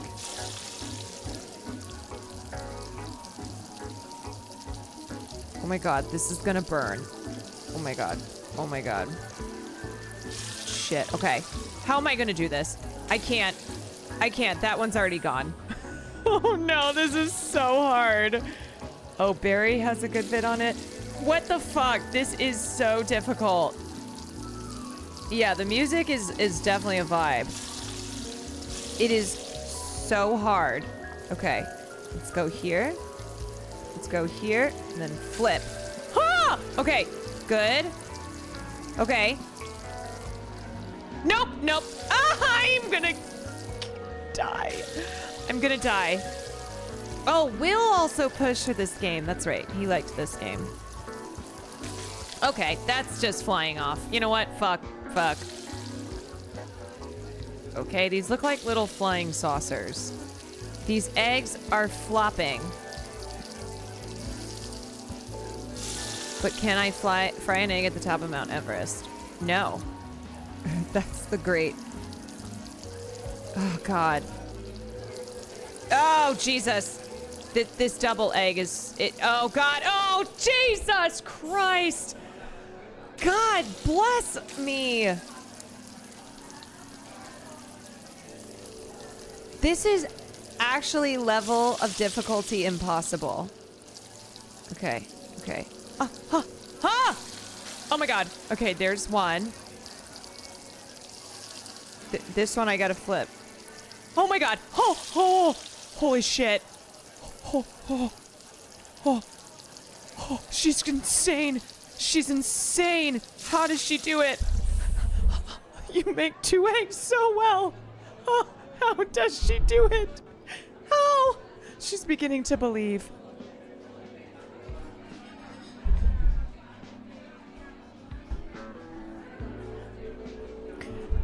The best 2 eggs I've ever had. Let's go. Oh my god, I still have to feed 8 freaking people. Oh. Okay, now I really want some eggs. Shit sounds so good.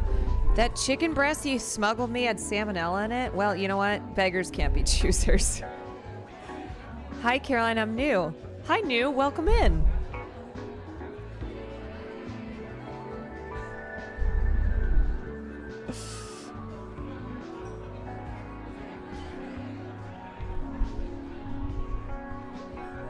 Boo?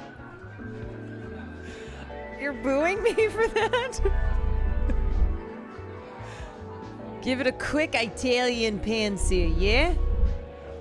Nothing fancy for a guy like me.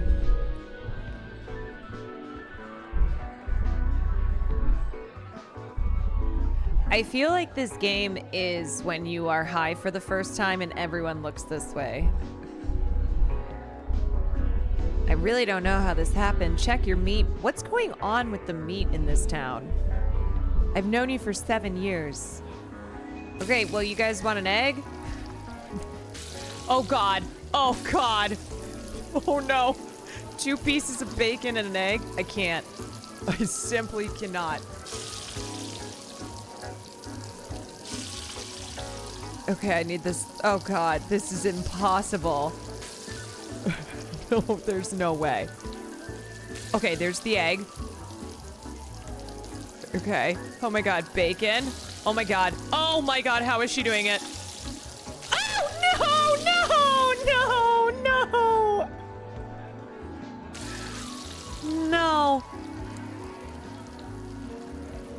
Fuck. Oh, we almost had it. Oh, shit. I already fucked up. Damn it. Damn it.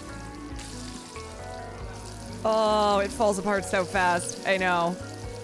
I don't think I can do this. I think this is difficulty impossible. I know I said that with the other ones.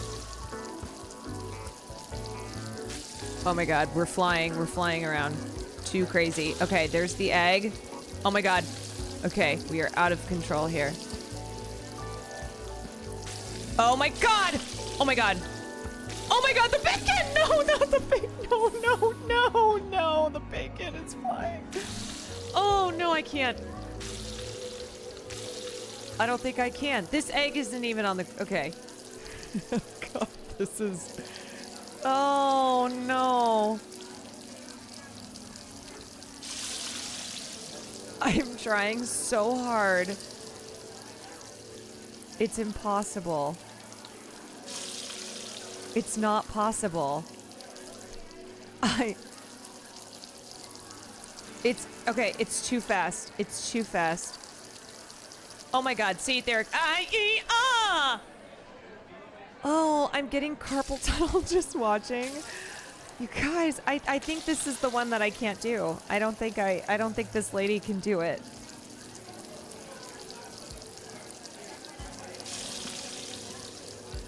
I don't think. Oh, okay, there's 1 piece of bacon. Flip that shit. Flip that shit. Okay, now we just have the egg. Oh, oh, oh, oh.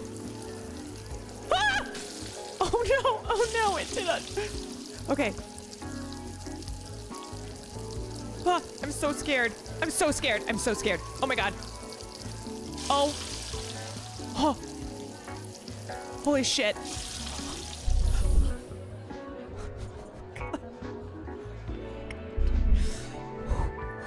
Whew. Whew. A good meal requires balance.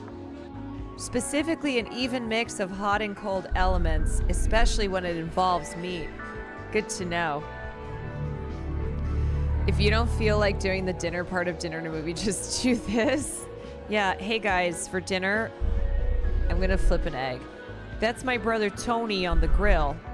Oh, what up, Tony? He doesn't like cooking that much. He's just trying to build up his skill and celebrity. So he can impress the Saint of 6 Stomachs. Wait, that's who I have to impress. Fuck it up, Tone. I have to impress the 6 Saints. Try to do the same. Oh, it's brutal. Oh, this guy's mouth is so scary. I don't need sex. Okay, I wasn't offering. Stole some bacon from downstairs. Okay. Why are you guys cooking your cigs? This is why people in this town are fucked up. People in this city are fucked up because they're all frying their cigarettes. Oh, shit. Ay, ay, ay. Oh, God. You've never had a tasty toasted cig? I can't say that I have. Okay. Yeah, yum. Fried cigs. Oh. No, no! I hate this. Why is it so hard? Remember when I thought flipping one egg was hard? What I would give. What I would give. Okay. Okay, slow. There goes the fucking cig. Are you kidding me? I can't do it. Bacon. The bacon grease makes them so juicy. The cig is too hard. Okay, okay, okay. What is that snowflake? Oh, shit, okay. Oh my god. Ah, the stupid ass bacon this time! The stupid ass bacon! Oh, pissed, I'm pissed. I'm pissed. I'm pissed. I'm so pissed. I'm so pissed. Come on.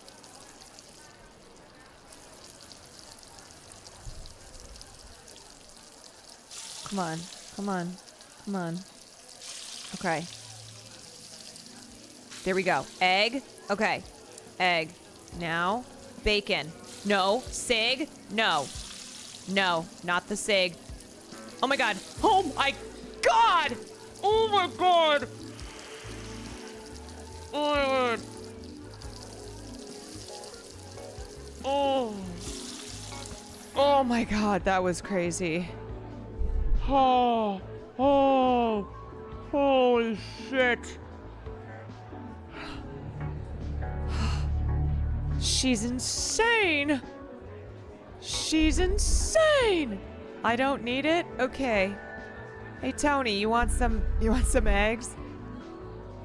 Good to see you, my friend. Will you take some meat off my hands? I'm way behind on this. Why do I feel like that meat is so sketchy? Thank you, Tone. I hear stomachs whispering from across the room. Slows me down. You know what? You and me both, brother. Everybody wants goddamn eggs and cigarettes.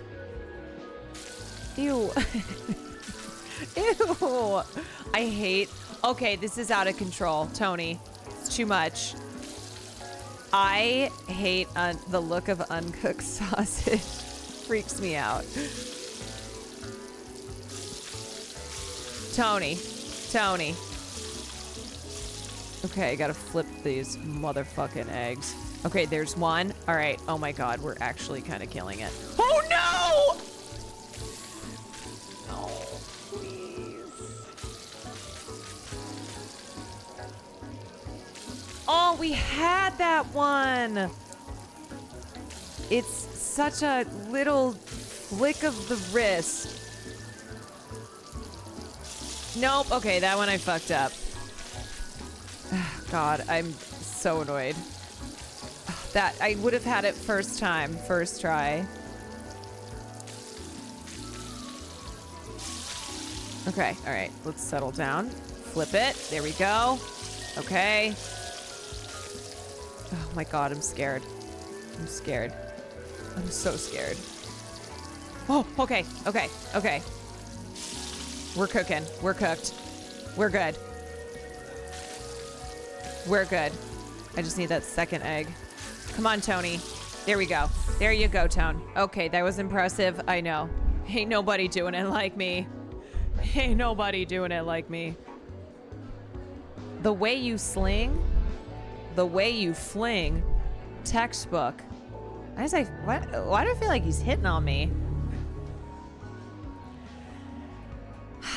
These soldiers, you know, I don't want to give you food. Gaze upon this fish ration, my companion for the last 10 years. Been waiting for the right moment to eat it. Okay, that's good for you. Pop it open and flip the fish out so they can cook. Oh god, fucking cigarettes again. How am I supposed to, what do you mean pop it open? Okay, that cig went. Okay. I'm sorry, is this fish in a little pocketbook? Is that the state of things? Okay. Am I... Oh, I have to freaking flip this shit? Oh my god. Oh my god. Stress. Stress city. Stress. Come on. I need this other fish to cook. Come on. Yes. Ha, ha. That was the first try. I won't forget this moment. Okay. In a good way. All right. 4 left. Do you think I'm making that one guy happy? They're going to let me out? If I died today, can't eat an egg tomorrow. Yeah, that's true. If you die today, you can't eat an egg tomorrow.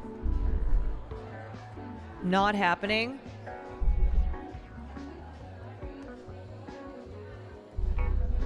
But not hungry right now. I won't die today. All right, brother, you could have just said no. You could have just said no. All of us have a jar of honey in the bathroom. But I digress. I don't think you know what digress means. If anyone ever uses the word ubiquitous in a sentence, it is okay to ignore whatever they are about to say. You know what? So true. And tumultuous. I feel this way about devil's advocate. When someone starts saying devil's advocate, I'm like,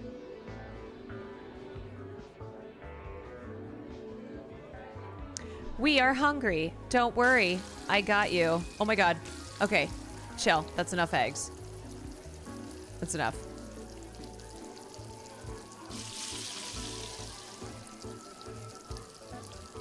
Okay, come on. Last little egg here.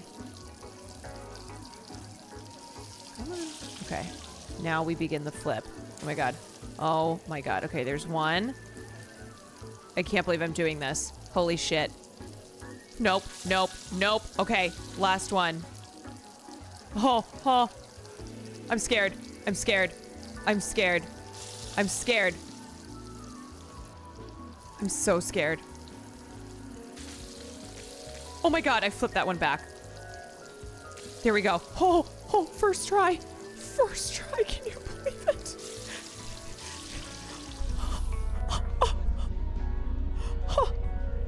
I just flipped 4 eggs first try. Regarding the tumultuous nature of our request, it is surprising to see the uniform ubiquity you managed to consistently deliver. What the hell? Where? Okay, no, I don't have to listen to you. That's what you said.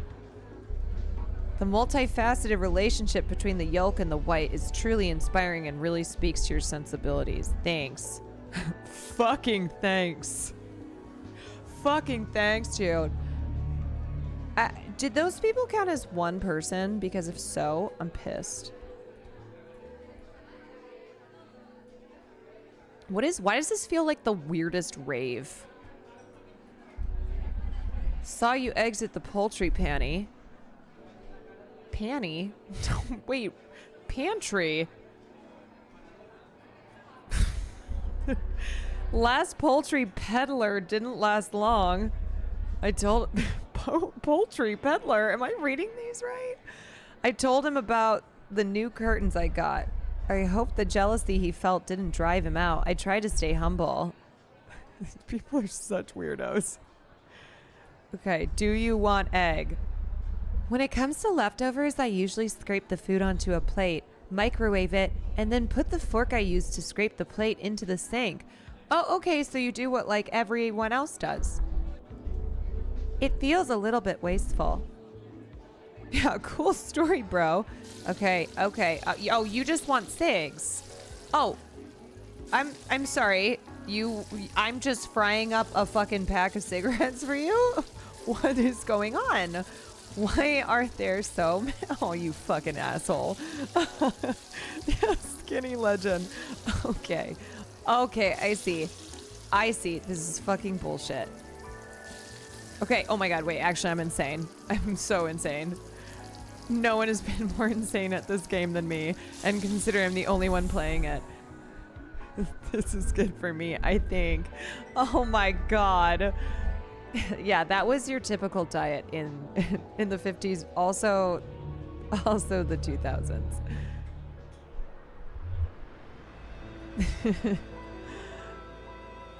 No one is doing it like me. I am not hungry. Why do I feel like this guy's gonna kill me? Furthermore, I would never eat anything you touched. Great. I take back my offer. No matter how gentle and tender. Okay, hate that guy. Don't hate that guy. Oh. Oh. Oh my god, wait. My only job is watching the door, but do you want an egg? Entry without any form of credibility? Oh my god, fuck you. 27 of his people? What? I thought I had to feed many hungry people. Not just here in the roof, but in every corner. I have to feed 27 motherfuckers? The saint of six stomachs can hear their stomachs grumbling and would be eager to thank the person who quells it. So yeah, feed 27 people. Weird number, I know, but it feels right. You can skip a couple of the weirder people. They're all weird. There are many spare mouths to feed. If you ever lose track of how many people you've fed, try smoking a cigarette. Personally, it always helps me think, you know what? I agree. I could use a cigarette. Okay, so I went from having to feed 10 people to now I have to feed 27. Why does this just keep getting harder? It's okay though, I kind of got this down. I think the Saint of Six Stomachs is an avid mouthwash enthusiast. Ew. You can hear him gargling? So weird. I'm just trying to distract myself given that the number of chickens we've gathered this week is shockingly low. Yeah, I've also been going through eggs like crazy. I've been going through mad eggs. Wait, okay, so what am I supposed to do here? What'd you expect was gonna happen? I don't know that I would talk to the Six Stomachs saint. Like, actually, these people need us. Not in a corrupt way. I think. Yeah, you just keep telling yourself that. Okay, I'm done wasting my time with these fuckers. The dialogue is so odd. I'm obsessed. Okay, does anybody want food? Are you guys allowed to eat on the job? Sorry, I really don't want to restrict you, but truly I don't think you can handle the hungry freaks behind this door. Oh, I can handle it. Have you seen me flip eggs? After you feed everyone here, I can let you in. What? I have to feed... Where else are people? Feed everyone here?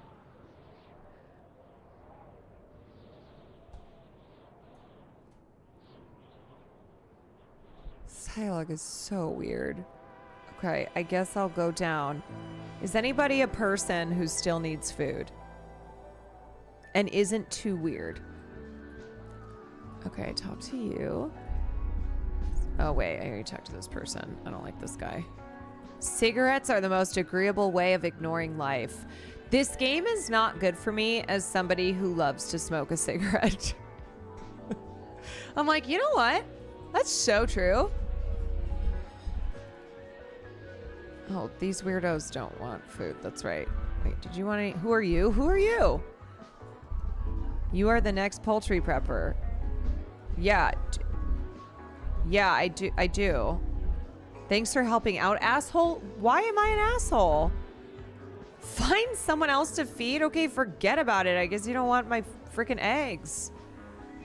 Although they are the best in town. You don't even know what you're missing out on. Okay, did you guys all get food? You don't need it. That's right. I think I gave you food. Okay. Yeah, some of the people in this town are rude as shit. Why do these people also look like they would live in the Capitol at the Hunger Games? Can't let you through. The people behind this door are incredibly hungry, but in super weird ways. What is anybody talking about? What is anybody talking about? What do you mean they're hungry in super weird ways? After you feed everyone here, I think you will be ready. Well, where the hell else is anybody else?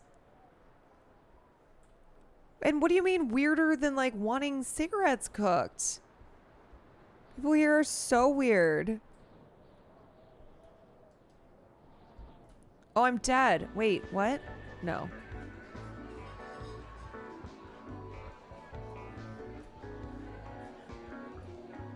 Does anybody want some eggs? I know, this is such a fever dream. Hello? Oh, hello? Is anybody up here?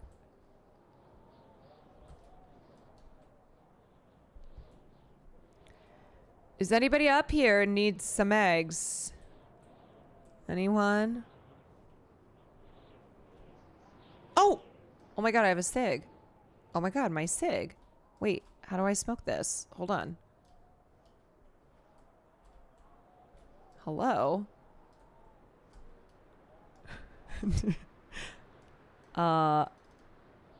Anyone got a light? Anyone? What about the pan? I don't know how to bring the I don't know how to bring the pan out. It just kind of pops up. Should I just jump? I don't know. Use the frying pan like everyone else. I know. Who the hell do I think I am?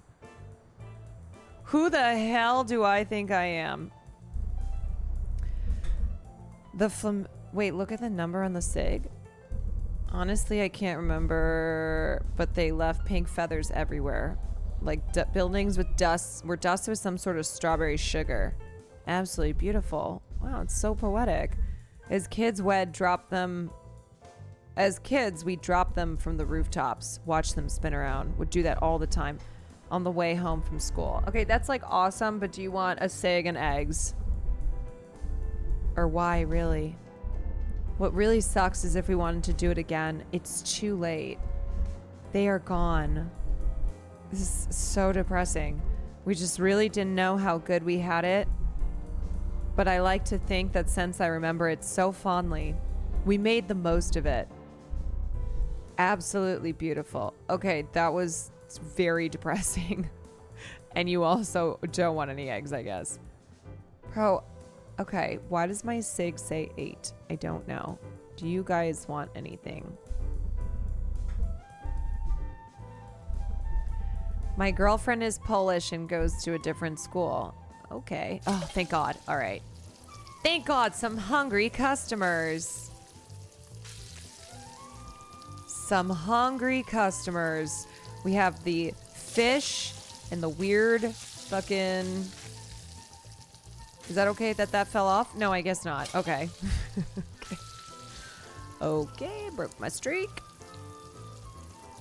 Oh, the number on the cigs is the number of people I've fed so far. I forgot when they said that. That makes sense. I was like, what is this significance?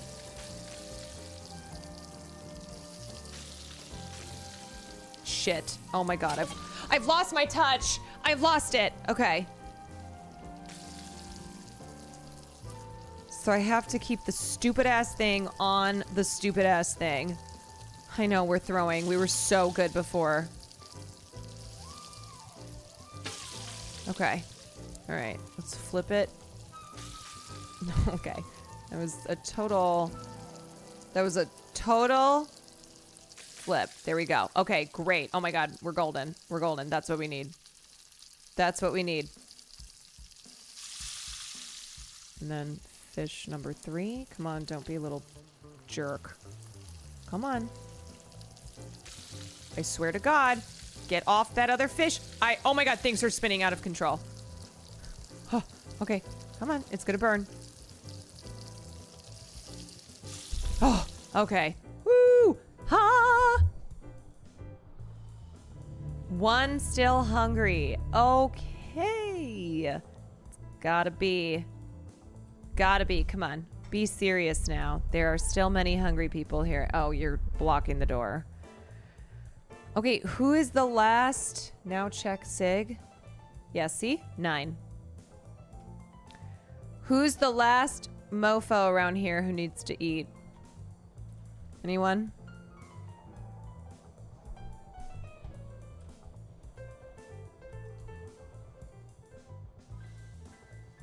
The furthermore guy. Let me go over here. Hello? I am making a... Oh, this guy. This is the time-lapse meat guy. Guy's really weird. Did I talk to both of yous? Let me see. Oh, yeah. You did. You... Okay, yeah, you do the weird dance. This is where I started off. Fed you. This is where I began. Okay, this is the weird guy with his toilet. This weird toilet guy. Okay, so I started off here and then we're going back up.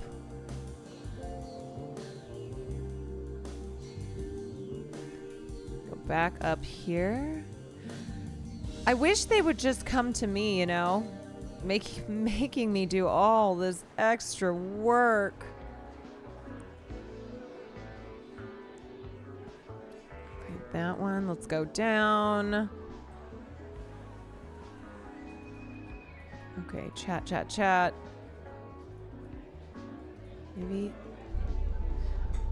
After the Sick Stomach Saint banned poultry farms, anything semi-chicken related is hard to find. Kids don't even call each other chicken anymore. Not sure if it's because they don't know what it is. Kids these days have changed. To be a delightful delicacy to someone must be nice. So true. Okay, I guess you don't want anything. You just wanted to talk about shit. Is anyone else back here? Let's see. Okay. I went there. This guy. Okay, this is the if I died. I talked to all these people. I already talked to this soldier too. Let me check though. Yeah. I know there's one hungry hippo out there still. Who are ya? Talk to that guy. Okay. I already talked to the grill guy and I fed him. Anyone around here? Would you like some food? Oh, this guy's a jerk. I forgot about that.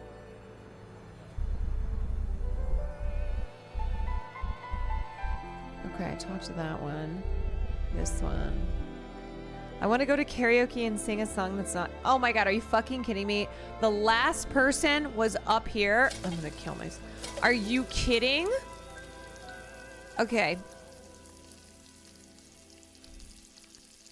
Alright, that's chill. It's fine. Whatever.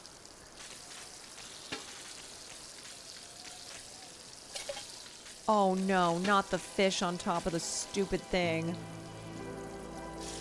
Come on. 1, 2, 3, 4, 5, 6. These sardines are so tasty. Oh, please. Please. Please. There we go. There we go. Yay, I did it! Okay, now I have figured out that I have to talk to every single person. Yay! Okay, and then I gotta go this way. All the hungry people here are fed, so we keep going. It unlocked this freaky door! Okay, there's gonna be people behind this door who are hungry, but in a freaky weird way. 8 people hungry. So, oh wait, now I'm hungry. I need a snack.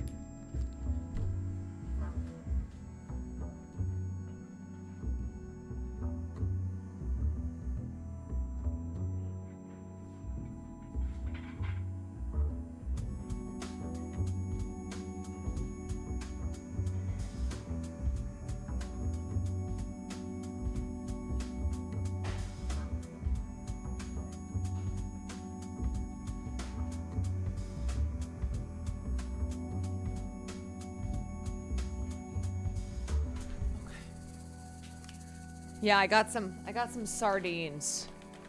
Yum, sardines. Okay.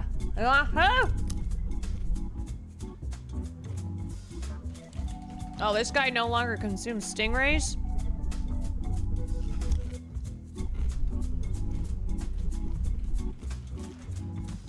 Yeah, can't do that, but I can do, these chips are so strange, but I like them. They're curry-flavored potato chips. You need to soothe your ingredients before they truly begin to cook. Okay, now I know what they mean by this group is weird. Oh no, it's bouncy. Oh my god. You have to soothe your ingredients? Okay, is this soothing? I don't know. Okay, stop bouncing. Shh. Hey, should I sing some Barry White? Damn it. Oh my god. Oh my god, there it goes. Okay. And what am I gonna do? Okay, calm down. And there goes the fucking cigarette. Okay, shh.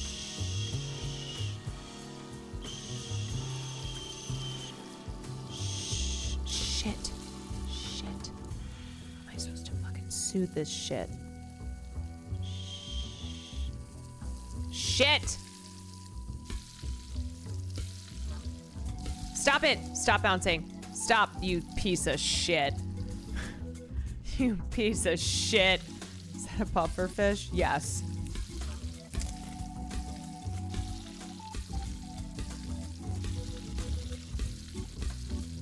It's very bouncy.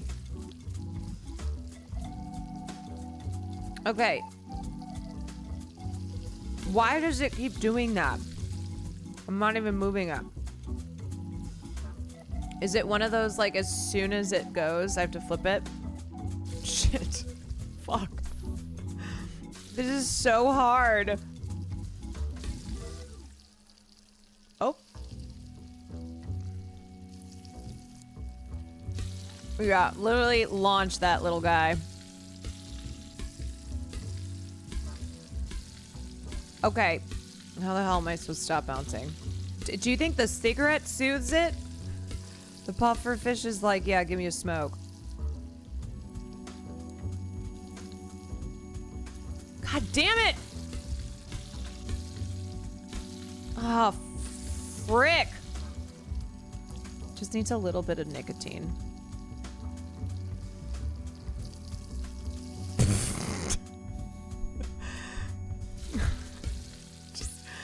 I just keep launching the shit out of it.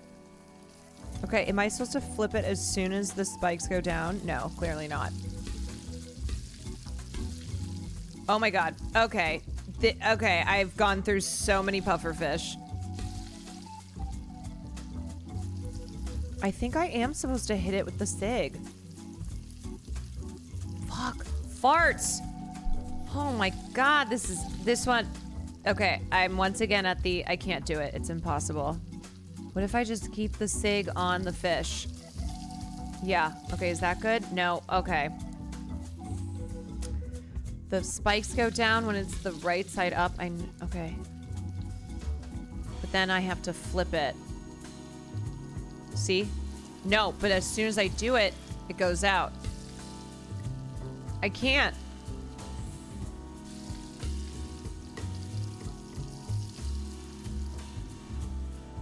Shit. There goes the SIG. Oh my god. Okay, is this like a do nothing? No, see? Oh, you don't have to flip. Oh, I thought I had to flip it. Okay. Wait, so I just maybe kind of roll it around? Shit. Ah! No, stop, please. Here's your SIG. Here's your SIG. Here's your SIG. Take your SIG. Okay, you knocked it out. Oh, this is so hard. Okay. Very... Oh my god. Oh my god! Oh my god! Why? Why is this the impossible task? I am depleting the pufferfish population. Oh, wait, I got it. Oh, okay, that actually wasn't that hard. I felt suit just watching you handle the pan. I thought I had to flip it. Oh my god. That was honestly stupid. That was stupid. It's good drinking during the day, get your crying done before it's dark. You know what, brother? True. Is that it? Okay. Okay, we're just crying and drinking. Hey man, how you been? Yeah, I just had a lobotomy. Damn, they really tore you apart, but I'd recognize that nose of yours anywhere. We used to use your nose as a sundial whenever we lost power. Okay, rude. Mainly during the war in Argentina. I'm not hungry right now, but would love to give your stuff a taste at a later time. Okay, well, it's now. It's now or never. I'm not on call. Do you hipsters want some eggs? Oh, you've been angry lately. Is it because you're punk? Is it because you're Antifa? Food is good. People aren't sad outwardly. I just want to feel content for once. If you ever see me smoking tobacco, you know I'm depressed. You know what I think could fix that? Some eggs.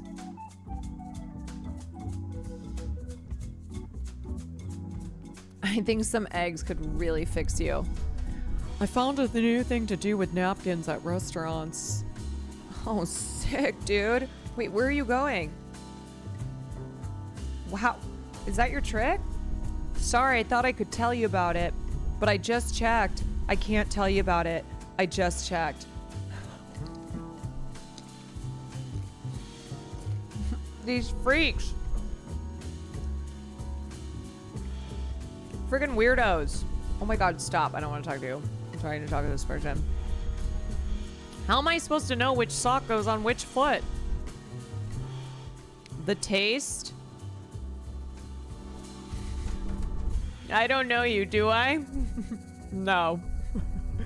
You deserve the biggest funeral? You know what this game is like reminding me of? It really reminds me of when you're so high and you feel like every conversation you're having, there's something off about it. You're like, this doesn't, something, huh? And you are having a perfectly normal conversation, but in your brain, you're like, what's going on? Prison was fine. It just kind of felt like a new experience. I was arrested when I was 12 because I made a got your nose joke against the saint of 6 stomachs. Damn, dude. Still not sure how he heard. And obviously, I didn't think the punishment fit the crime at the time. This game is also the visualization of brain rot. Yeah. As I grew older, I began to understand, grateful for the opportunity regardless. I could have ended up like you, stripped down to... People keep fucking insulting me, but I'm the one who's giving them food. Oh, God almighty. Oh, no. Oh, not two fucking pufferfish. Oh, no. Oh, no. Oh, shit.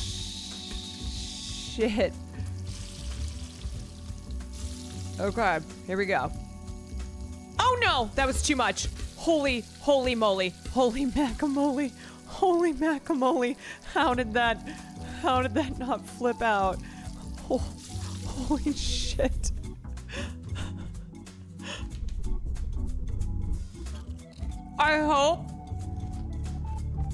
I hope they were watching too, because that was insane. I am insane.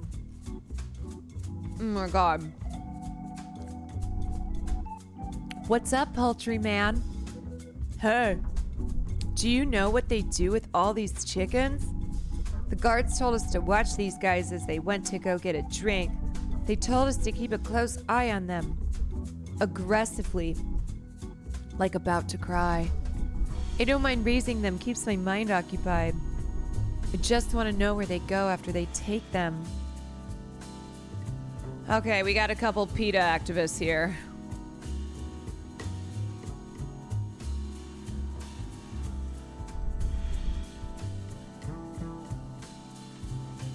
Hello? Oh, is this guy dead? I crave an end to all the chicken-related discourse. This is me when I'm just done on the internet. Along with any mention of cooking and stomachs. Why isn't anyone interested in discussing politics with strangers anymore? Everyone's so divided. Okay, well, I guess you don't want an egg. Nobody wants to talk about politics. I never understood why other vegetarians are allowed to eat fish. I did it purely because I like the look. No one cares. Is he watching? He looks upset whenever you eat one of his fish in front of him. I think he has too much attachment. Oh no, oh no. Oh god. Sig and a puffer fish.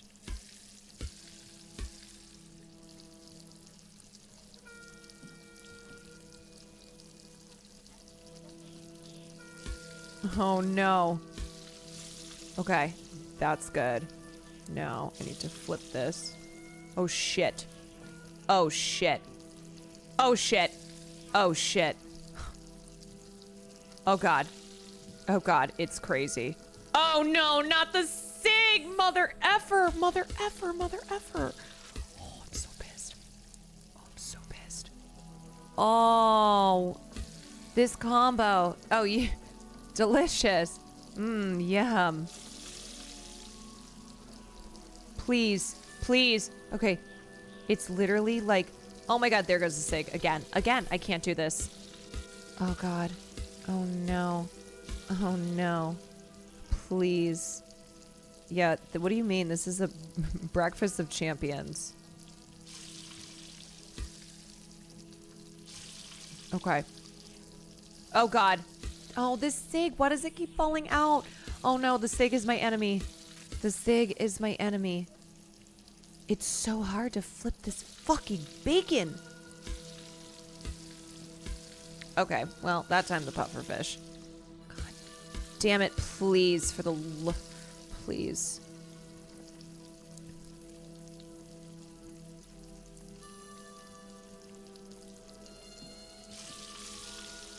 Okay, here we go. This is it.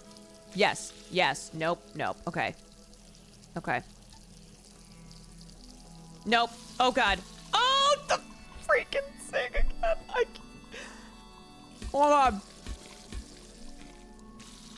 Please.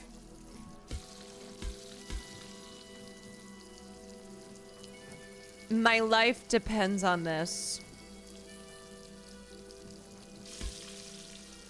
My life is dependent on this. No. Shit. Oh no. Oh no. Oh no. Oh no.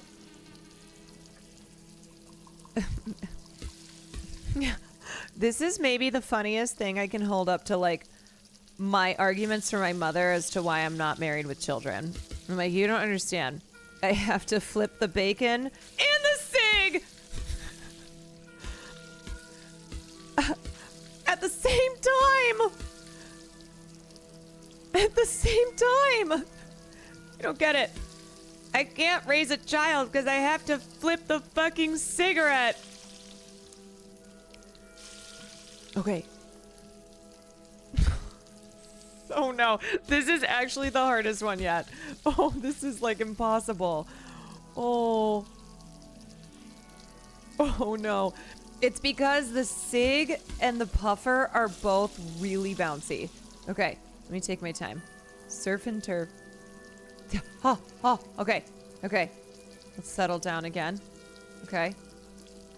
No, no, no. Oh my god, I'm wasting so much food. I'm gonna die. Maybe there's a trick to this, like... I don't know what the fuck that trick would be. I can't be flipping this bacon. Okay. Okay, I gotta go to this side. I gotta go. Oh, are you kidding me? Okay, oh my god. Oh, I have it. I have it. I have it. Ha, ha, ha, ha, ha, ha, ha, ha. Oh, thank God. Thank God. Holy shit. What? Hey, bro. I can't stand people watching eat me. I know. The joy it brings them. Not enough. I know I could do better. Oh. Oh, it's okay, buddy. Just buys me out and leaves. I know. Capitalism. Can you show me what you know? Sure. I got you. Oh, no, I don't. Oh, no, you're in... Oh, I see. Oh. Oh, no. For some reason, it's the opposite ways. Oh, God. Wait. Oh, God almighty. Oh, no. Oh, no. Oh, no, this is so hard. It's inverted. Oh, this is impossible. Oh, it's inverted. Oh no, this is so bad. Should I turn my mouse around? Okay. Okay. Oh, smart. Good trick. Good trick.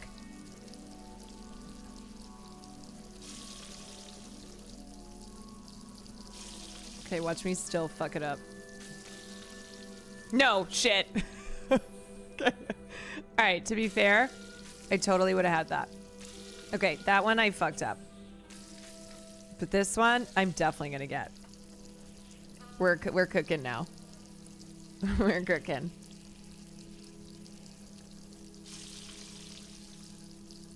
I am teaching him all of my tricks.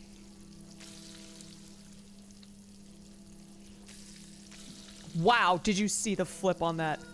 Did you see the freaking flip? Oh my god. That was actually crazy. There you go, bro. I got you. Thank you so much. Pfft, anytime. Anytime.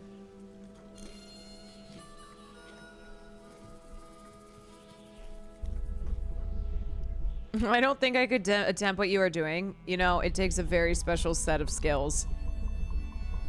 Making your way among the people, the love for your work vanished from your gaze long ago.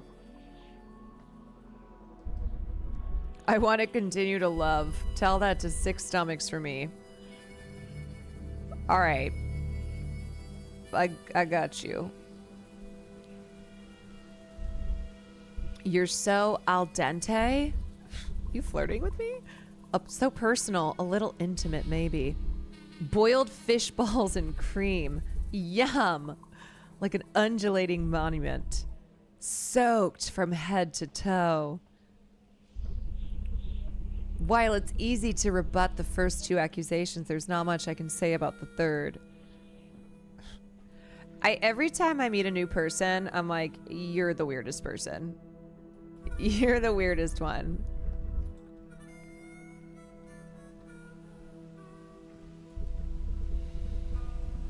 Do you think you can fry eggs on top of Mount Everest? I've been asked this. I don't know. We'll see.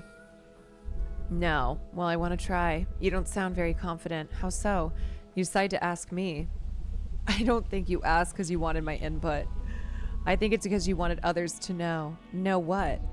I'm not sure. Maybe that you have aspirations? Wait, that's such a... Wow. Got him. That seems too simple, though. It's more about the novelty of the idea than practical goals, right? Are you maybe looking for a challenge that seems impossible just to prove something to yourself or others? I think you take comfort in knowing you're expected to fail. If you succeed, that's great. You defied the odds. But if you fail, no one's disappointed because they figured as much. It's just frying an egg. That is like S.A. Andy, where you're like, okay.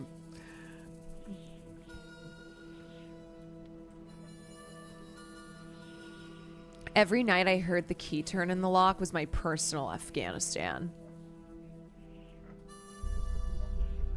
These fish are a family. I can feel it. I will believe it when I see it. Oh, okay. All right, we got fish. Seems the soldiers really only eat fish. Yeah, I started with a crazy read and then just totally overcooked.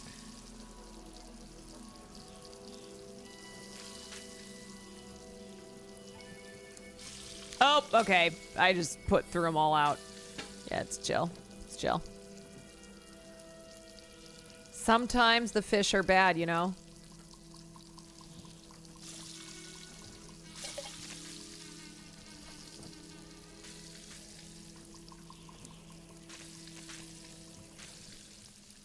Oh, shit. I fucking reflipped this piece of shit.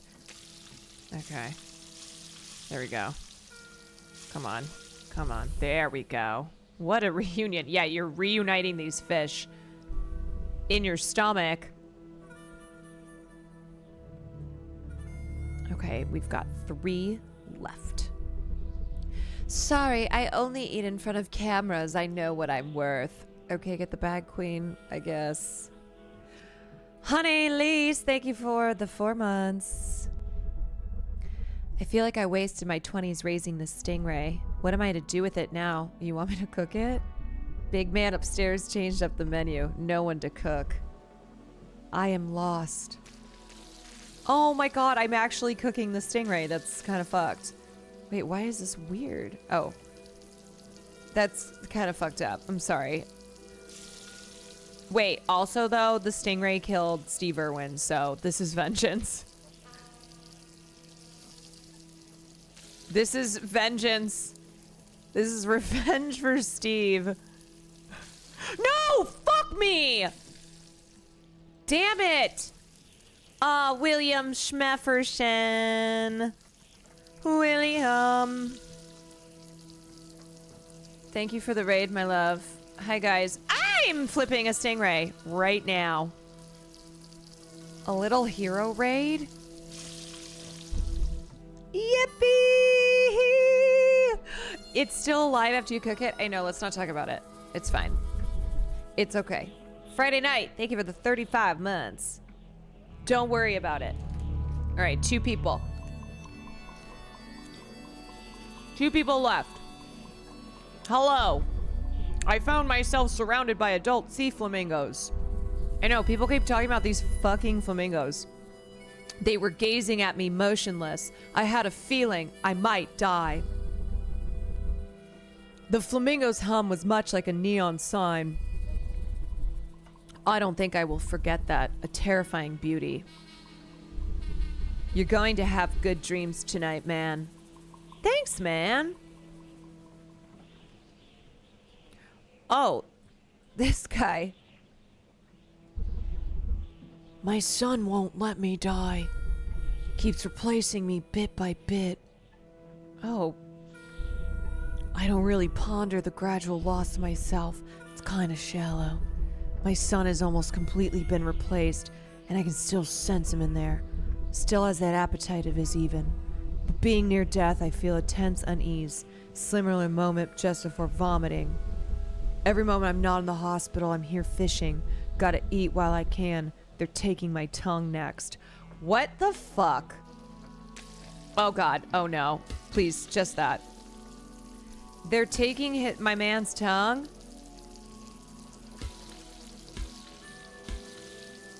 Please. They're taking my man's tongue. God damn it. Come on, cook, bitch. Cook. There we go. Okay. Flip. Choy. Hi, hi. God damn it. Stupid ass. Stupid ass. Stupid ass. Puffer fish. Okay.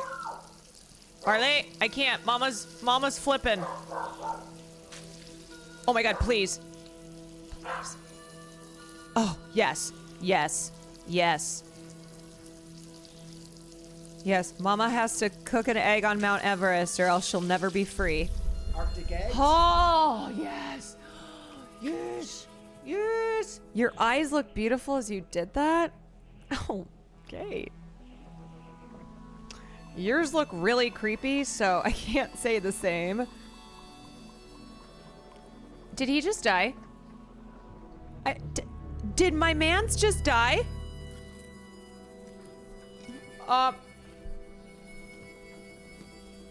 Did I just cook him his last meal? Hello? Okay, I guess you found peace. I guess I'll take that. My man's found some peace. Or do you think my cooking was so bad he's like, I should just kill myself? I really should just do it now.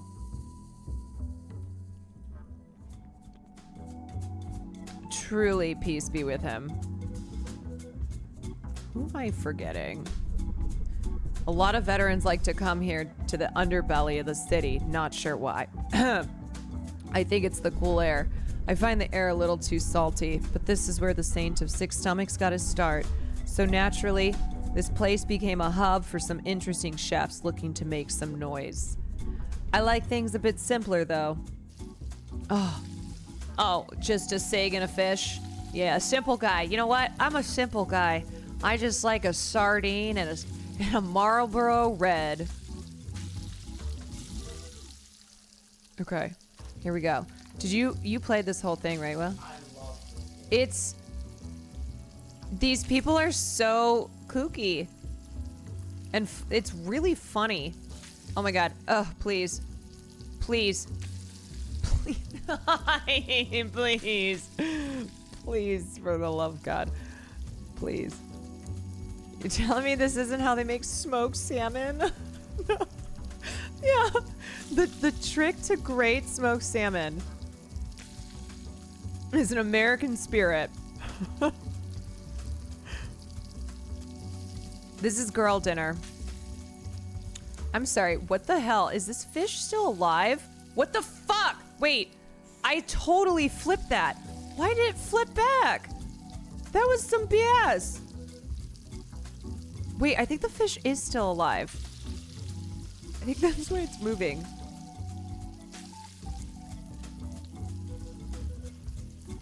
See? See? It just did that. It did that. I didn't do that. Come on, cook. There we go. I told you. That paired elegantly with the fish. Ah, yes. Use my stomach as your bail money? What the hell? All right, where do I go?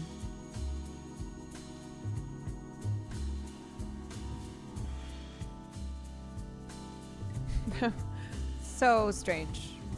Very strange. Hello? Can I get in? Oh, do I have to go to another? Where's my chips? Yeah, this game is very fever dream.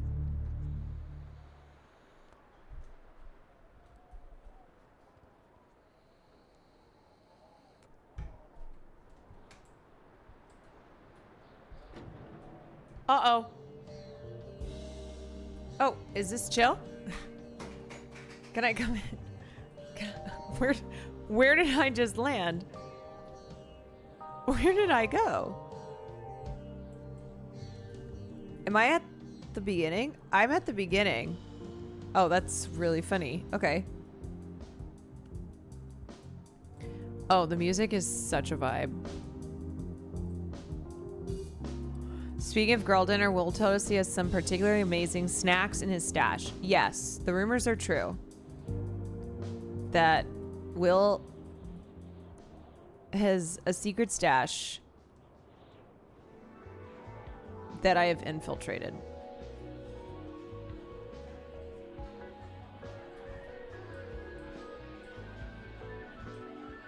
Are you hitting the Benjamin? What? What?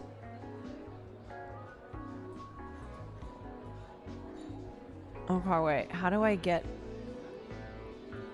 I need to get in to another door and feed weirdos. I have to feed some weirdos. Permission to hit the egg.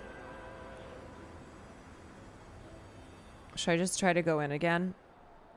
Let me see. Oh, usually a door with a light at the top. Didn't I just go through that door? Let me just try to go in again.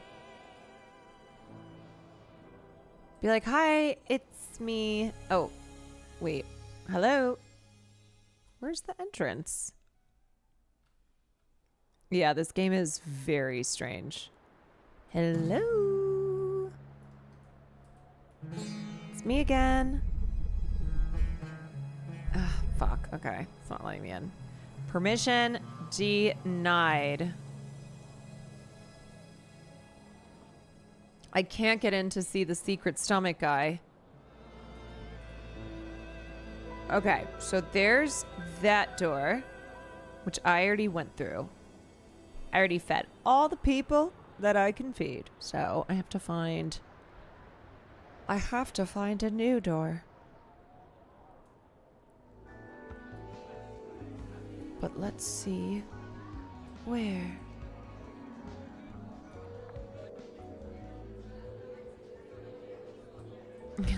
Damn, looking like DC out here. Yeah, actually. Excuse me.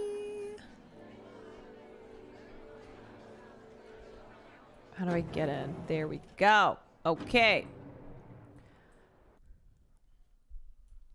Whoa. Far out, dude. 8 people hungry. Okay, how many have I fed so far? Let me see. 18. So I had to feed 9 more people? But there's only 8 people in here. What? God, they're always asking this question about frying eggs on Mount Everest. Why not just pre-cook the egg?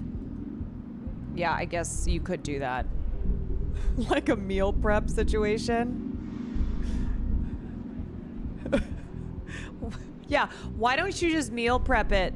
So then when you go to the top of Mount Everest, you just pull it out and it's done.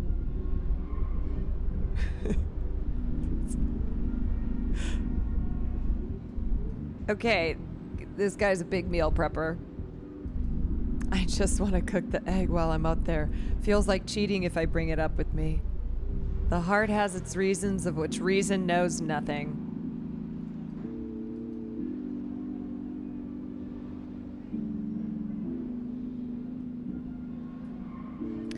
What's the funniest memory you have with Will? I don't know if I can say the funniest, but probably one of the funniest was the incident at our apartment when we realized that Alex Wolf was the guy who had parked in our parking spot, who we were waiting for hours, and had like put Post-its on his car and dragged paint cans. Do you think you can fry eggs on Mount Everest? Fuck off!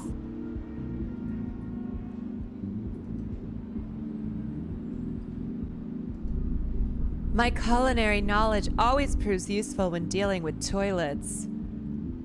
Why? Because you can identify what's coming out of you? Whenever you first lay a steak down in the pan, you lay it away from yourself, so hot stuff doesn't sputter up and hit you. Let me guess, I'm gonna have to do that. Same principle applies when scrubbing the toilet bowl.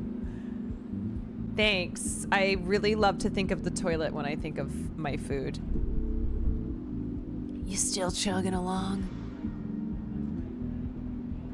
The hell is that? Leaking, but feel good?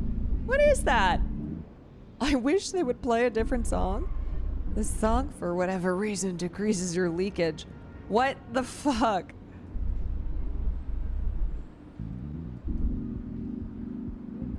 Anyway, I'm ordering you some food and a beverage. Please. Yes. Wait, let me make you something. Oh God. Oh my God. Hot sauce? Okay. Wait. Food and a or is that beer? What's going on here? Are you cooking beer now? Wait, why did I get that wrong? No way. Do I have to keep it upright? No way. Oh my God, how am I gonna do this? No way. A whole... Okay, wait, that was close. Do I have to... How the hell am I gonna do this?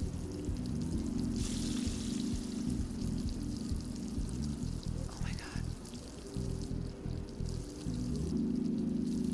Shit! Oh fuck, I'm dead. Oh no.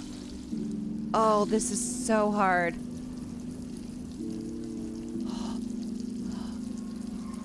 Okay. Oh, farts. Shit. Shit. Oh, okay. I can't.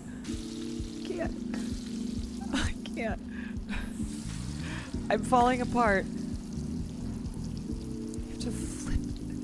How am I? Shit. I keep getting it. I can't. Okay. I almost had it, and now I'm trash.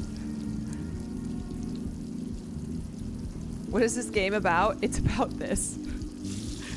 It's about flipping an egg with a beer. Shit, man. God, fuck me. This is so annoying. I don't even understand if I'm doing this right. Stupid.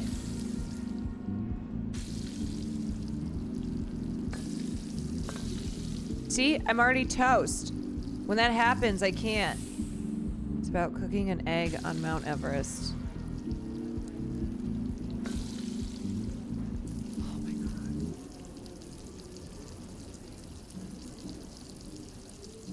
There is no toast, so true.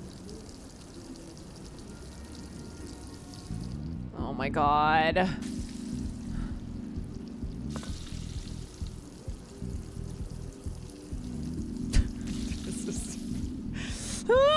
Okay. New boss unlocked. No, see, it's if I don't start with it upright, I'm dead.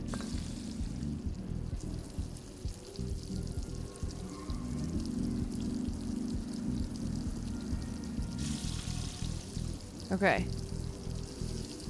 Okay. Oh my God, what do I do? I don't know. I don't understand. I don't understand. Use your intuition, girly. I don't have any.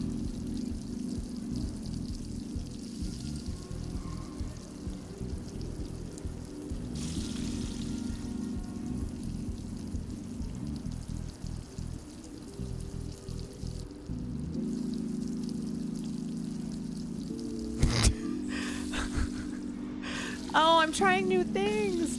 I'm trying new things.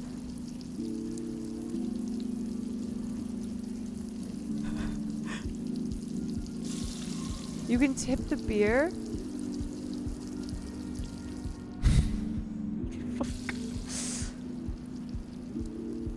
Okay. Now this is worse.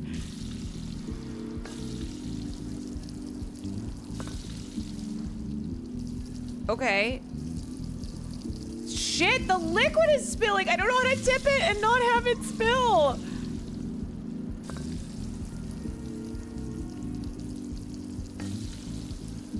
I don't know. I can't. This is the hardest one yet.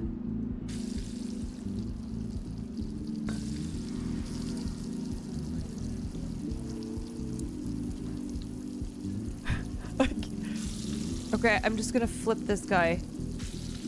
Oh my God. Holy shit. No way. No way. I did it. Oh my God. She's cracked. She's cracked. Oh my god. It only took 20 times.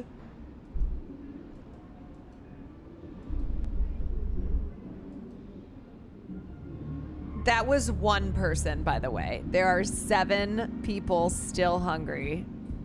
That was one freaking person.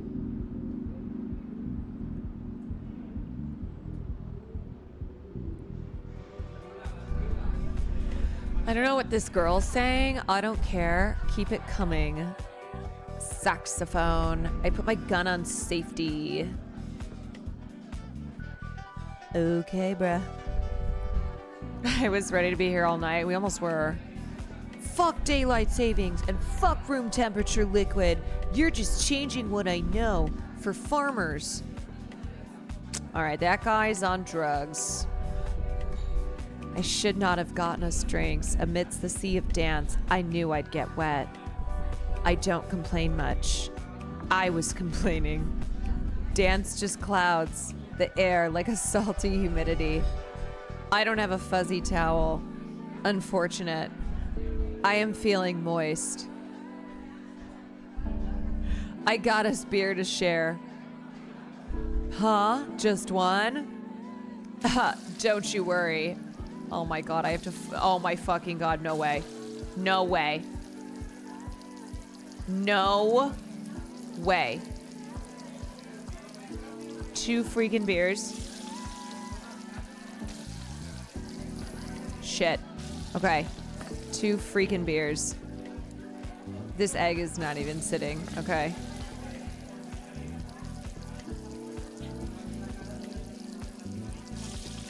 Oh my god, I'm so stressed. Shit. Oh, I see. I see. Okay. Okay. Oh, this is hard. This is really hard. Fuck, I lost it. Oh, shit.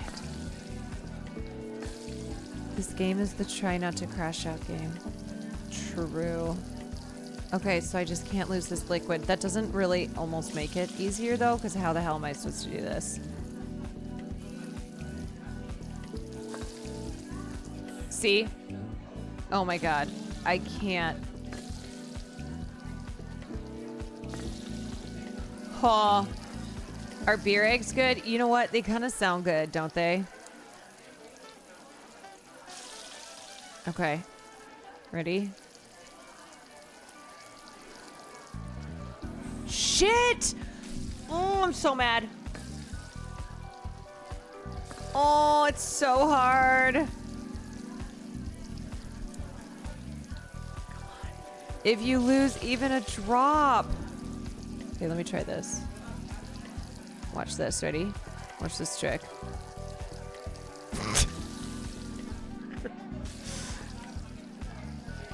Now watch this drive.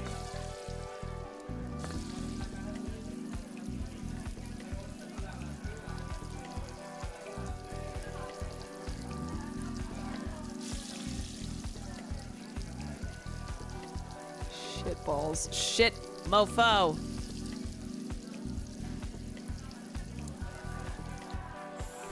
God damn it.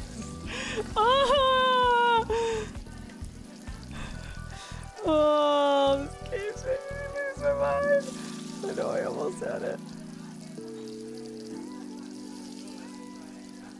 Please, please, yes, yes, yes. Oh, thank God. Holy shit. Oh, it is like a dance. It is truly like doing a dance.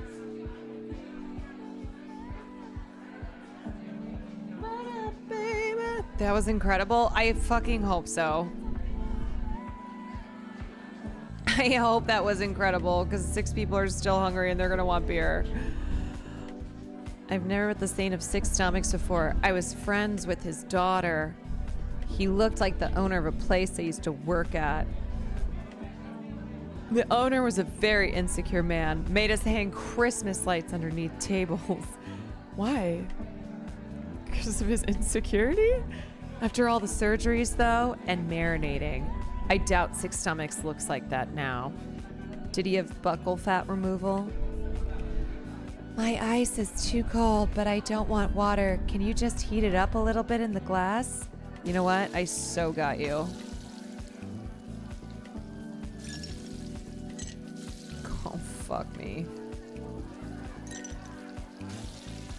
Okay, I thought you just wanted freaking ice. Clearly, you also want eggs. Okay, great.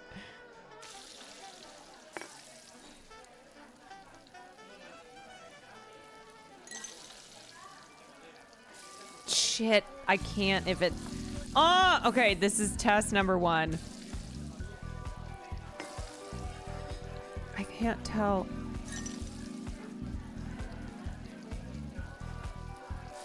Oh my god. Why can't I see where the ice is? Okay, don't move. God.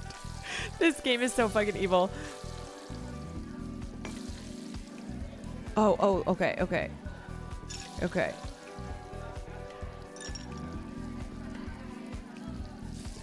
Oh my god, evil, evil, evil. Depth perception, impossible.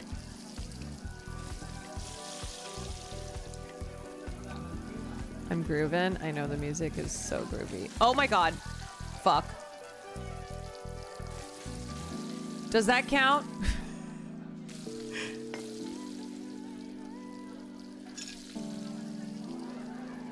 Does that count? Fuck the glass. I know, why do I even need this?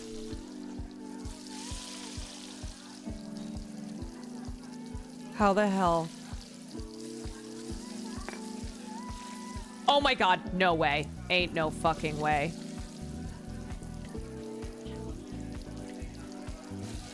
No! Oh my god, kill me.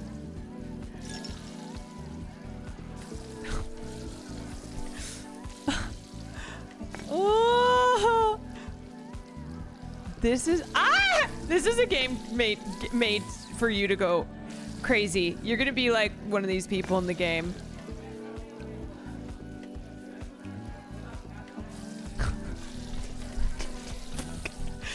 Fucking hell. Please stop. Please.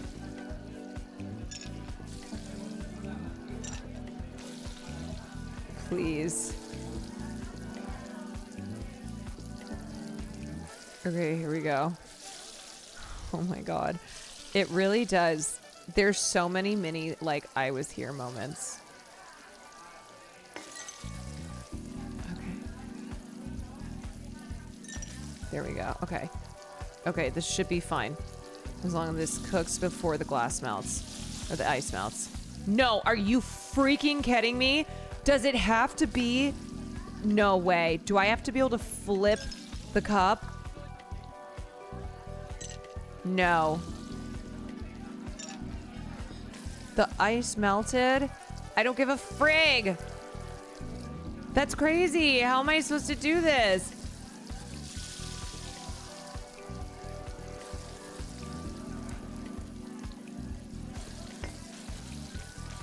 Shit. Okay. Okay. This has got to be it. This has got to be it. Come on. Come on. Come on. Please. Please. Yes. Oh my god, this level is so hard. Root. You're welcome. Okay, that was not easy. That was not easy. Holy shit. Quota is low. Systemic discourse is really hindering their output. Agreed. Since 50-20 whatever. In relation to the socio-consumer, I don't know what the hell this conversation is, I'm gonna be honest. Do you guys want eggs? I've heard tender whispered desires to move away from the state-operated enterprise structure. Revolution! Favoring something more. Don't say it. That word will send echoes around the room. Say it, vampire.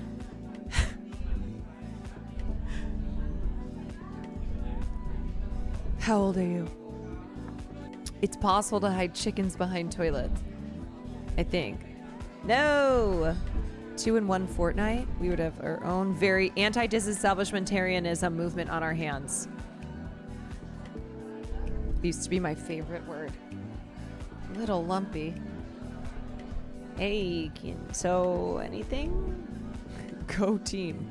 Okay, I guess nothing. All right, this guy is grooving. Used to come here all the time. You and me, man. You were holding me back. My legs have never moved faster. I think it's called drugs. What's the last thing I will do on my phone, like before I die? I don't know. Look at porn. Oh, fuck. Oh, shit. Oh, no. Oh, this is so hard. Yeah, imagine dancing with a gun like that. Yeah, everybody just dies. Okay. Shoot. Oh, my God.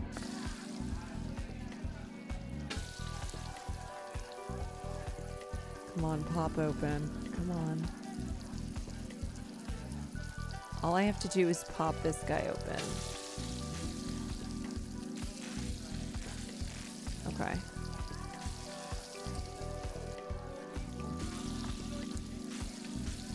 Shit! Oh, I'm pissed.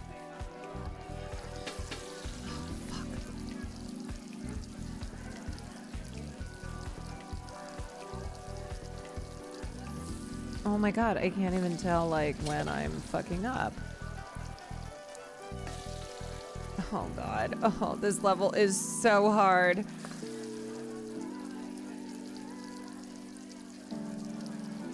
Come on. Why does everybody want warm beer? Okay, let me put this over here. Oh god. Oh, Jesus.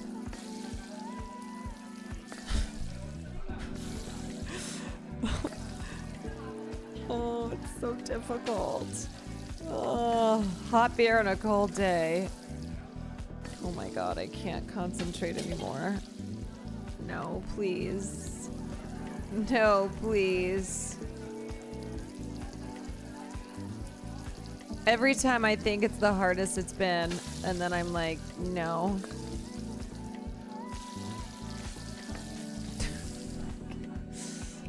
Oh, please, please, please, for the love of God. Okay, come on. God, you really have to do... You have to do a ginger touch. Okay.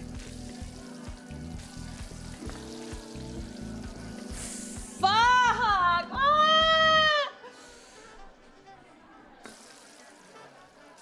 Ah!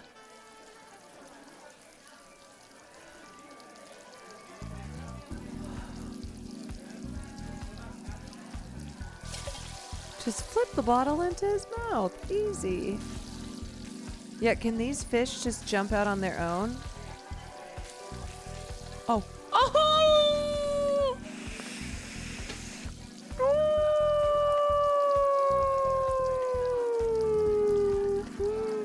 Please, please, please.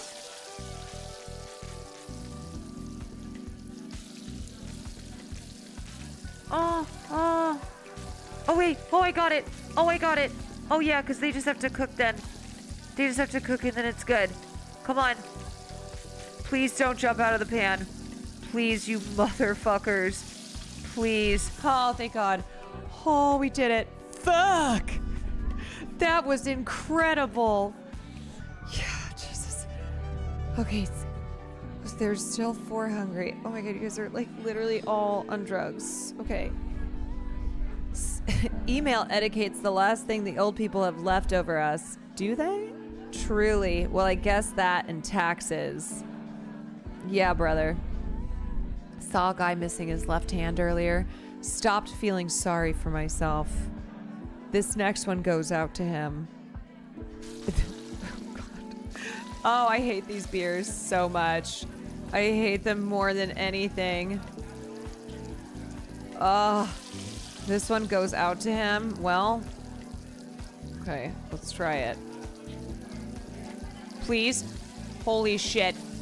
Nope, that was a disaster. I almost had it. Oh, God.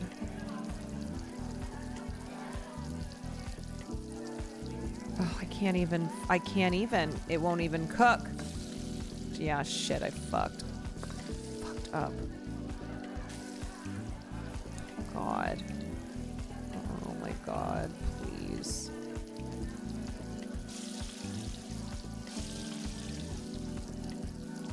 Okay. Ready? Ready? Here we go. Oh! Oh! Boy, oh boy, oh boy. Oh boy, oh boy, oh boy. Is this a safe space to confess I still have a Yahoo email? You know what? Sure. Please. Oh, God, no, no. I'm telling you, the beer ones. Oh, the beer ones. Oh, my God. Oh, I hate this. I hate this. I can't believe how much harder it's gotten. Oh, my God. Oh, God.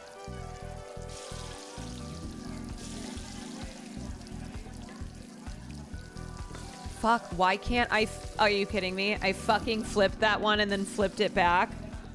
Oh, shit. On a stick. Please kill me. I can't do this. This is the hardest thing ever. You have no idea. You've never played this game. This is the hardest thing ever. It will make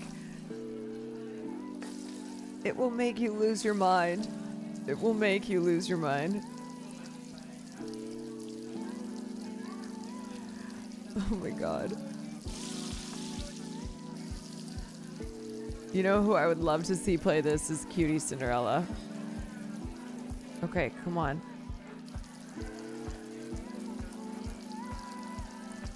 Oh.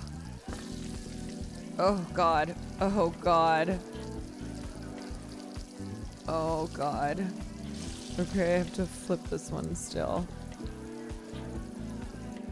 Oh no, I'm scared. How do I?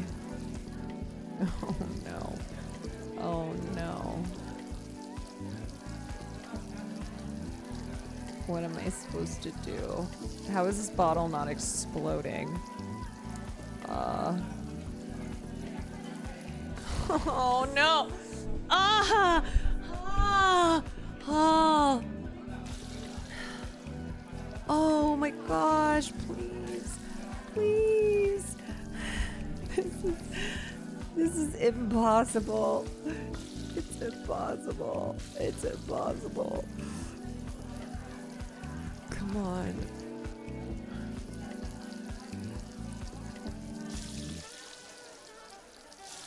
Okay. Come on.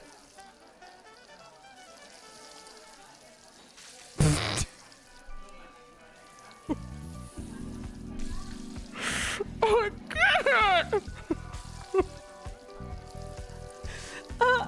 What's up, G Dave?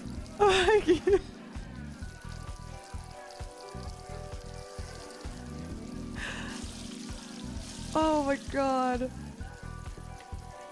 Log in, Prodigy.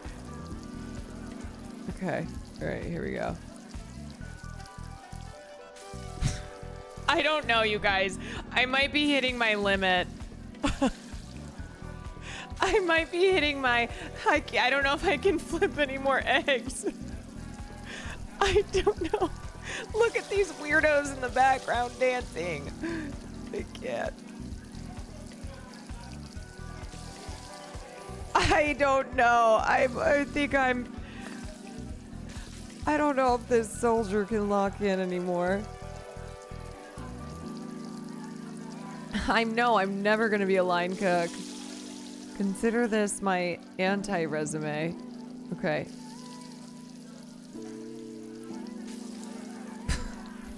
don't know how to do it. This one is I know I keep saying this, but each one is impossible. I am single-handedly causing the egg prices to skyrocket. Okay, put it to the side. Put it to the side, and then boom. Oh my God! Hold on, let me stretch. Let me stretch. Well.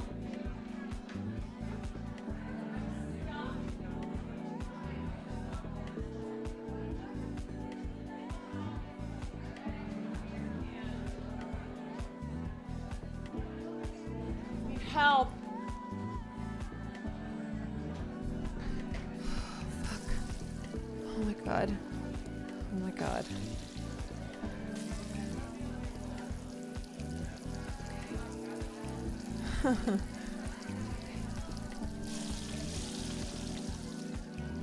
Okay, here we go. Oh, why can't I do it? Why? Why can't I do this? Huh?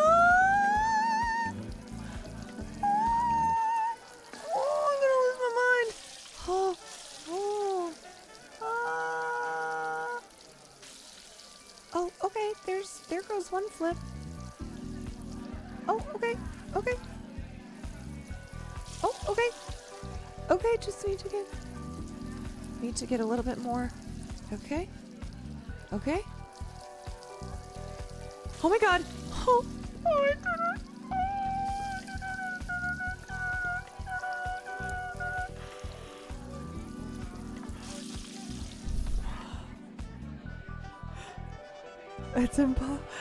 It's impossible until it's not. Bomb lefts, thank you for the raid. It's impossible until it's not impossible. Holy shit. Holy shit. Sometimes you gotta get up and stretch, it's true. You fucking sank. What the hell? Acid makes people weird. What about you, sir? Thought this would be the job that would get me my ticket out of here. Since bar food is easy to make and there are rarely any complaints. Yeah. Hardly any of these people eat. It's because they're on psych. It's because they're on a lot of drugs.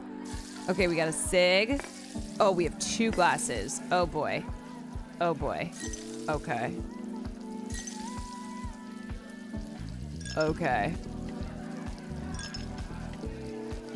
This is, why does everybody want melted ice? Okay, and we have a fucking egg. Can that please be it? Please. 2 cups. 2 cups, 1 cig.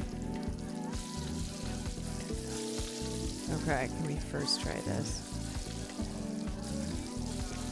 Oh my God.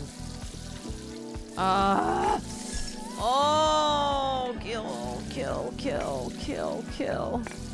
Oh, kill. Oh, I hate these motherfuckers. Oh, it's so annoying. They're so annoying. The ice is so stupid. So stupid. Okay. Come on. Fry this fucking egg. Death, death, death, death. Okay, it's time to flip. It's time to flip. Okay, you just gotta get...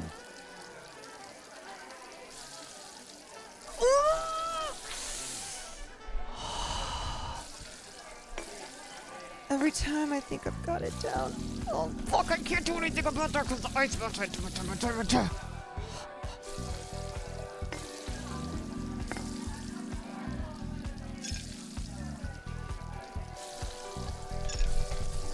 Stupid! Stupid!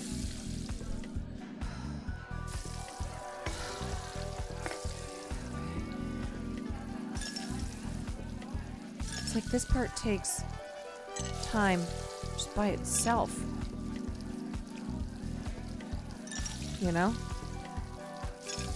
Okay, this has to be it.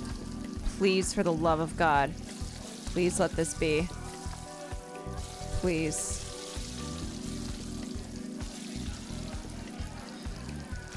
Are you freaking kidding me? Are you freaking kidding me? Are you freaking kidding me? Are you freaking kidding me?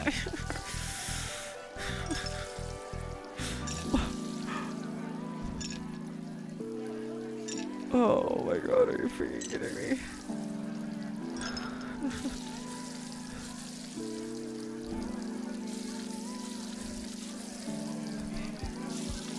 Okay, please. Okay, this way. Oh my god. Oh my god. Okay. Okay. Okay, let's try it again.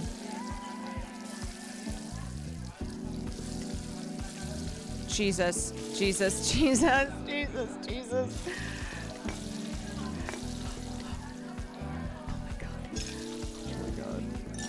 Oh my god. Oh my god.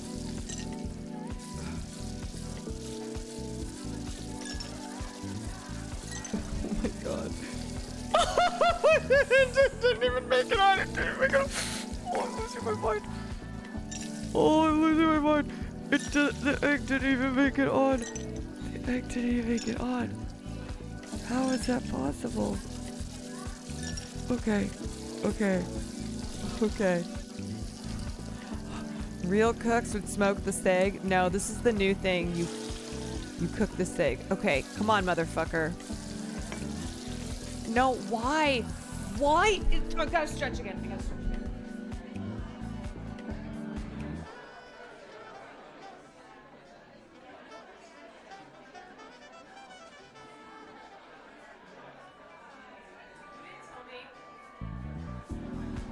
You gonna tell me how crazy this could make me? Okay. Okay. Okay, lock in. Lock in. Lock in. Music is still a vibe. This is true. Please let this be for the love of God.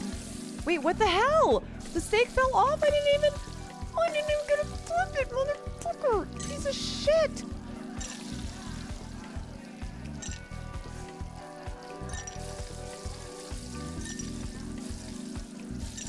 I'm not breathing. Oh, it burned out? Damn it. I forgot about the steak burning. Okay. Oh, yes. Yes. Yes. Yes. That's it. That's it. That's it. That's it. That's it. Come on, don't let it burn out. Please. Please, yes. Oh my god. Oh my god, we did it. Oh my god. Oh my god, okay. There's still 2 people left. Jesus. Jesus. Okay. Stretching kind of OP, I know. Listen, man bun. You would not believe what I dropped in here. Could you jump in and grab it for me? I don't think I shall. I feel like that's my death.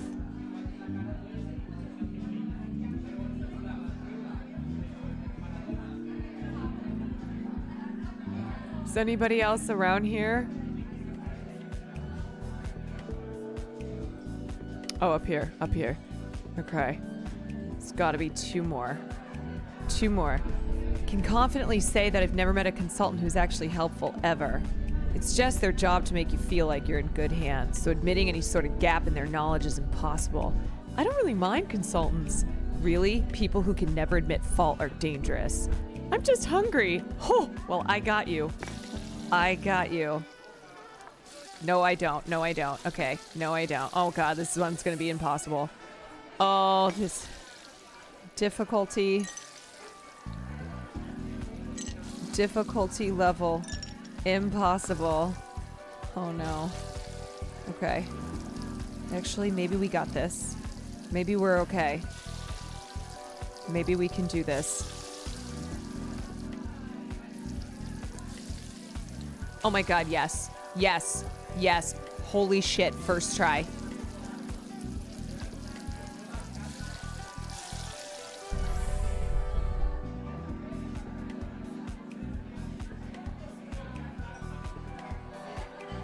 First try. First try. I used to pray for times like these.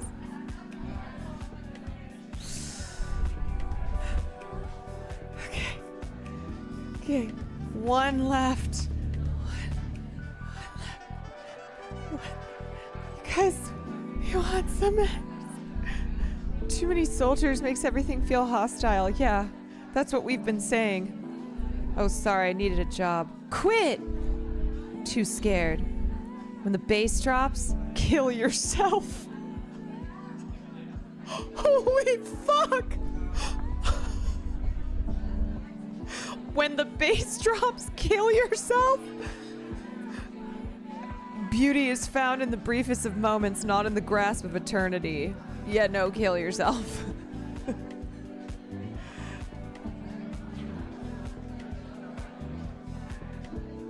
Okay, what is that? I don't need sex. Well, doesn't look like you're getting any. Oh, government fucks me every day. I see. That's my new catchphrase. Me too. When the bass drops, kill yourself. I'm a little uncomfortable. Oh, are you? Okay, I'm missing one person. Who am I missing? Last person who needs food. Who needs food, please?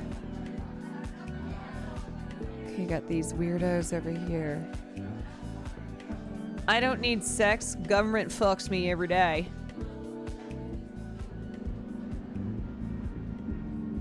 Okay, talk to that guy. Who am I forgetting? Talk to this one. Talk to that one. Wait, is there one in the bathroom? Where's the bathroom? Wait, where's the toilet?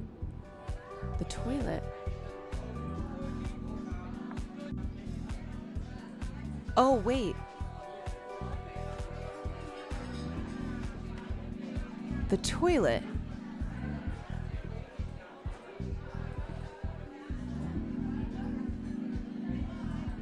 Oh, I'm in the toilet.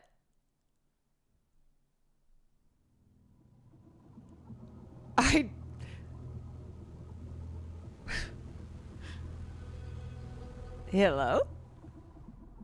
I'm literally in the shitter. What the hell? Is this what the toilet's like?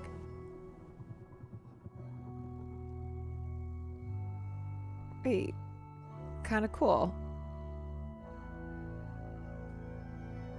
Is it whispering you sweet nothings? Not yet. I appreciate how big it is, this big toilet.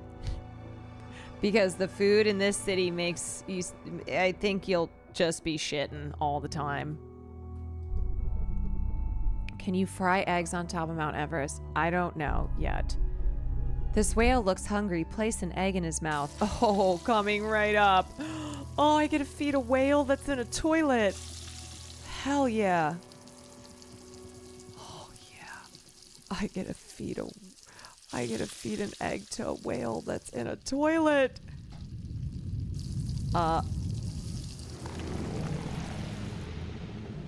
What the hell? No way. No way. Oh, I knew this was too easy. I knew this was too easy.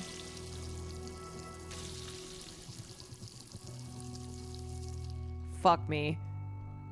God damn it. Okay, I gotta figure out how I'm gonna... No, now I'm falling apart. It's one egg. It's one egg.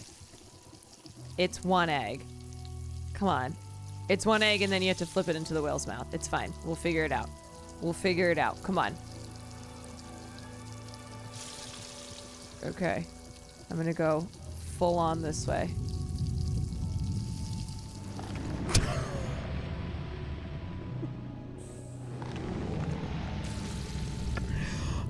Okay, I flipped it backwards. I flipped it backwards. What the hell? Oh God. Oh. Oh. Oh no, please. Oh, please. Oh, please. Yeah, the opposite of whatever that was is what I need to do.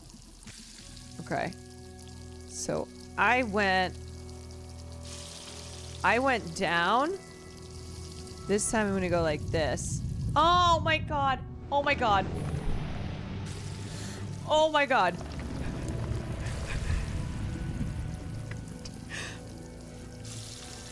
Okay, so also not whatever that was. Okay, new plan. We're gonna go this way. Watch this, ready?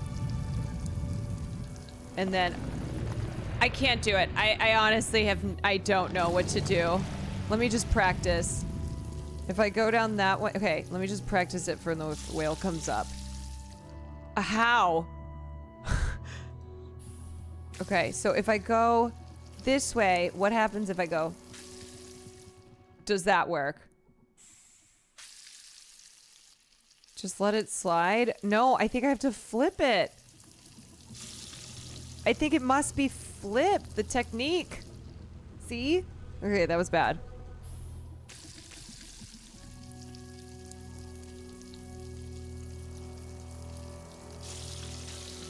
I know, I need momentum, but I'm trying to figure out, like, what way. Okay, come on, it's an egg. It's a freaking egg. Come on, man, you flipped so many freaking eggs. You flipped so many eggs.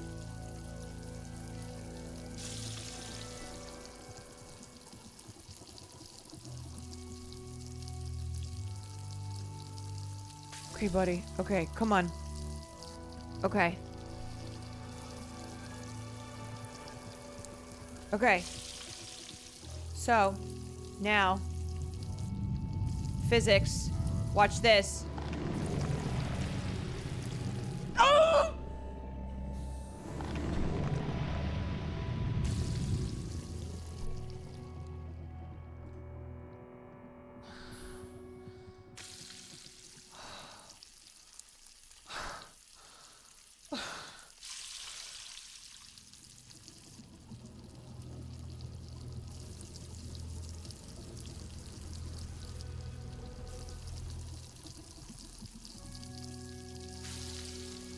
I don't know what to do. Flip it up like when cooking an egg, but I'm trying to.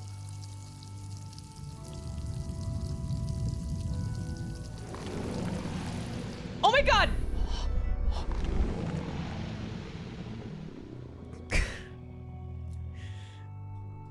Oh, we did it.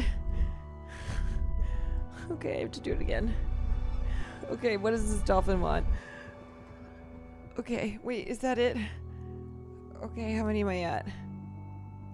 I'm at 26. I need one more. How do I get out of this toilet?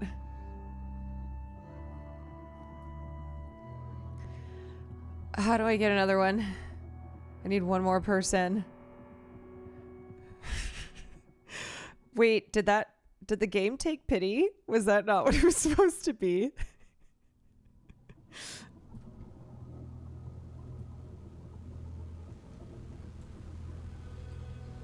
Whole ass level for one dolphin.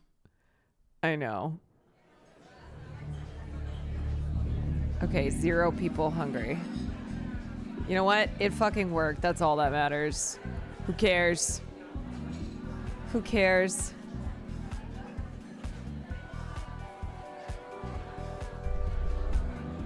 Fuck daylight savings and fuck room temperature liquid. You're just changing what I know for... Oh, wait. I already talked to this guy.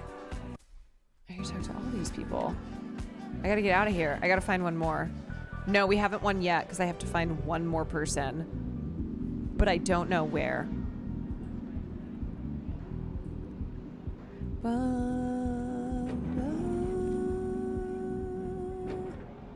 Are there any more doors?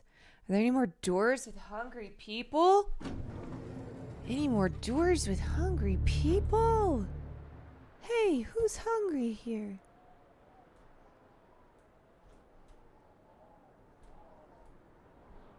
Anyone else?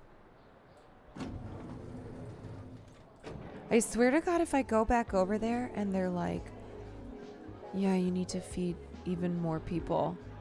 I think I'm just gonna kill everyone in town.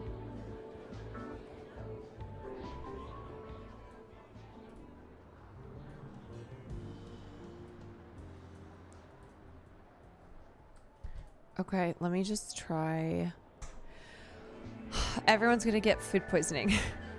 When the beat drops, I'm gonna kill you.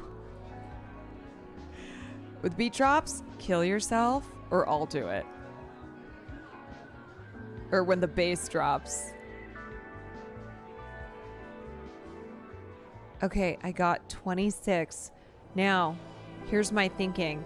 I go over here. I talk to the guy at the door. I'm like, please, I need one more person to go talk to the stomachs. Can I please make you some eggs? Please. I know, he's just beyond that door. I know you got demoted. I know. Please, I need one more.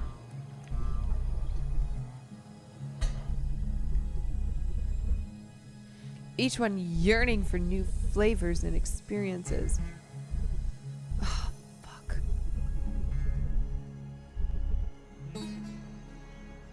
Damn it, you're not gonna let me give you an egg, motherfucker. Whatever. God damn you.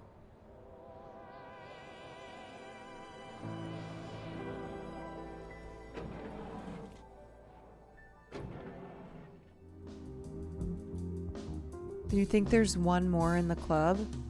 Really?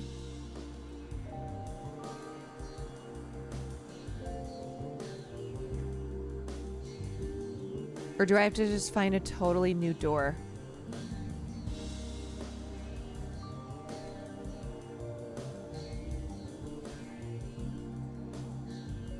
How many more people live in this town? Yeah, the club was 0 people hungry. Okay, let me just come over here. There's got to be one more room. I need one person. Please. Please, just one. I need another toilet.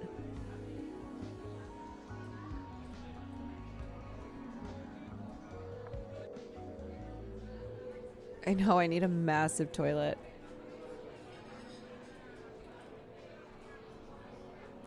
I need a massive toilet. Oh, wait. No. Wait, did I go in that door? Wait. Wait. Hold on. How did I skip that? Oh, wait, that's the start. Am I being stupid? Wait.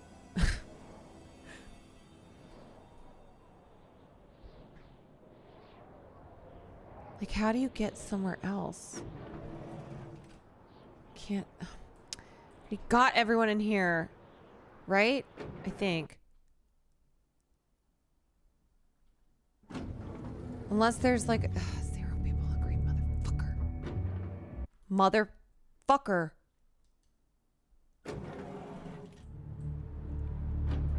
Okay, so here's the start. What am I missing? Okay, if you go down.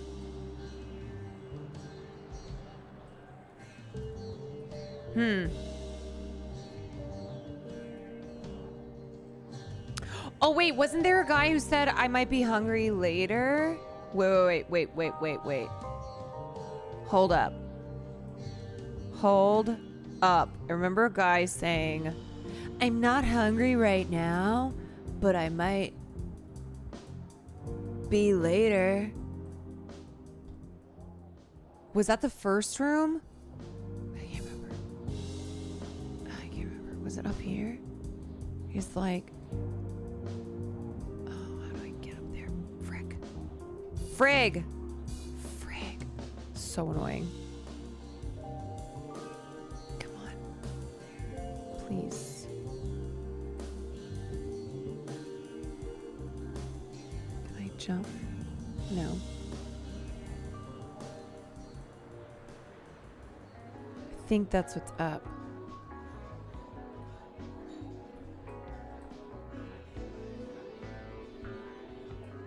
Wait, was it the second room? No, I think it was the first. I can't remember.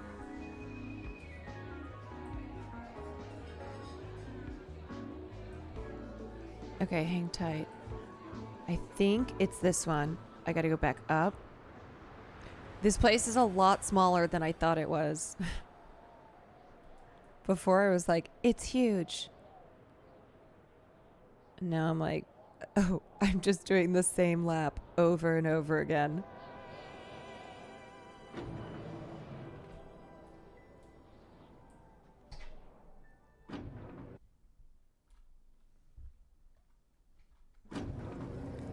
Okay, yeah, this is it. Because this guy, remember? He's like, hey, how you been? Yeah.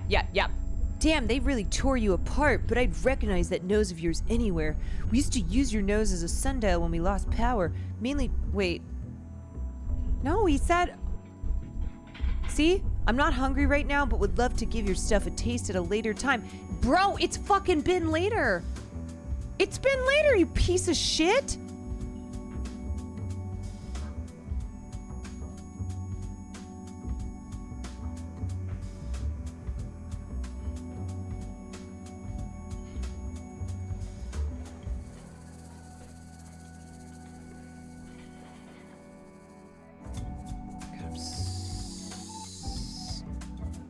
You think it's the other one? God. Oh my god, I'm so annoyed. So. Okay.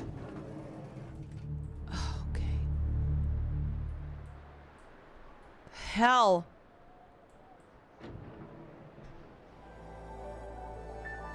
Do I have to go back in the toilet?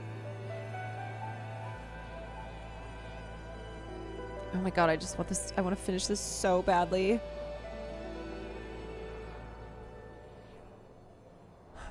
Please. I just need one more. I just need one more.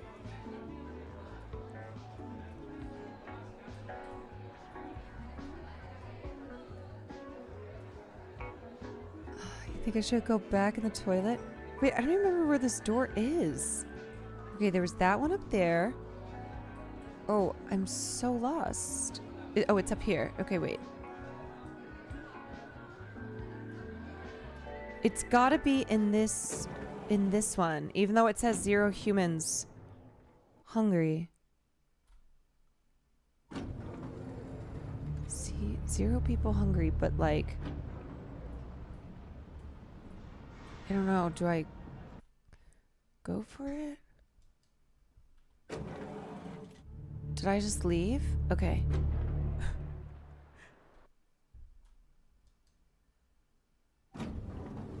What is going on? Oh.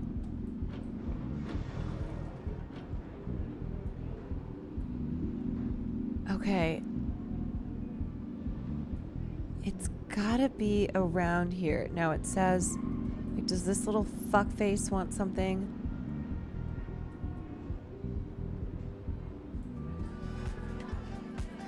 Okay.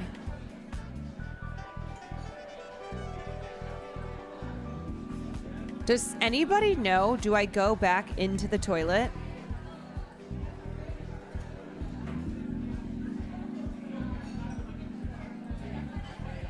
Okay, or I go in one of these. I don't know. Can you dig this other one, you weirdo?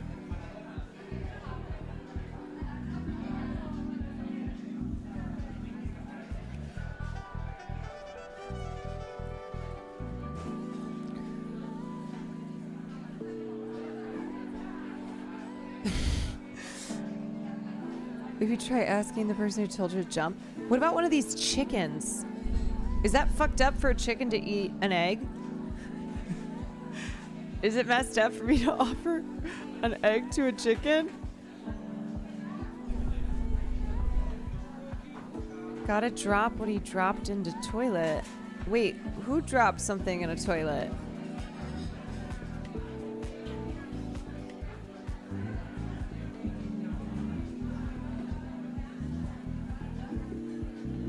Okay, let me go back in the toilet. I feel like there's something else to be had here. There's gotta be.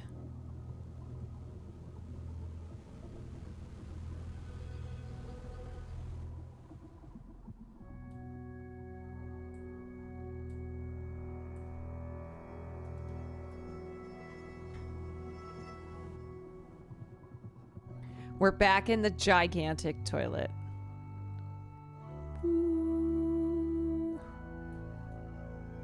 Hello? What the hell? Should I light up? I don't know. There's nothing to...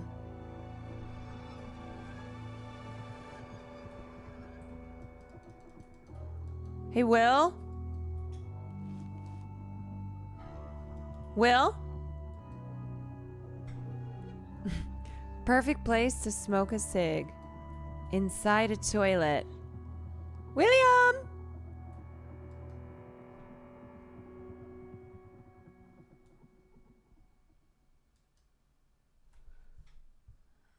Let me go see where he is.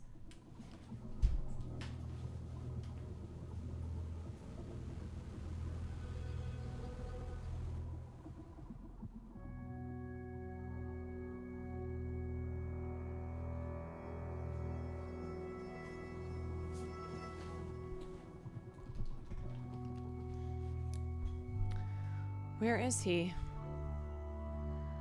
Where is he?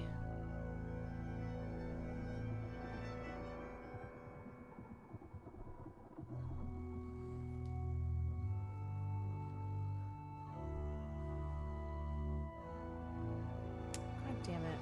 I have no service. Hold on. Will, are you watching the stream? Can you hear me? Will. Will, can you hear me? William. Come in, Will. I have no service on my phone. What the hell? Oh, so annoying. So annoying. Hold on. Page Will Neff in chat. Does that do anything? Retag Will.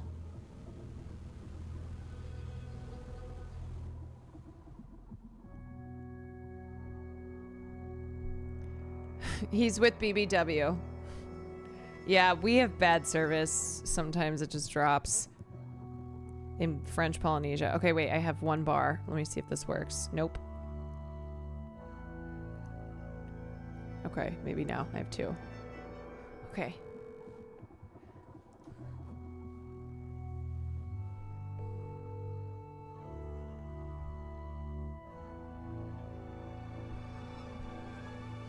Oh, please. Please. No, even when I have it on Wi-Fi. Oh, shit. I need you.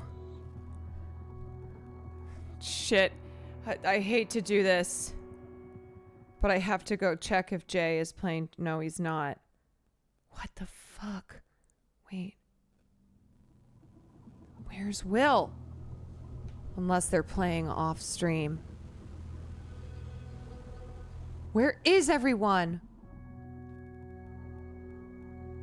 Shit. What the hell? If you see this message, will you watch my stream and help?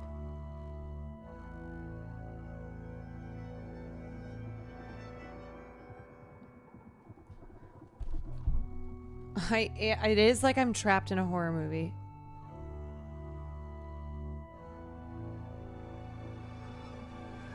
Will! Somebody. He's not answering. I genuinely don't know. We're all alone. We're all alone. Okay, so how do I get... Will you just give me a clue at least? Is it in this place? Is it here?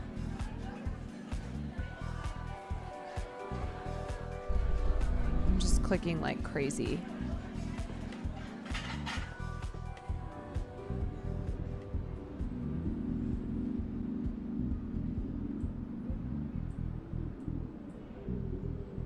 Oh, Will! I'm stuck. I'm trying to find the 27th person, and I can't. I'm at 26 out of 27. And for the love of me, I went through all the main rooms. Wait, in the area with the metal walkways, there's a door on the cylindrical tower. There you go. Wait, oh, do you know what that is?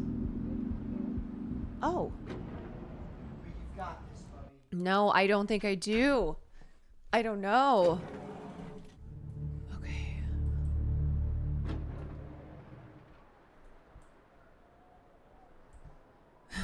Help, I'm stuck. Yeah, he did that classic walking away. Oh, no, please. Please. Okay, how do I get to... Wait, I don't get it. Wait, what do you mean there's a cylindrical door? Will, please.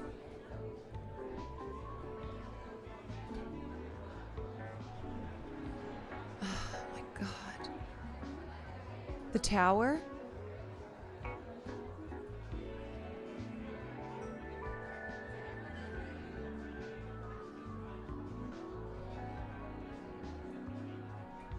You looked at it. Wait, there's a door on the cylindrical? Okay, so I gotta go over there.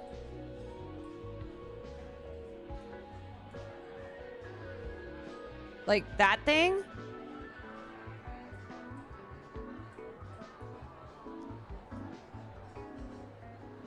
There's a door. How have I never seen this door?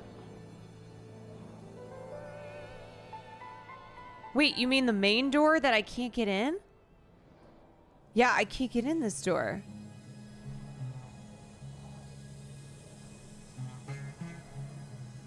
They won't let me in.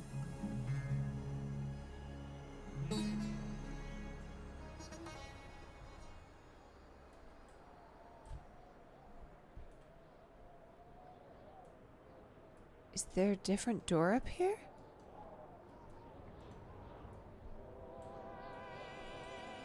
Hello? What are we... Will! I can't... That person was wrong. That person was wrong. We don't know where to go.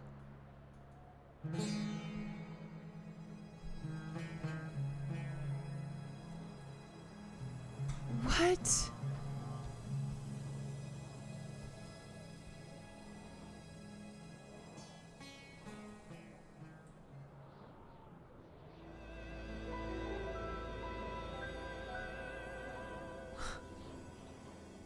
Tells me to play the game and then can't help at all.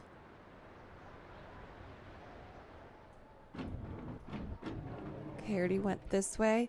I feel like half of this game has just been me wandering around saying, the door with the light. Wait, what? What? Will, I'm gonna kill when the bass drops, I'm gonna kill myself. Okay.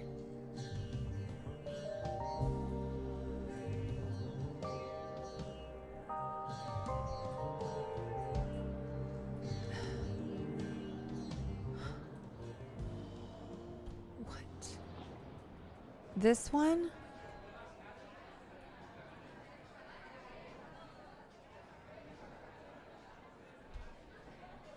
Bottom of the level. Far right. Behind you to the right? This way?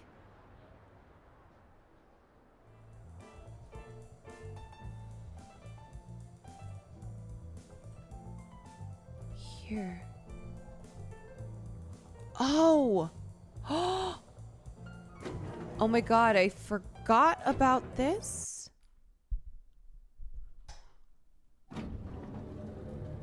Oh my God. Okay, so I just need one person, right? Holy shit. Wait, someone said, I'm sorry to the person who kept saying, have you fed the inmates? I didn't know what you were talking about. I didn't know. Oh my God. I'm sorry. Okay. The bugs find me desirable. Oh, I'll let you use this one as seasoning? Oh, great. But don't let him escape? Yum. Oh. Delicious.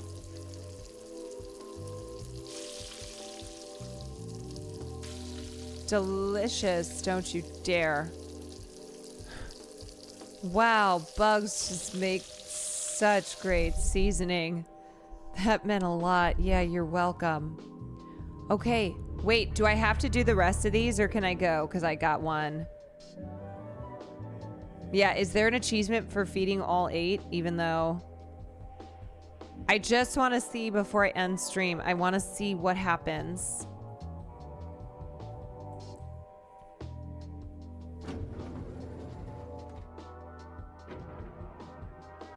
You get an there is an achievement. Okay, I just really want to see. Is that the whole game though? Or maybe I don't know. Yeah, sorry. One inmate gets food. One inmate gets food and that's it. Okay, let me just remember how to get here. Okay, so I go that way. So I go across the bridge.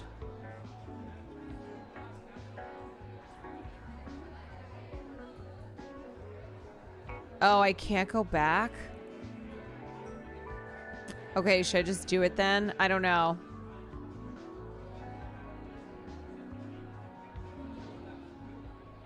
Okay, fine. Okay.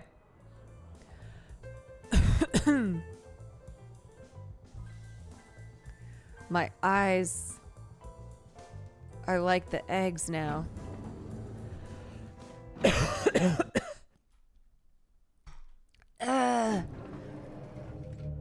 Okay, I fed that guy. There's 7 people left. You're happy? Can I get you something? I work for the TV station. I love your shoes. Thanks. Be careful. They take away that pan of yours. We're roommates. And that's a one-way street. Trust me. Don't worry. I'll be good. Thank you. I don't need to do drugs every day, man. It's cool if you do, though. My thighs just got so red I had to stop. Oh. Used to dream about these guys for the first couple months after the ban. Always wanted a taste. Chicken's taste of tomatoes now. Ah, never mind. Grow up. It's better than the alternative. I mean, do you want an egg? I usually perch on the toilet as if I were a bird. Like this. You know? I've never thought about it that way. I think it's healthier for you to sit like that. But I live with my girlfriend now. She's Polish. And I'm afraid she's going to come into the bathroom as I'm doing that. I tried to tell her the truth, but she thought I was joking. I've been trying to go cold turkey lately, but it's so hard. You know, I wish you the best of luck. That sounds quite difficult. I don't know how you manage. They say the saint of 6 stomachs has eyes that are deceptively unimportant. He understands you even through frosted glass. Is that an analogy? I don't think so. So he's got glasses? I think so. My great-grandma went to school with him. She also had glasses. Damn, he's pretty old. Consuming stingrays does that to you. Birds too before they get sick. I'm relieved we figured this one out. My great-grandma is dead. So fucking bizarre. I'm obsessed. Oxy, OxD, thank you for the 7 months. We've raised these guys since birth. Sure did. Don't waste them. If they escape, maybe that wouldn't be such a bad thing. We talked about this. It is time. Oh, okay. Oh, shit. We've got the... Oh, I already fucked up. Okay, my bad.